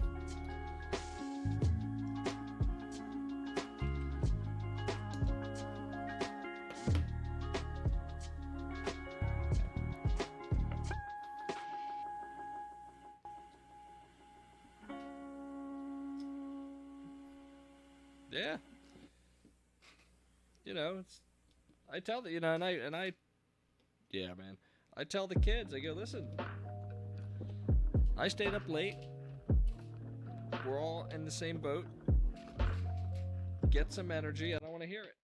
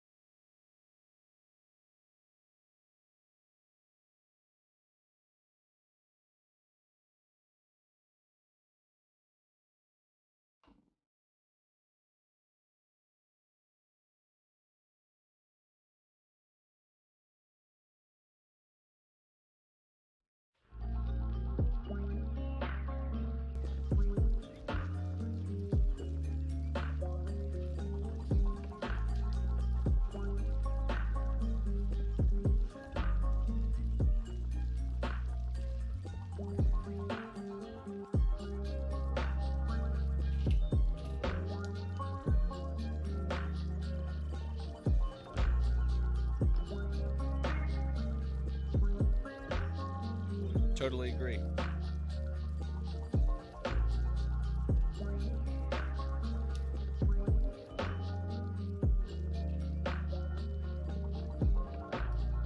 And plus, I got like my eyes set on getting this done. Because I have like a 6-foot table set up in the basement, and it's just like an effort to move around it.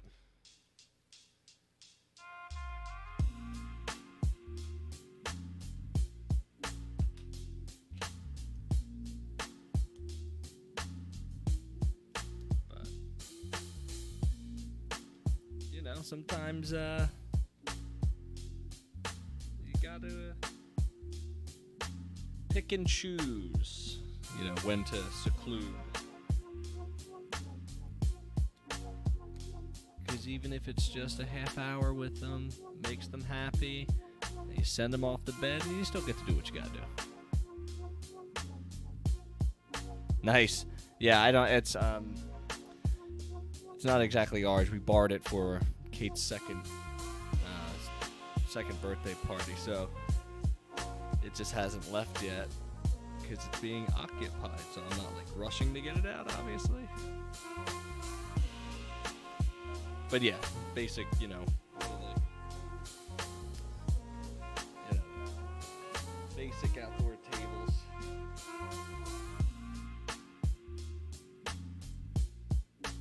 Keep going.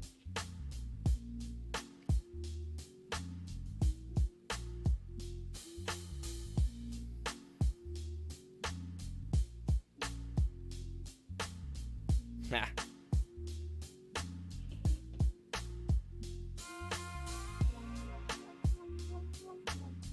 Now, who watches the babes during the workday?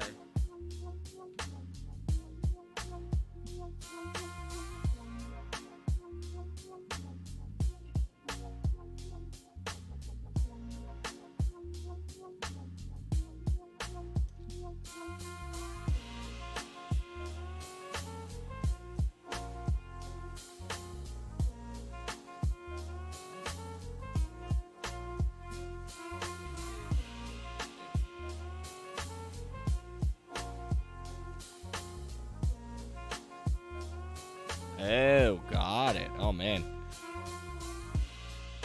Dude, in the summertime, listen, stay-at-home moms, wonderful, wonderful, wonderful. Gotta give them a lot of credit. I gotta pack this girl lunch every day. I gotta get her clothes ready every day, because Danielle's usually out the door before I'm going with her getting to camp. It's a nightmare, man. So sure, yeah. And I'm sure she, you know, powers through her day, because, you know, it's... Once that... is she, walking yet? I'm trying to think of how old she is again.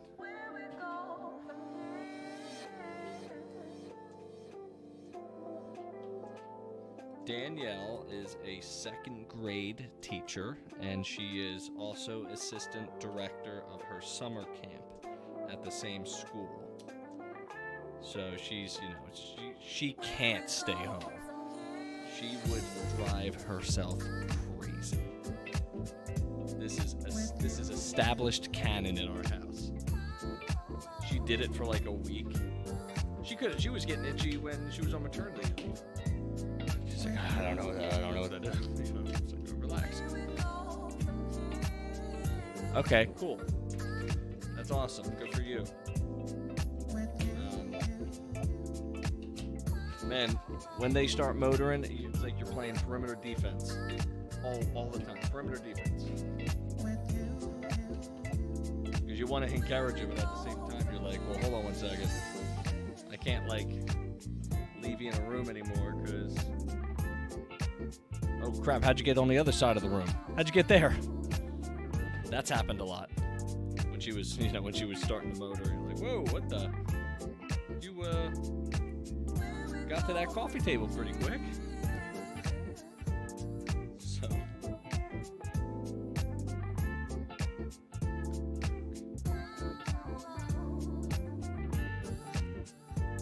But that's cool, man. Just wait. Just you wait. The fun is just beginning.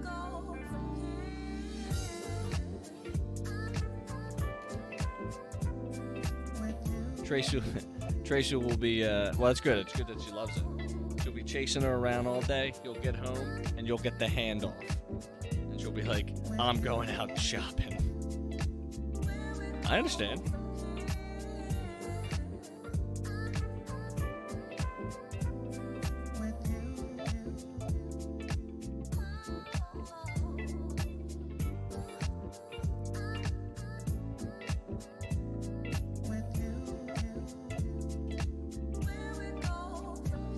One of the main reasons why I subscribe to AMC's A Plus is so I could say, like, hey, listen, I'm gonna go catch a 9 o'clock movie.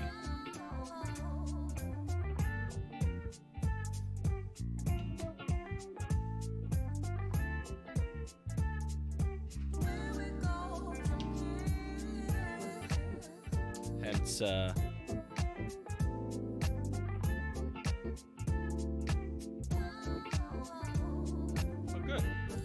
yeah, we do it every other bedtime sort of routine, so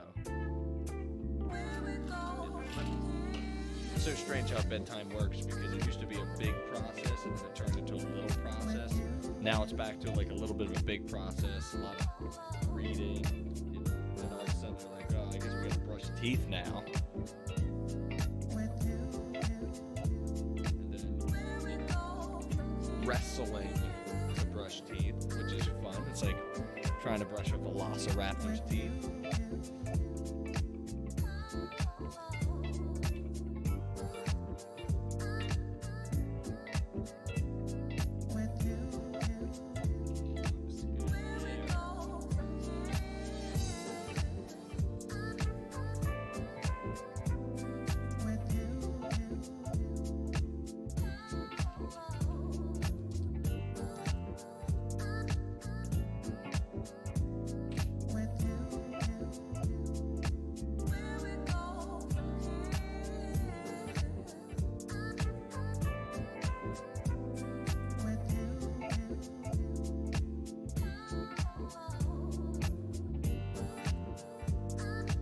Interesting.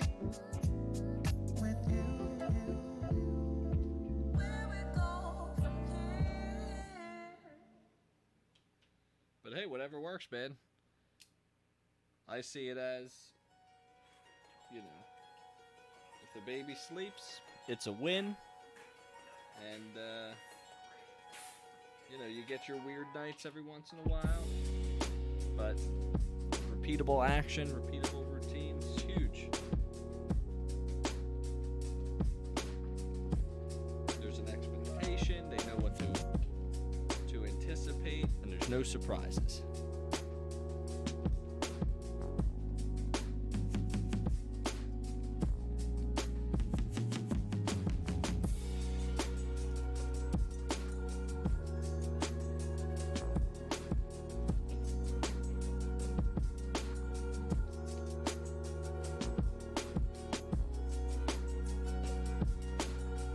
When I do bedtime,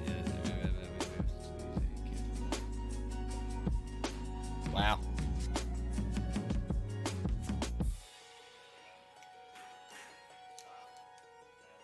Sometimes, I mean, I don't know what you do. You do what you do, but if she doesn't really fight us on naps, but even if she wasn't tired, you're in your crib for a minimum 45. Just as like a way to rest, you know, just to get out of the hustle and bustle. But hey, I'm sure that'll ease up for you in just a matter of time. That'd be cool. This could connect. Not being such a jerk.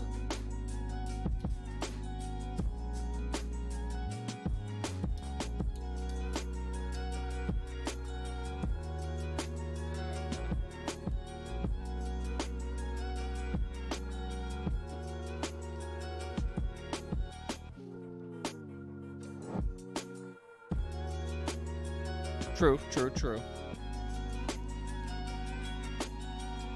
Well, maybe, I don't know, maybe she's struggling because it's not you putting her down? Maybe, I don't know. But I'm sure she'll get better. They do. They make adjustments for you.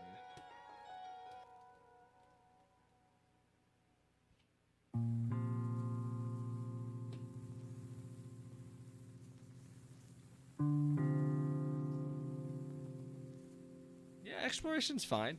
You know, Kate missed her nap today, and you know, she's usually like she goes down at camp at like 12:45. It's a couple hours, 2:45 or 3 o'clock. They wake up, and you know, I'm usually picking her up by 3:15, 3:10. Today, missed her nap. They were out all day. I golfed today because Daddy worked with the babies for 5 days. Picking up, dropping off, and doing the other stuff at the same time. So Daddy golfed today. And, you know, missed her nap, and I had to put her down at like 7:30, 7:45, but, you know, we just go, listen. It's cool, because you go like, do you want to read a book, or do you want to go to bed? And she'll just point to the bed. Oh, yeah. Love to hit him. Hit him well today, too.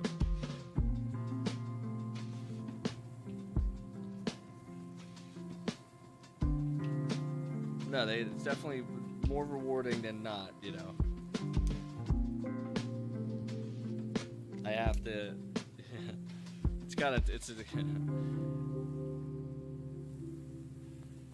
like, she often, you know, you get the spiller. She'll spill something. And I've had to train myself to not overreact to it, which could turn out to be like a devastating moment in this child's life. Like, it's just a spill, don't worry about it, we'll clean it up. Oh yeah, for sure, that's long gone, man. But you chose that life when you got that dog too, brother.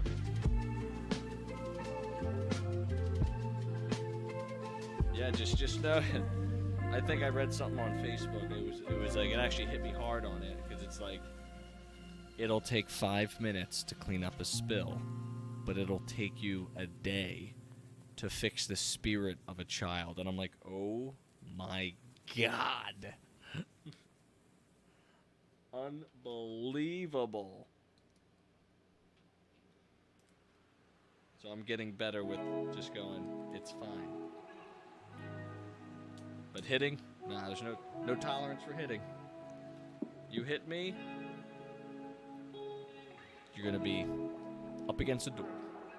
We're gonna be counting it out, and we're gonna figure it out.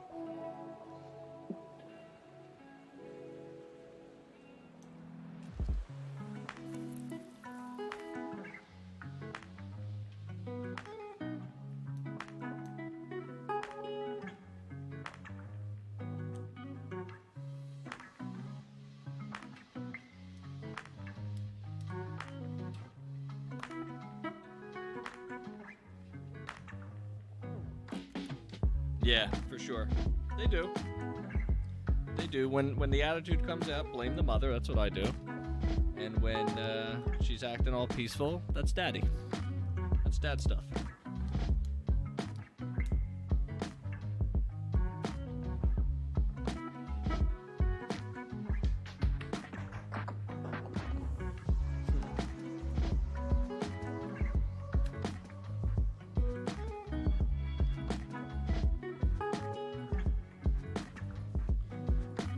Right.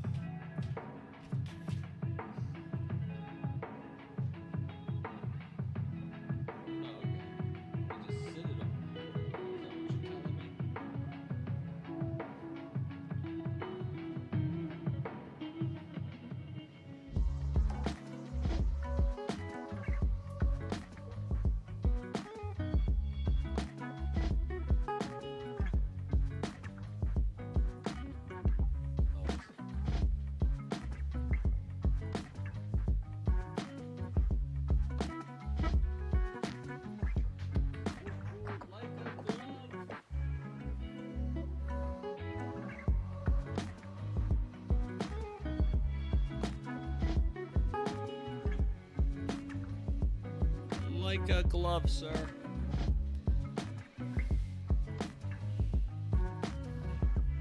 All right. Let's clock it. 2 hours, 20 minutes. No, man, I'm going to bed. That's it. It has been a nice chat, but that's it for me. I've finished this out. 2 hours, 20 minutes, plus or minus 10 minutes for chatting exercises. Tomorrow, the big finale. Bag 17, the final bag. To Two-Bagger King, yes. The final bag.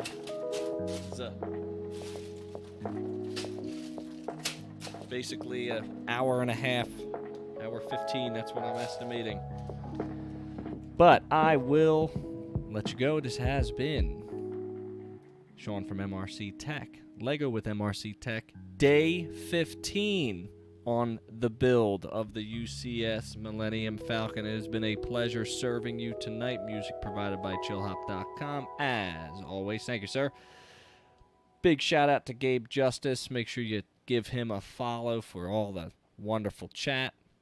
And to his buddy Met. I don't know the rest of that, but definitely check out his streams and all the good stuff that follows. It's been wonderful to bring this experience to you, but we're coming to a close. Stand by for tomorrow. Actually, stand by for today. It is July 28th. My name is Sean, MRC Tech, and as always, may the Force be with you.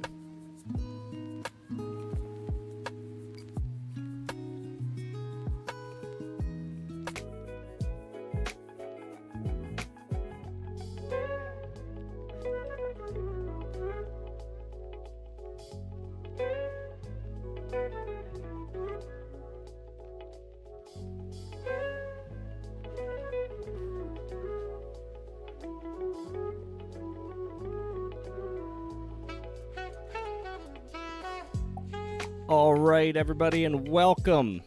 Welcome on Twitch and welcome on Instagram. It is super exciting to have this happen. The final build for the UCS Millennium Falcon. Some of you may not know this, but I've been doing this for about 15 days. This is actually day 16, build day 16, more than 2 weeks, 2 weeks worth of streams going down. We're just waiting for the Instagram crowd to come in, and we will certainly get started. I had a little bit of a technical difficulty with that camera right at the beginning of the stream, but we got it all resolved. This camera working great. Wonderful view of a lot of different things. My Pixel is on a tripod, so that is what is on Instagram right now. Hello, Kudo Knight, and welcome. It is good to see you.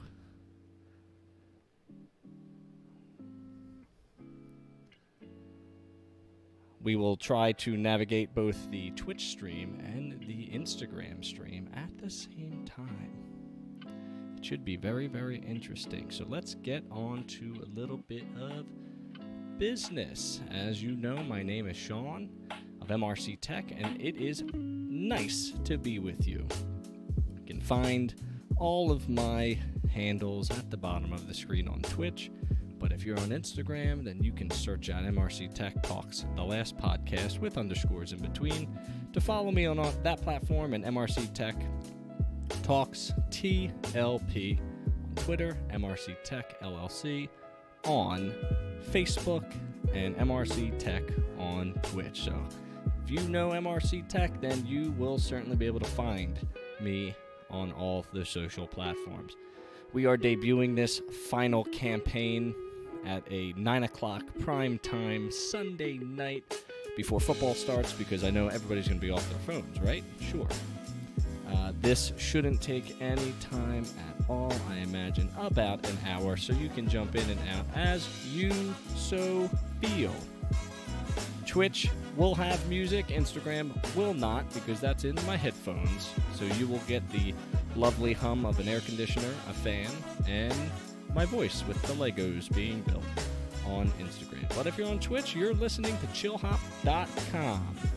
A wonderful, wonderful musical lo-fi, hippie-hoppy sort of wonderfulness, which looks like the level's a little too high. I'm going to turn that down just a tad.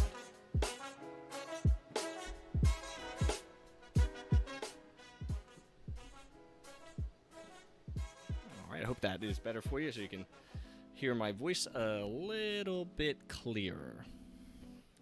So right now, there's nobody on Instagram. There was one person on Instagram. They waved, and then they bounced on out of there, mainly because probably nothing's happening just yet. So I'm going to go ahead and just get started. You know, people will jump on as they so see fit.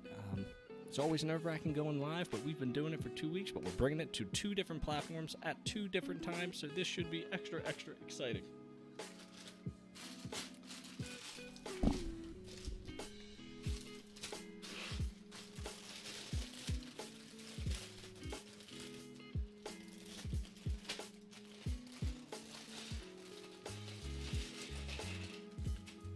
If you're in the Twitch stream right now and you haven't said hello on the chat, make sure you do so I know who you are, so I can acknowledge you and we can strike up a conversation. Wouldn't that be nice?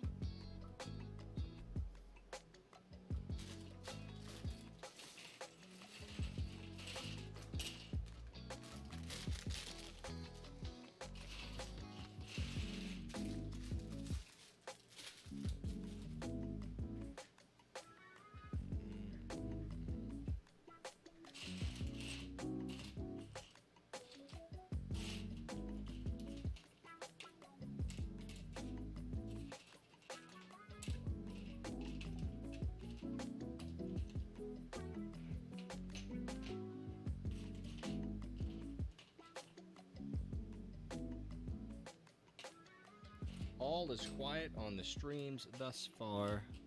Well, we're looking forward to you coming on out anyway. Take your time. It'll be great.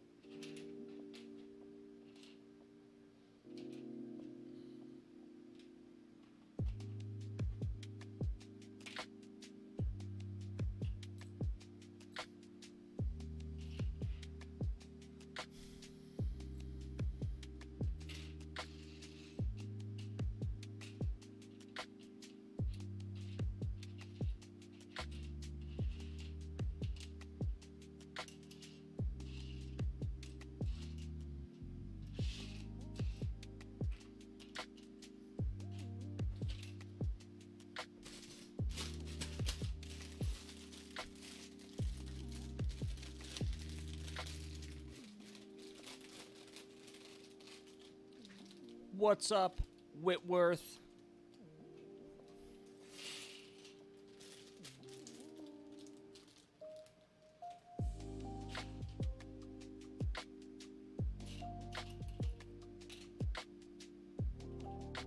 How you been, man? Thanks for joining me on this strange, weird journey I call life.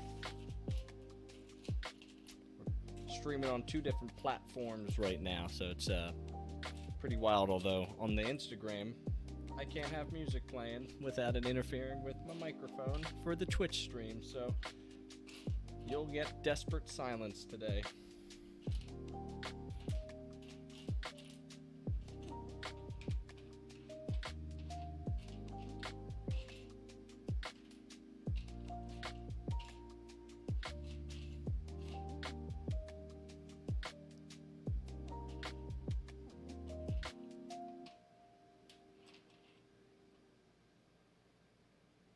My man, that a boy. I tell you.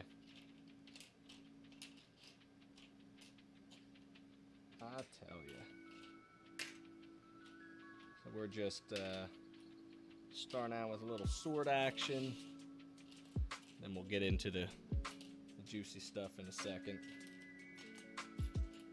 So feel free to pop in and out as you so please. You're the man. I appreciate it. Spread the good news about the last podcast if you're into that kind of stuff.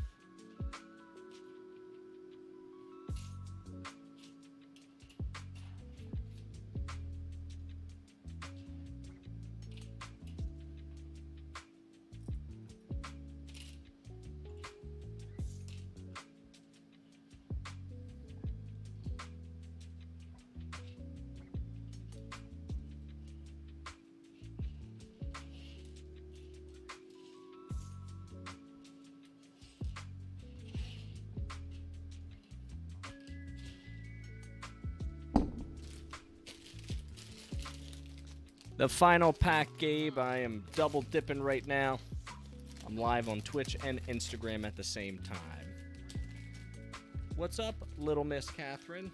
Welcome to my crazy and weird life. What a world we live in. Yeah, I started a little early, Gabe. A little prime time Sunday night action.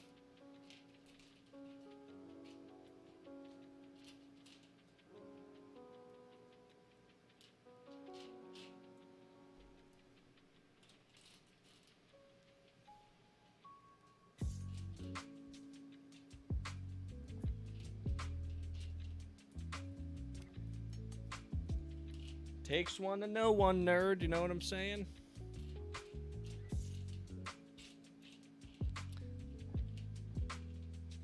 For those on Twitch wondering, my niece just called me a nerd.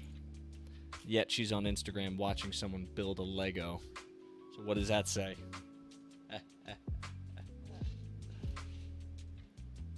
My niece Catherine is a rock star because she got me my 70th follower on the Instagram, and now I'm up to 81. I think I only saw you last weekend, so we're hustling over here.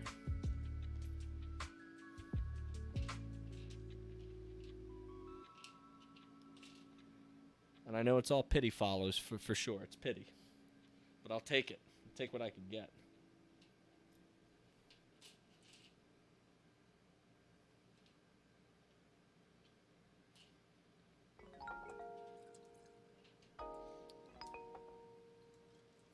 You are a god, for sure. No doubt. We share the same bloodline. You're a winner. I don't care what your friends say about you.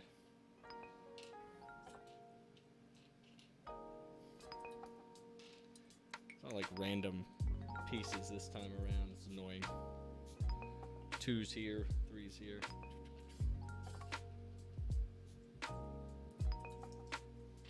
I don't know the latency on Instagram.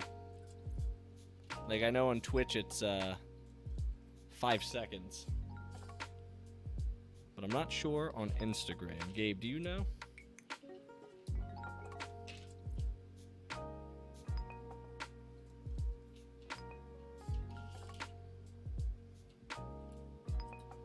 I said I'm streaming on both platforms, and I know Smash Tournament, attaboy. Proud of you. What's the latency on Instagram's live? Like, how much time between me saying something and them hearing me? Because on Twitch, it's 5 seconds. It's real fast.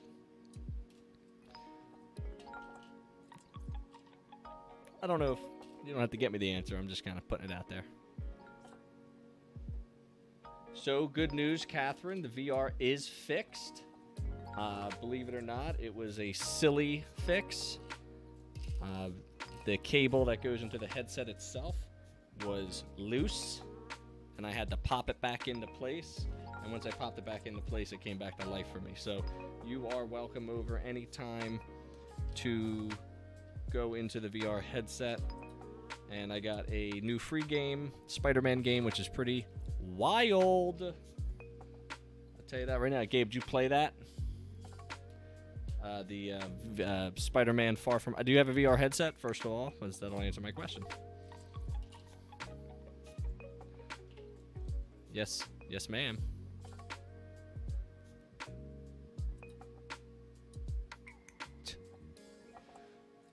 Yes, Dorney will be there for sure. Looking forward to the heat wave we're going to get hit with.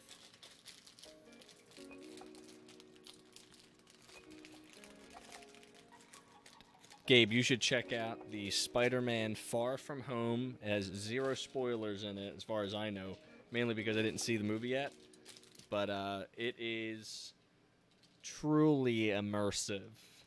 It's not very long, which is fine, because if it was any longer, I would have thrown up.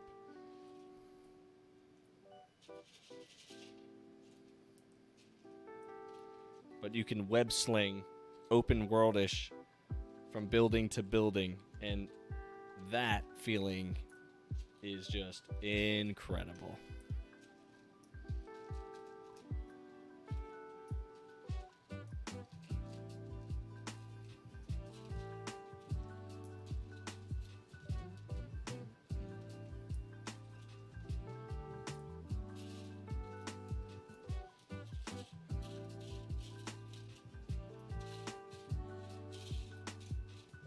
Oh, look at you playing Spider-Man on PS4. No, just kidding.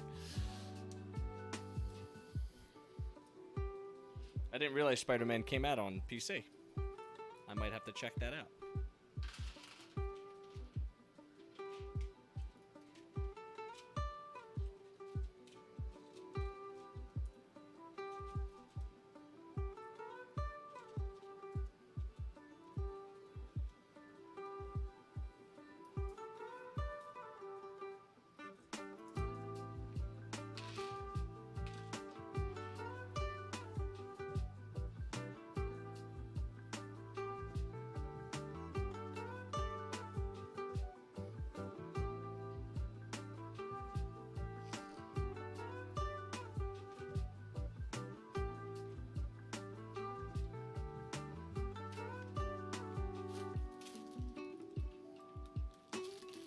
Oh.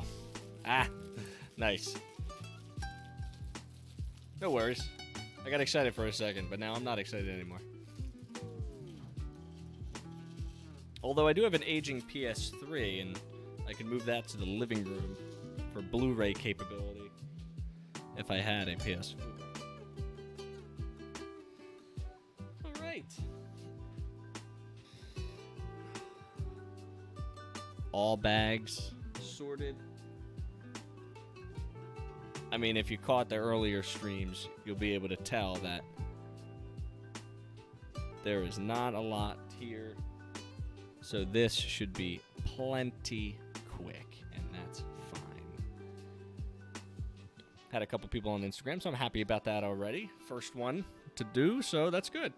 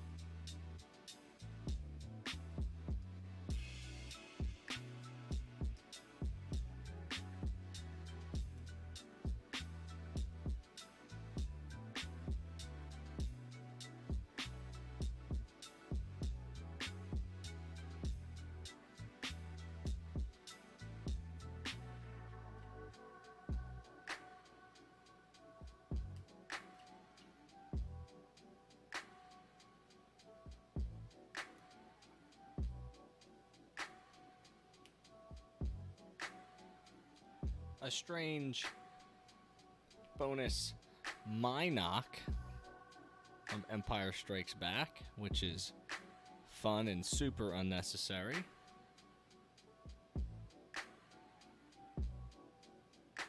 For the Instagram crowd. And now on to the big one.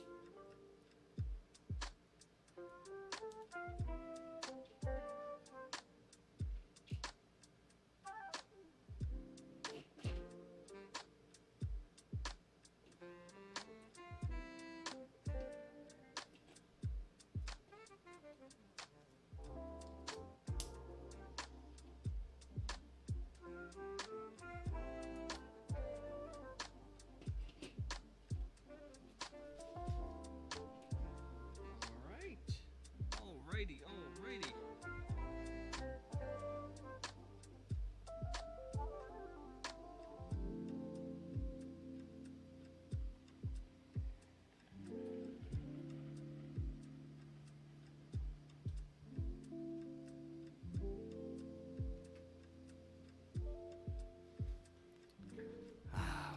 One step closer. One step closer.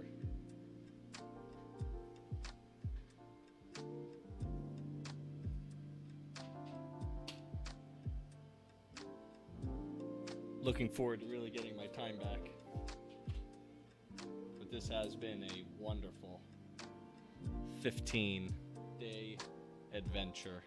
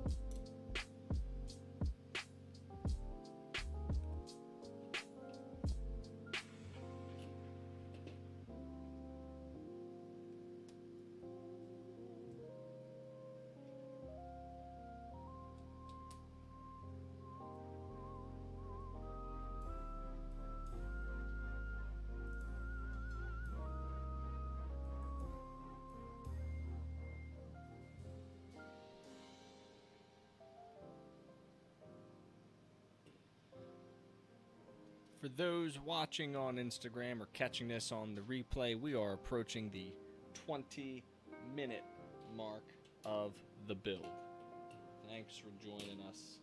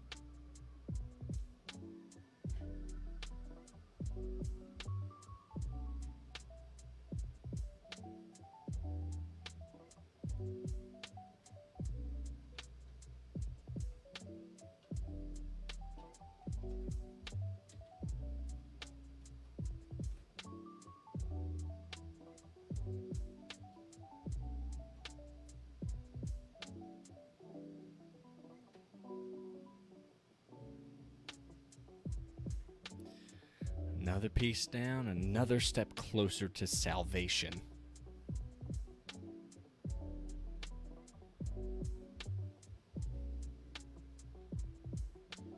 And now we move on to the top gunner section.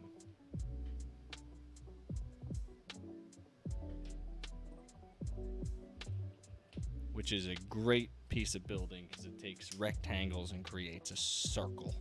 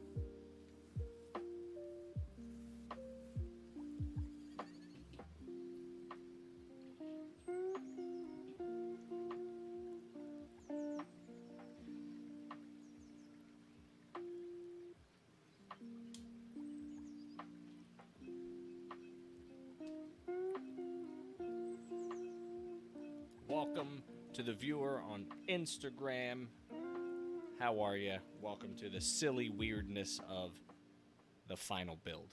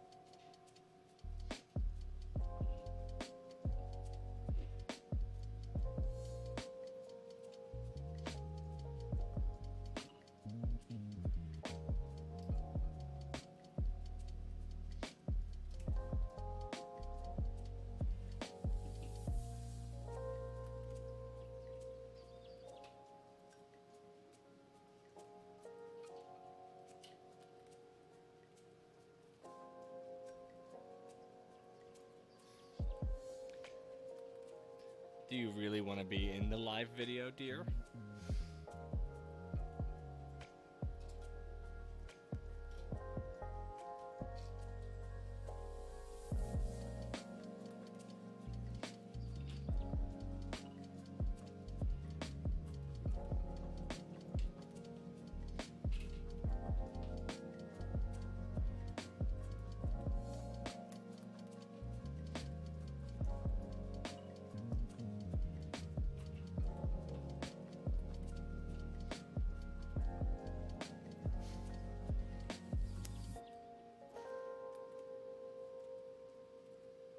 You'll be all right. It popped off my screen, so I think you're safe.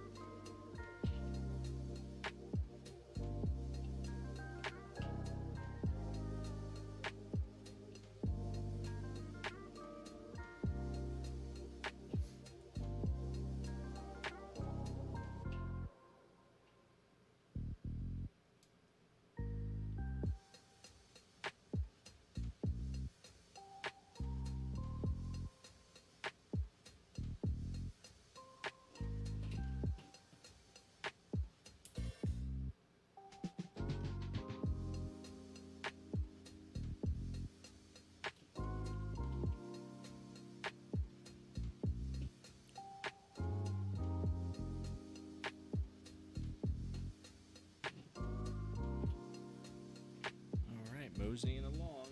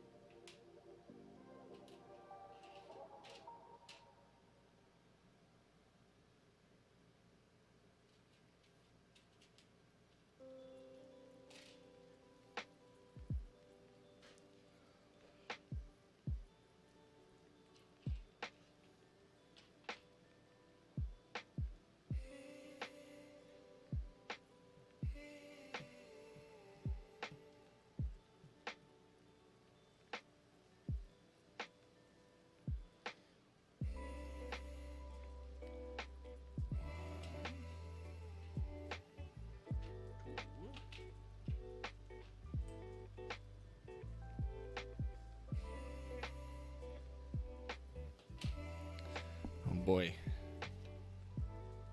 Sticker placement task.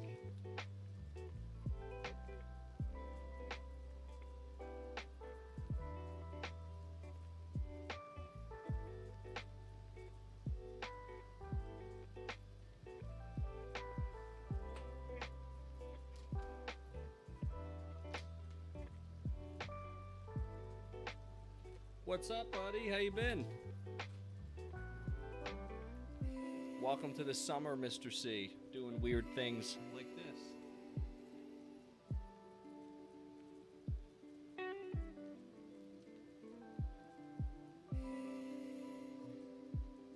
Good stuff. Who exactly am I talking to? Because I don't recognize the name.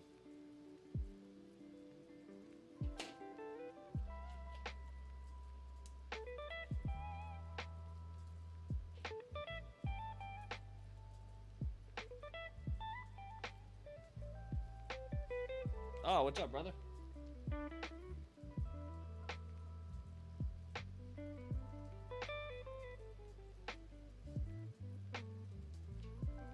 Thanks for joining me. I am also streaming on Twitch. Twitch is a little bit more exciting because it has multiple camera views, music, a build time, and some other scrolling advertisements. So, just to let you know. First time on the Instagram live, which is real basic. Real basic.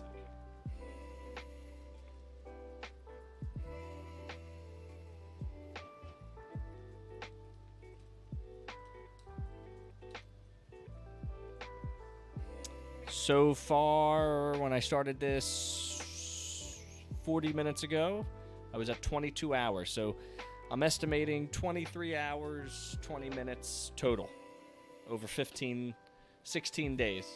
Not straight through, but 16 different build days.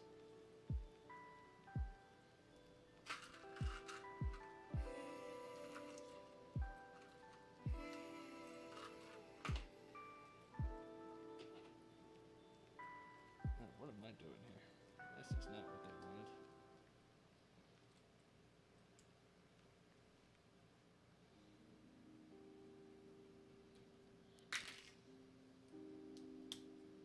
So yeah, just trying something new on Twitch and streaming and expanding the business into different realms, so it's all good.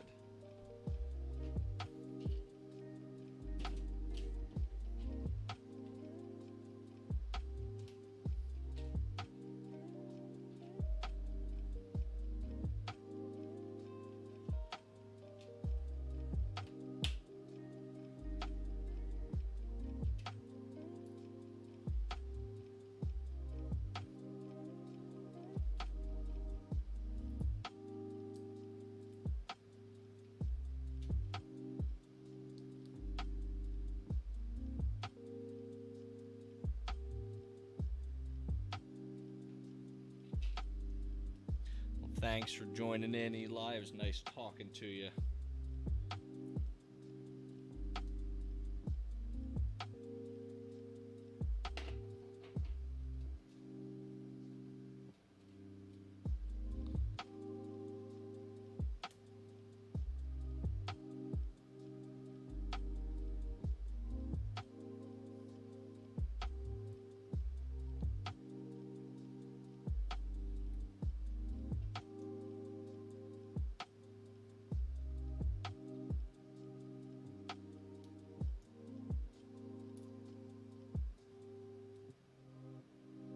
I've got too many screens to look at, Gabe. I'm going to tell you right now.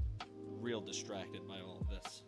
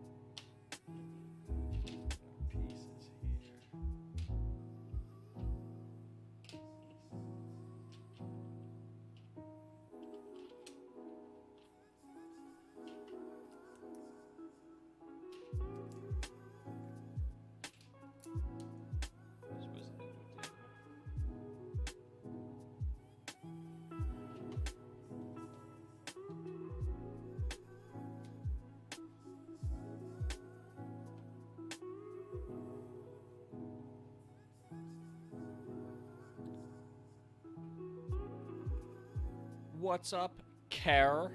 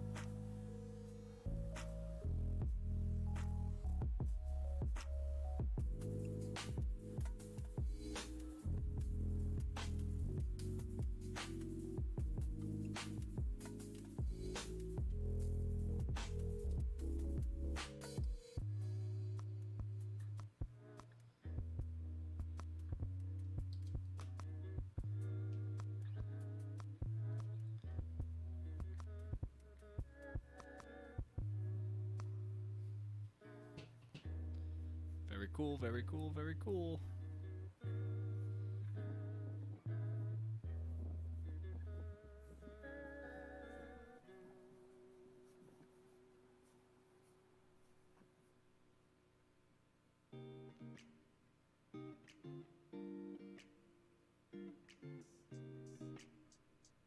All right.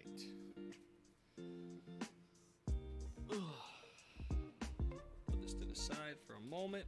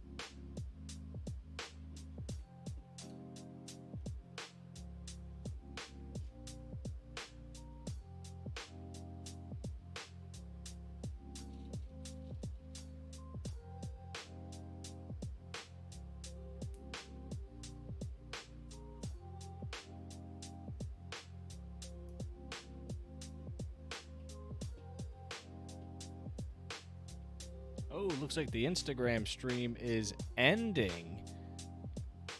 So we're going to have to start that back up.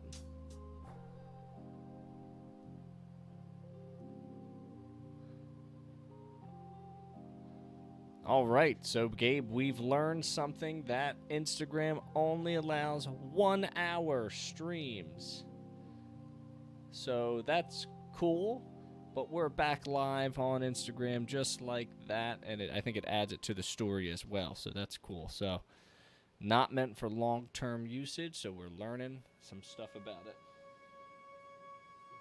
So welcome to part 2 of the Instagram story stream thing, live something or other.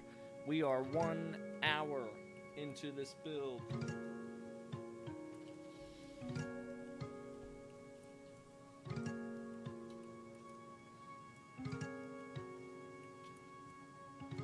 Thanks for stopping by on Instagram. If you do decide to come by.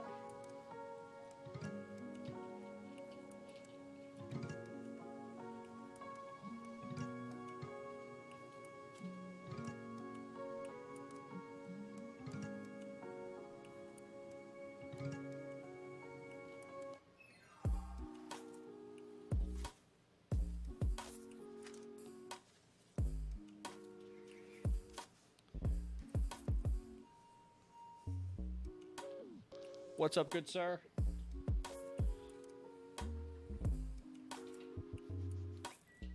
You've joined the chaos. You've joined the crazy.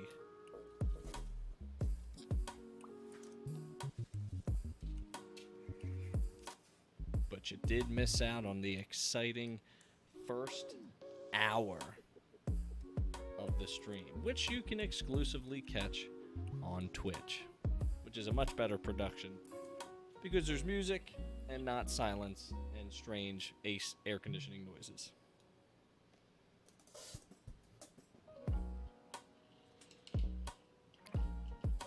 Hey, Brian, gonna be sending out an all call for help. Going to need assistance nearly every day up until the last week of August, so I hope you're up for it.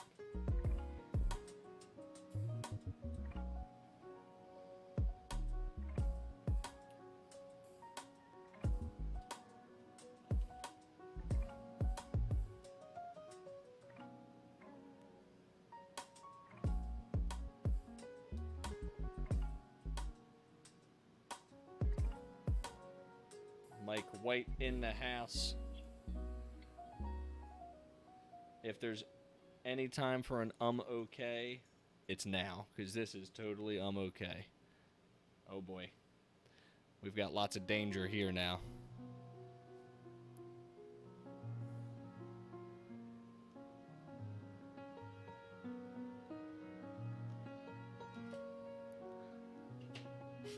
Thank you.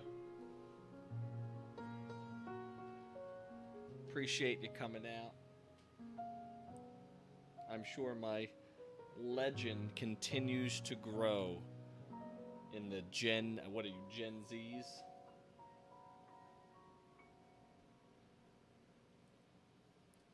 But it's probably going in the opposite direction.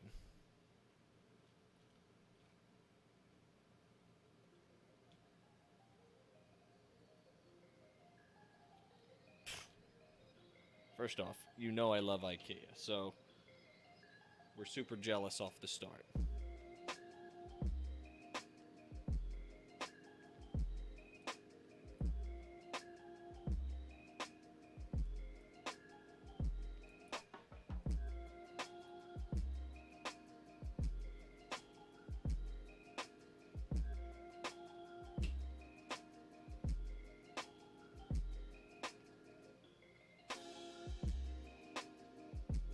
First time, I'm sure you got lost. I'm sure it was confusing.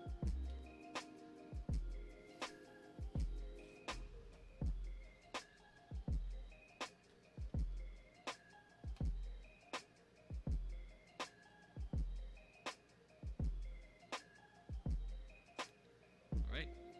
This is the Top Gunner section. I'm sure you're all very excited, but you're here for the attachment.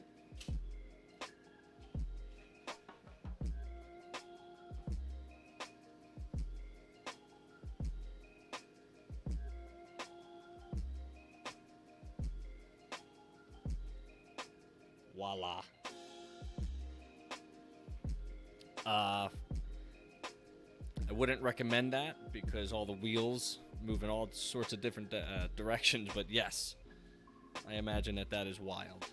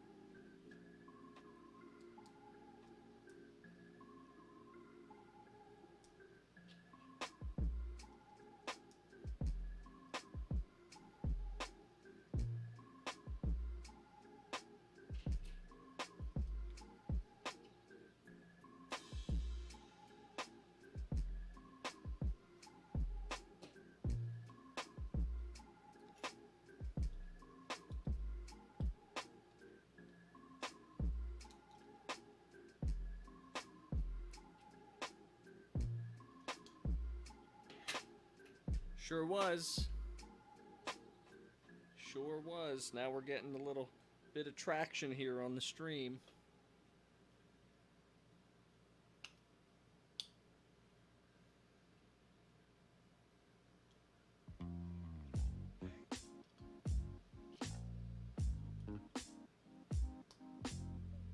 I used to have the Death Star. I know that's going to be shocking, but no, that won't be next. It's discontinued, so it would fetch a high price at this point. So I'm not really interested.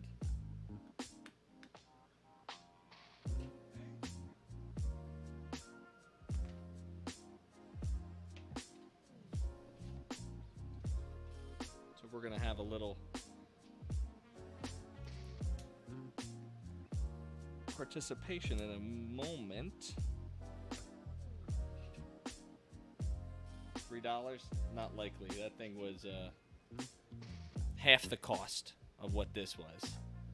What's up, Matt? How are you, big guy? Thanks for joining.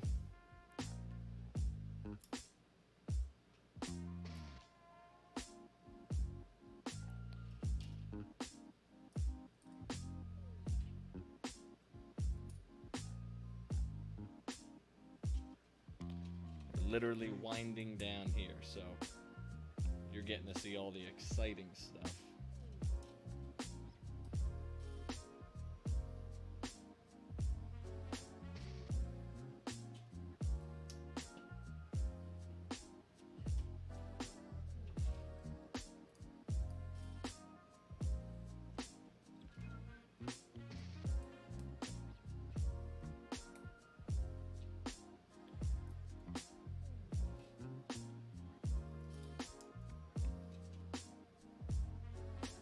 Appreciate it, man. We're 22 hours into it. When at the start of this, we're about an hour into this one, so we're 23. See ya. Thanks for stopping in. Appreciate that.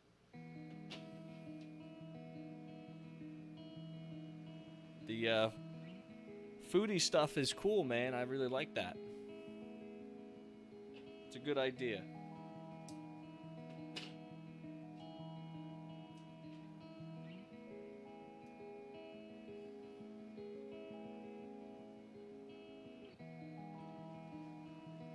See you, Mike. Thanks, bud.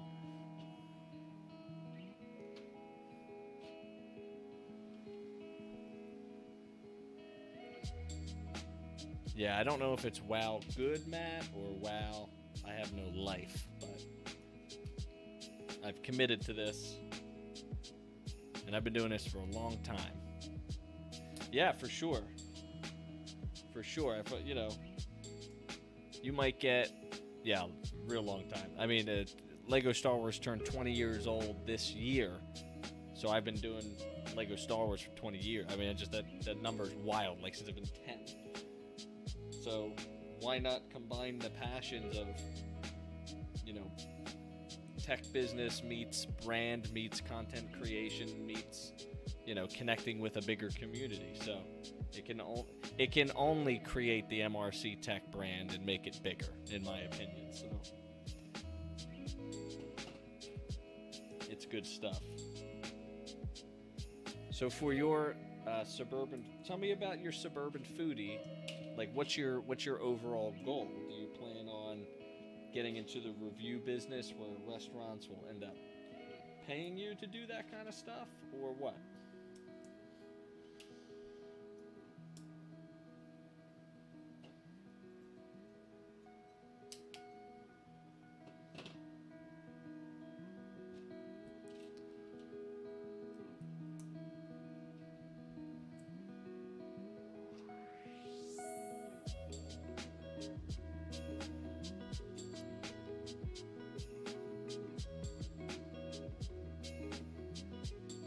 Well, yeah, no, that's it. It must start with. Oh, by the way, I think there's a 30-second delay between when I talk and when you type. So, pardon my delay, but it must start with fun. You know, obviously, I don't expect anything from building Legos on Twitch, but eventually you build a loyalty and then you go from there. So it's cool to do something that you're quite passionate about. That's good.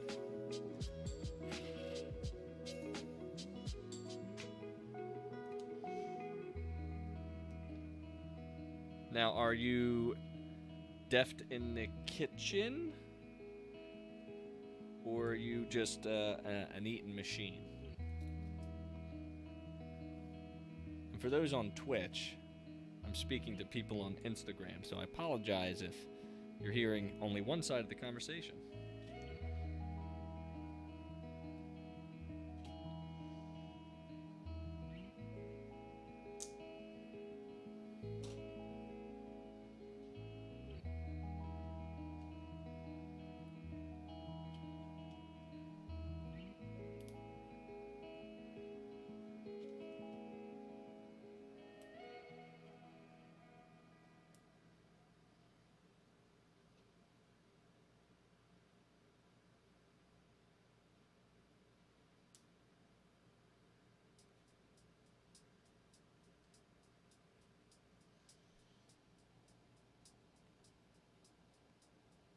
Oh, that's cool.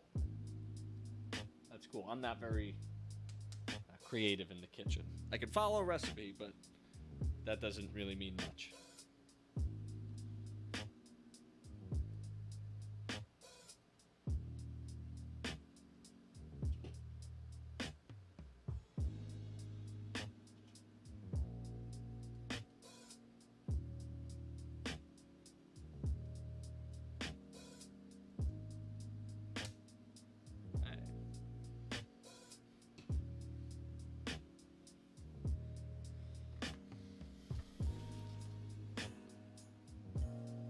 Oh, yeah.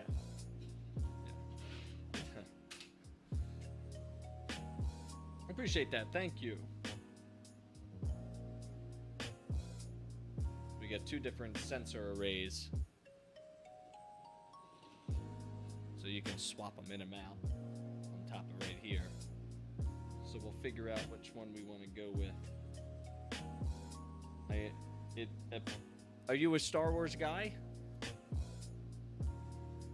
Do you like Star Wars?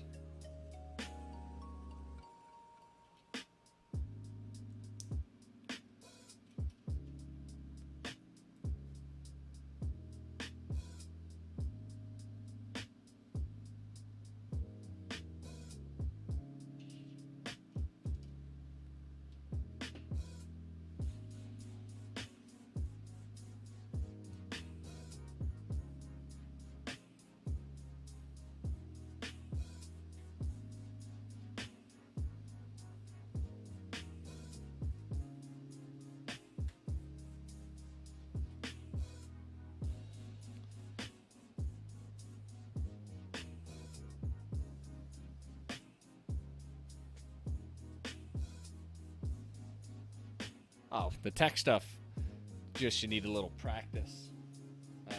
I could certainly help you if you wanted to, get into different things. Audio recordings, video, stuff like that. That's no problem. Well, thank you for the compliment on the Star Wars stuff. I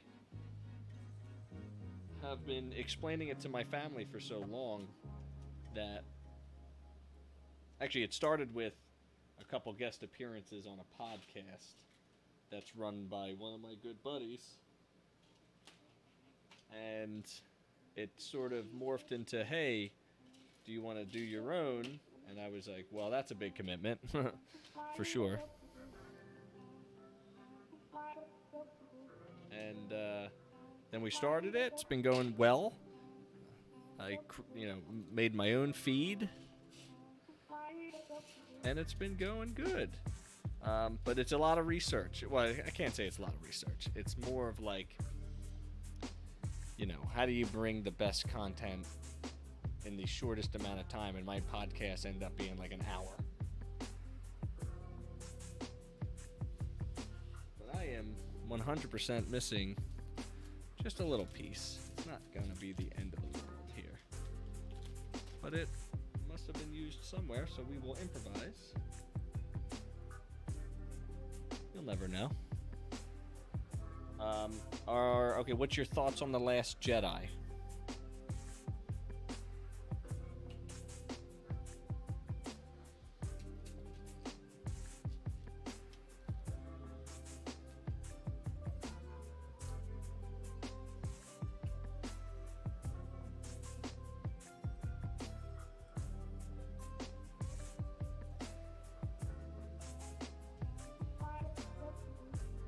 Not many. A handful. I could fit it all into the hands right now.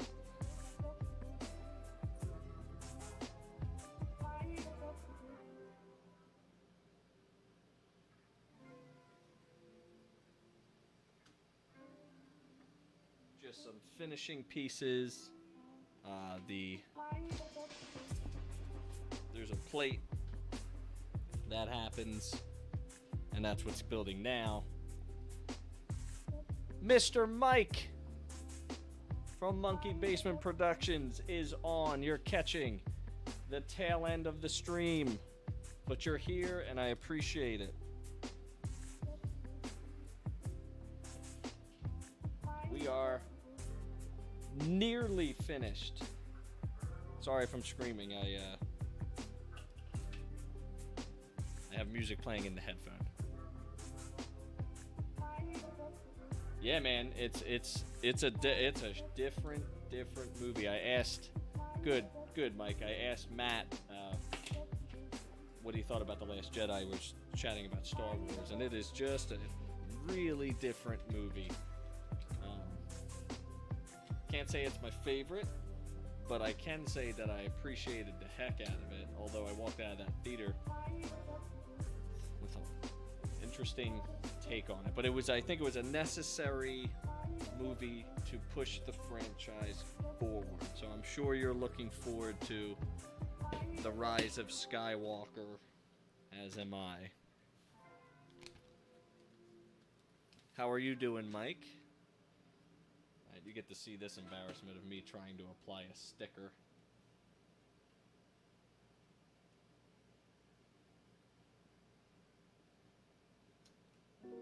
That was damn good.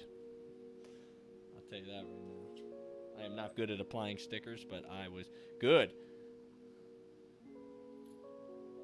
For sure. I can't wait either. I've been theorizing a bit on the podcast. These are supposed to go somewhere. You gotta backtrack just for...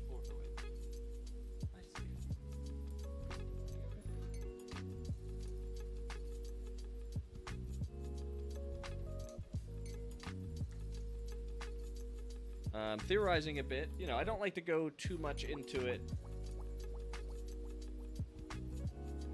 theories, just because I don't want to spoil it. I'm not going to look up stuff and yes sir, and you know, ruin it for myself, because then what's the point? You know, I was so excited for The Force Awakens when it first came out. You know, when it was coming out, and they were like, wait a second, Disney acquired Lucasfilm. Oh no, they're making another trilogy, you know, and it's all that good stuff. All right, I appreciate that. Like, you know, a lot of love and sweat and tears goes into it. We're gearing up. Episode 6 should be fun. There's been a lot of cool news coming out, and it's the conclusion. What I've been doing, Matt, is I watched The Last Jedi in half-hour increments and sort of live comment on it, and you hear the audio in the background. And my comments at the same time, so that's like the last half hour of the podcast. But we are concluding the last podcast in episode 6, which is going to be lots of fun. So we'll be moving on to a new adventure in episode 7, and we'll maybe pick up the frequency, but we'll see. I like the 2 weeks leeway, because it gives me some time to kind of think about what I want to do. I was thinking about, I might delve into Rogue One.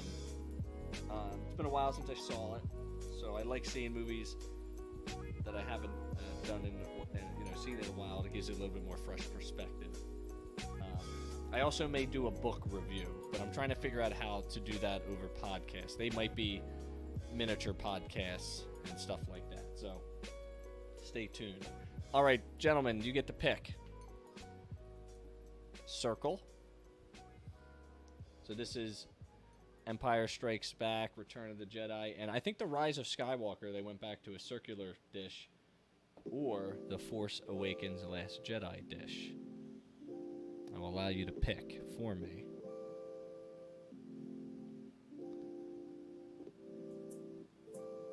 Okay. One vote for Circle. Circle it is. And you know what? Like minds, or what is it? Good minds think alike, because I was totally thinking Circle myself. And even if you said rectangle, I was going to do Circle anyway, so I win no matter what. So good stuff. Good choice. We are going to attach.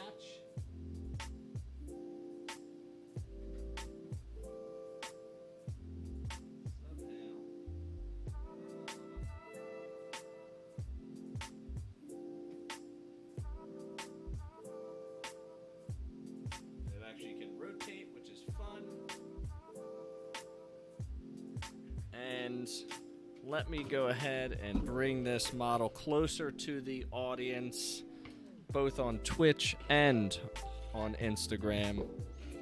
I will then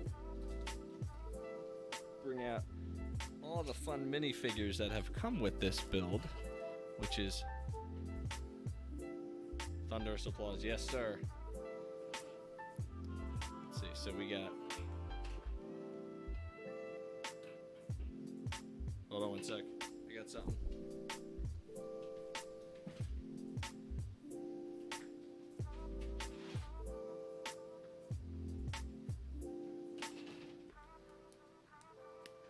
This is a momentous occasion, yes. So we got Chewie and Han. We got our friend Rey. We've got young Han.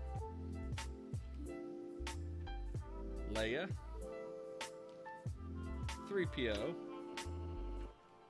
easy now,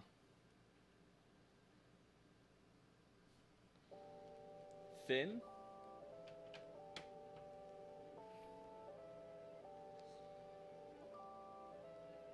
BB-8,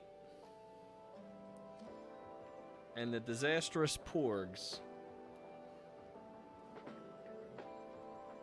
which are cute. Yes, I am going to put that out tomorrow, but I'll give you a reminder now. It is, hang on, I'm actually going to reference my notes. I think it's a good one, I tell you that. Look, sneak peek into the last podcast.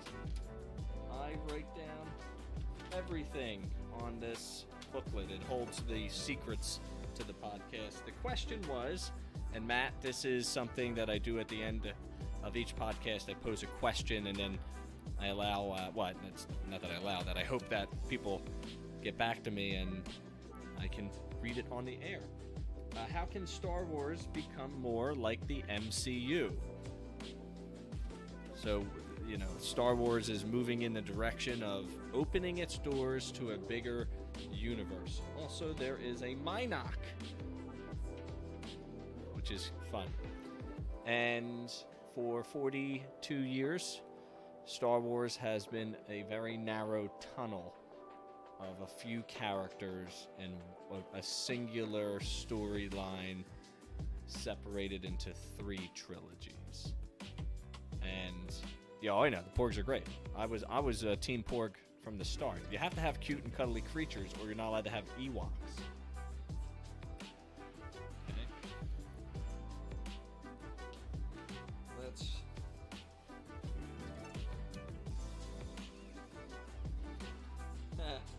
So, this book, by the way, is gigantic, but it has instructions on how to carry it. You carry it like this and not like that, because that will make it crumble. That's awesome. You got your parts list, and we have final closing of the book. That took, in total times with chatting, an hour and 15 minutes. Yeah, I could see that you could be annoyed with them. But I thought they were a nice compliment to the movie just because I like when things annoy Chewie. It's fun. Look, right? Oh. The thickness of this instruction manual. You don't even get it how heavy this thing is. So let me get that out of the way. I should put it on top of the box here. There's some nice information in the instruction manual about the history of the Millennium Falcon. All right, so let's tour this bad boy. Let's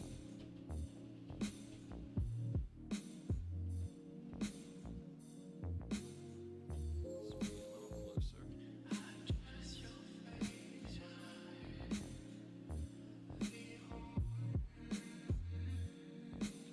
All right, for the Twitch users, I'm going to bring this camera up. Instagram, doing pretty good here. Let's bring some light onto the situation. I use a couple smart bulbs to light the work area, and they have the ability of doing like a nice white, cool light. And I have a couple lights that hit it, so that way you eliminate shadows. So the detail on this ship is incredible. Starting with the amount of just detail work that went into just these circle pockets, these engine pockets, things like this. The cockpit, which can be, opened up, and you can place it in, you can place figures in there, which is nice. The gunner position, which can be filled. This piece comes right off. Guns can be up like that. This piece right back here opens up to reveal the hyperdrive chamber, which I wish I could show you. I'll take some pictures of them for sure and put them on Instagram. But I just like the idea that you can't, this is like a secret area there that you don't even know about. And then if I remember correctly, it's up here. Where is it's on this side. I don't think it's on this side. Let me see. Another one of these pops up. No, that's the big guy.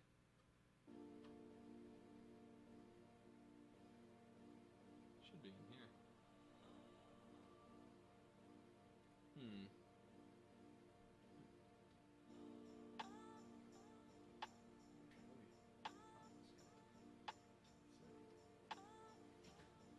Not there. It's been a while since. Let me just take this off. I think. Aha, yes. Okay. So right under here. Oh, no, here it is. I was looking for that. So right under there, and along with this piece, is the room in where the hollow chest is.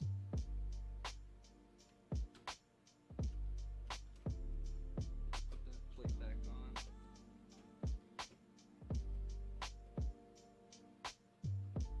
So you can see right down in there, which is very nice. How many hours total?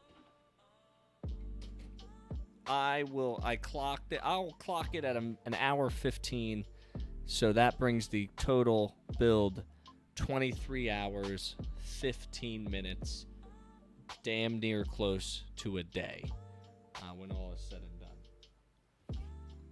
Which is really, really a lot of fun. I tell you, I've had this since September, but I didn't want to just build it because I wanted to chronicle. I wanted to really,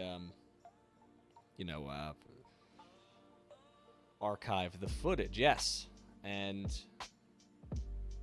I'm pretty excited with how this went. All of the footage is archived on Twitch right now. I then push it to YouTube.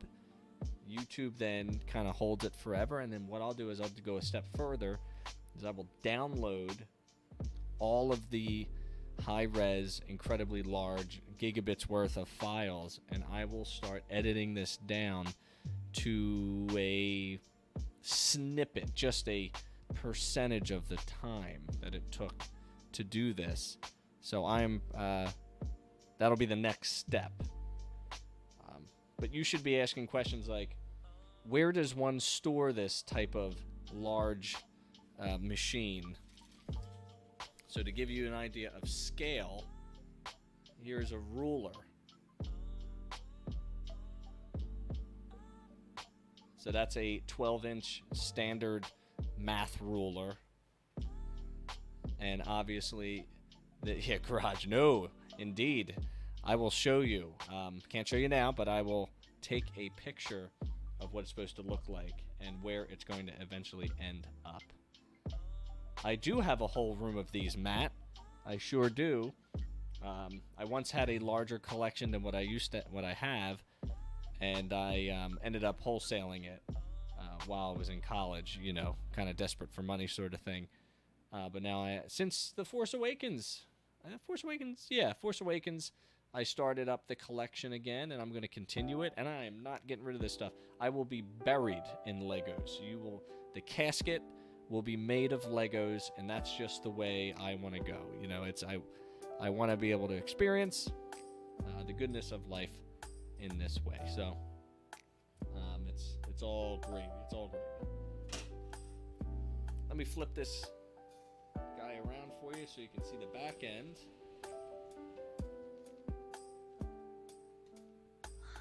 Nice and easy. Gotta do it in several. All right, Mike, thanks, big guy. Appreciate it. You hopping on and chatting for a few minutes.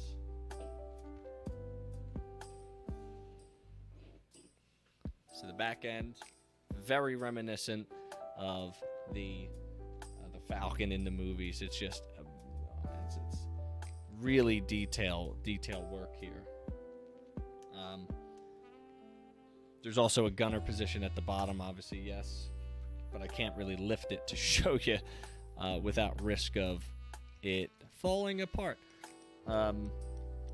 It's built with a very large frame in the middle, which is why you have to two-hand it. And then everything else is sort of, it really is. Everything else is sort of like a shell.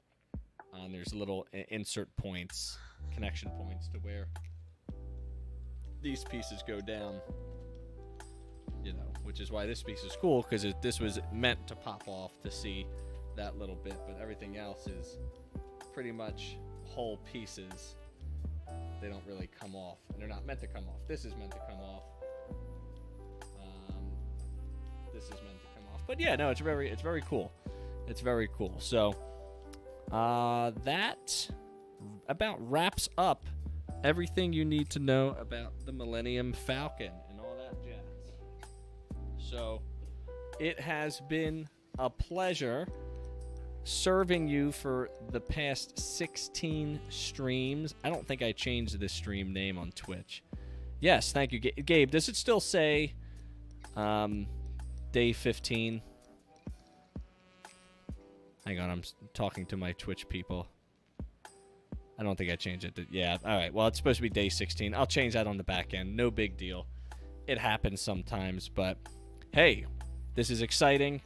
Started at 9 o'clock, getting done about 10:45, which is early, as Gabe knows, because last night I was up till 2, double bagging it, and making sure that tonight I would be able to get done at a decent time and, you know, move on from there. So thanks to Matt, thanks to Monkey Basement Productions and Mike.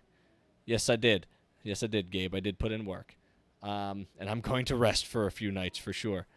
Thanks to all those who joined me on Instagram. I think we had a max out at about 5 or 6 at one point. I think day 13, Gabe and his crew attacked the stream, and we had wonderful times with that, so that was awesome. But it was truly a pleasure bringing this to you. And I think the Instagram worked well, so maybe we'll do that in the future. And we'll go from there, although I don't have much control over timing and audio and stuff, and I'm a little snob with that. Next up in the Lego building world, we have 4 mystery boxes hidden behind a curtain, ready to be built, so definitely check back in on the live stream. But we'll be moving on to some video games on Twitch in the next couple days. So it's been a pleasure as always. Sean from MRC Tech. Make sure you follow all the socials as usual. Listen to the podcast and subscribe to it. Let me know your feedback, answer the discussion questions, and be featured. It's like a little free advertisement for you. And if you feel so inclined, go to mrctechllc.com/become a fan and donate your cold hard cash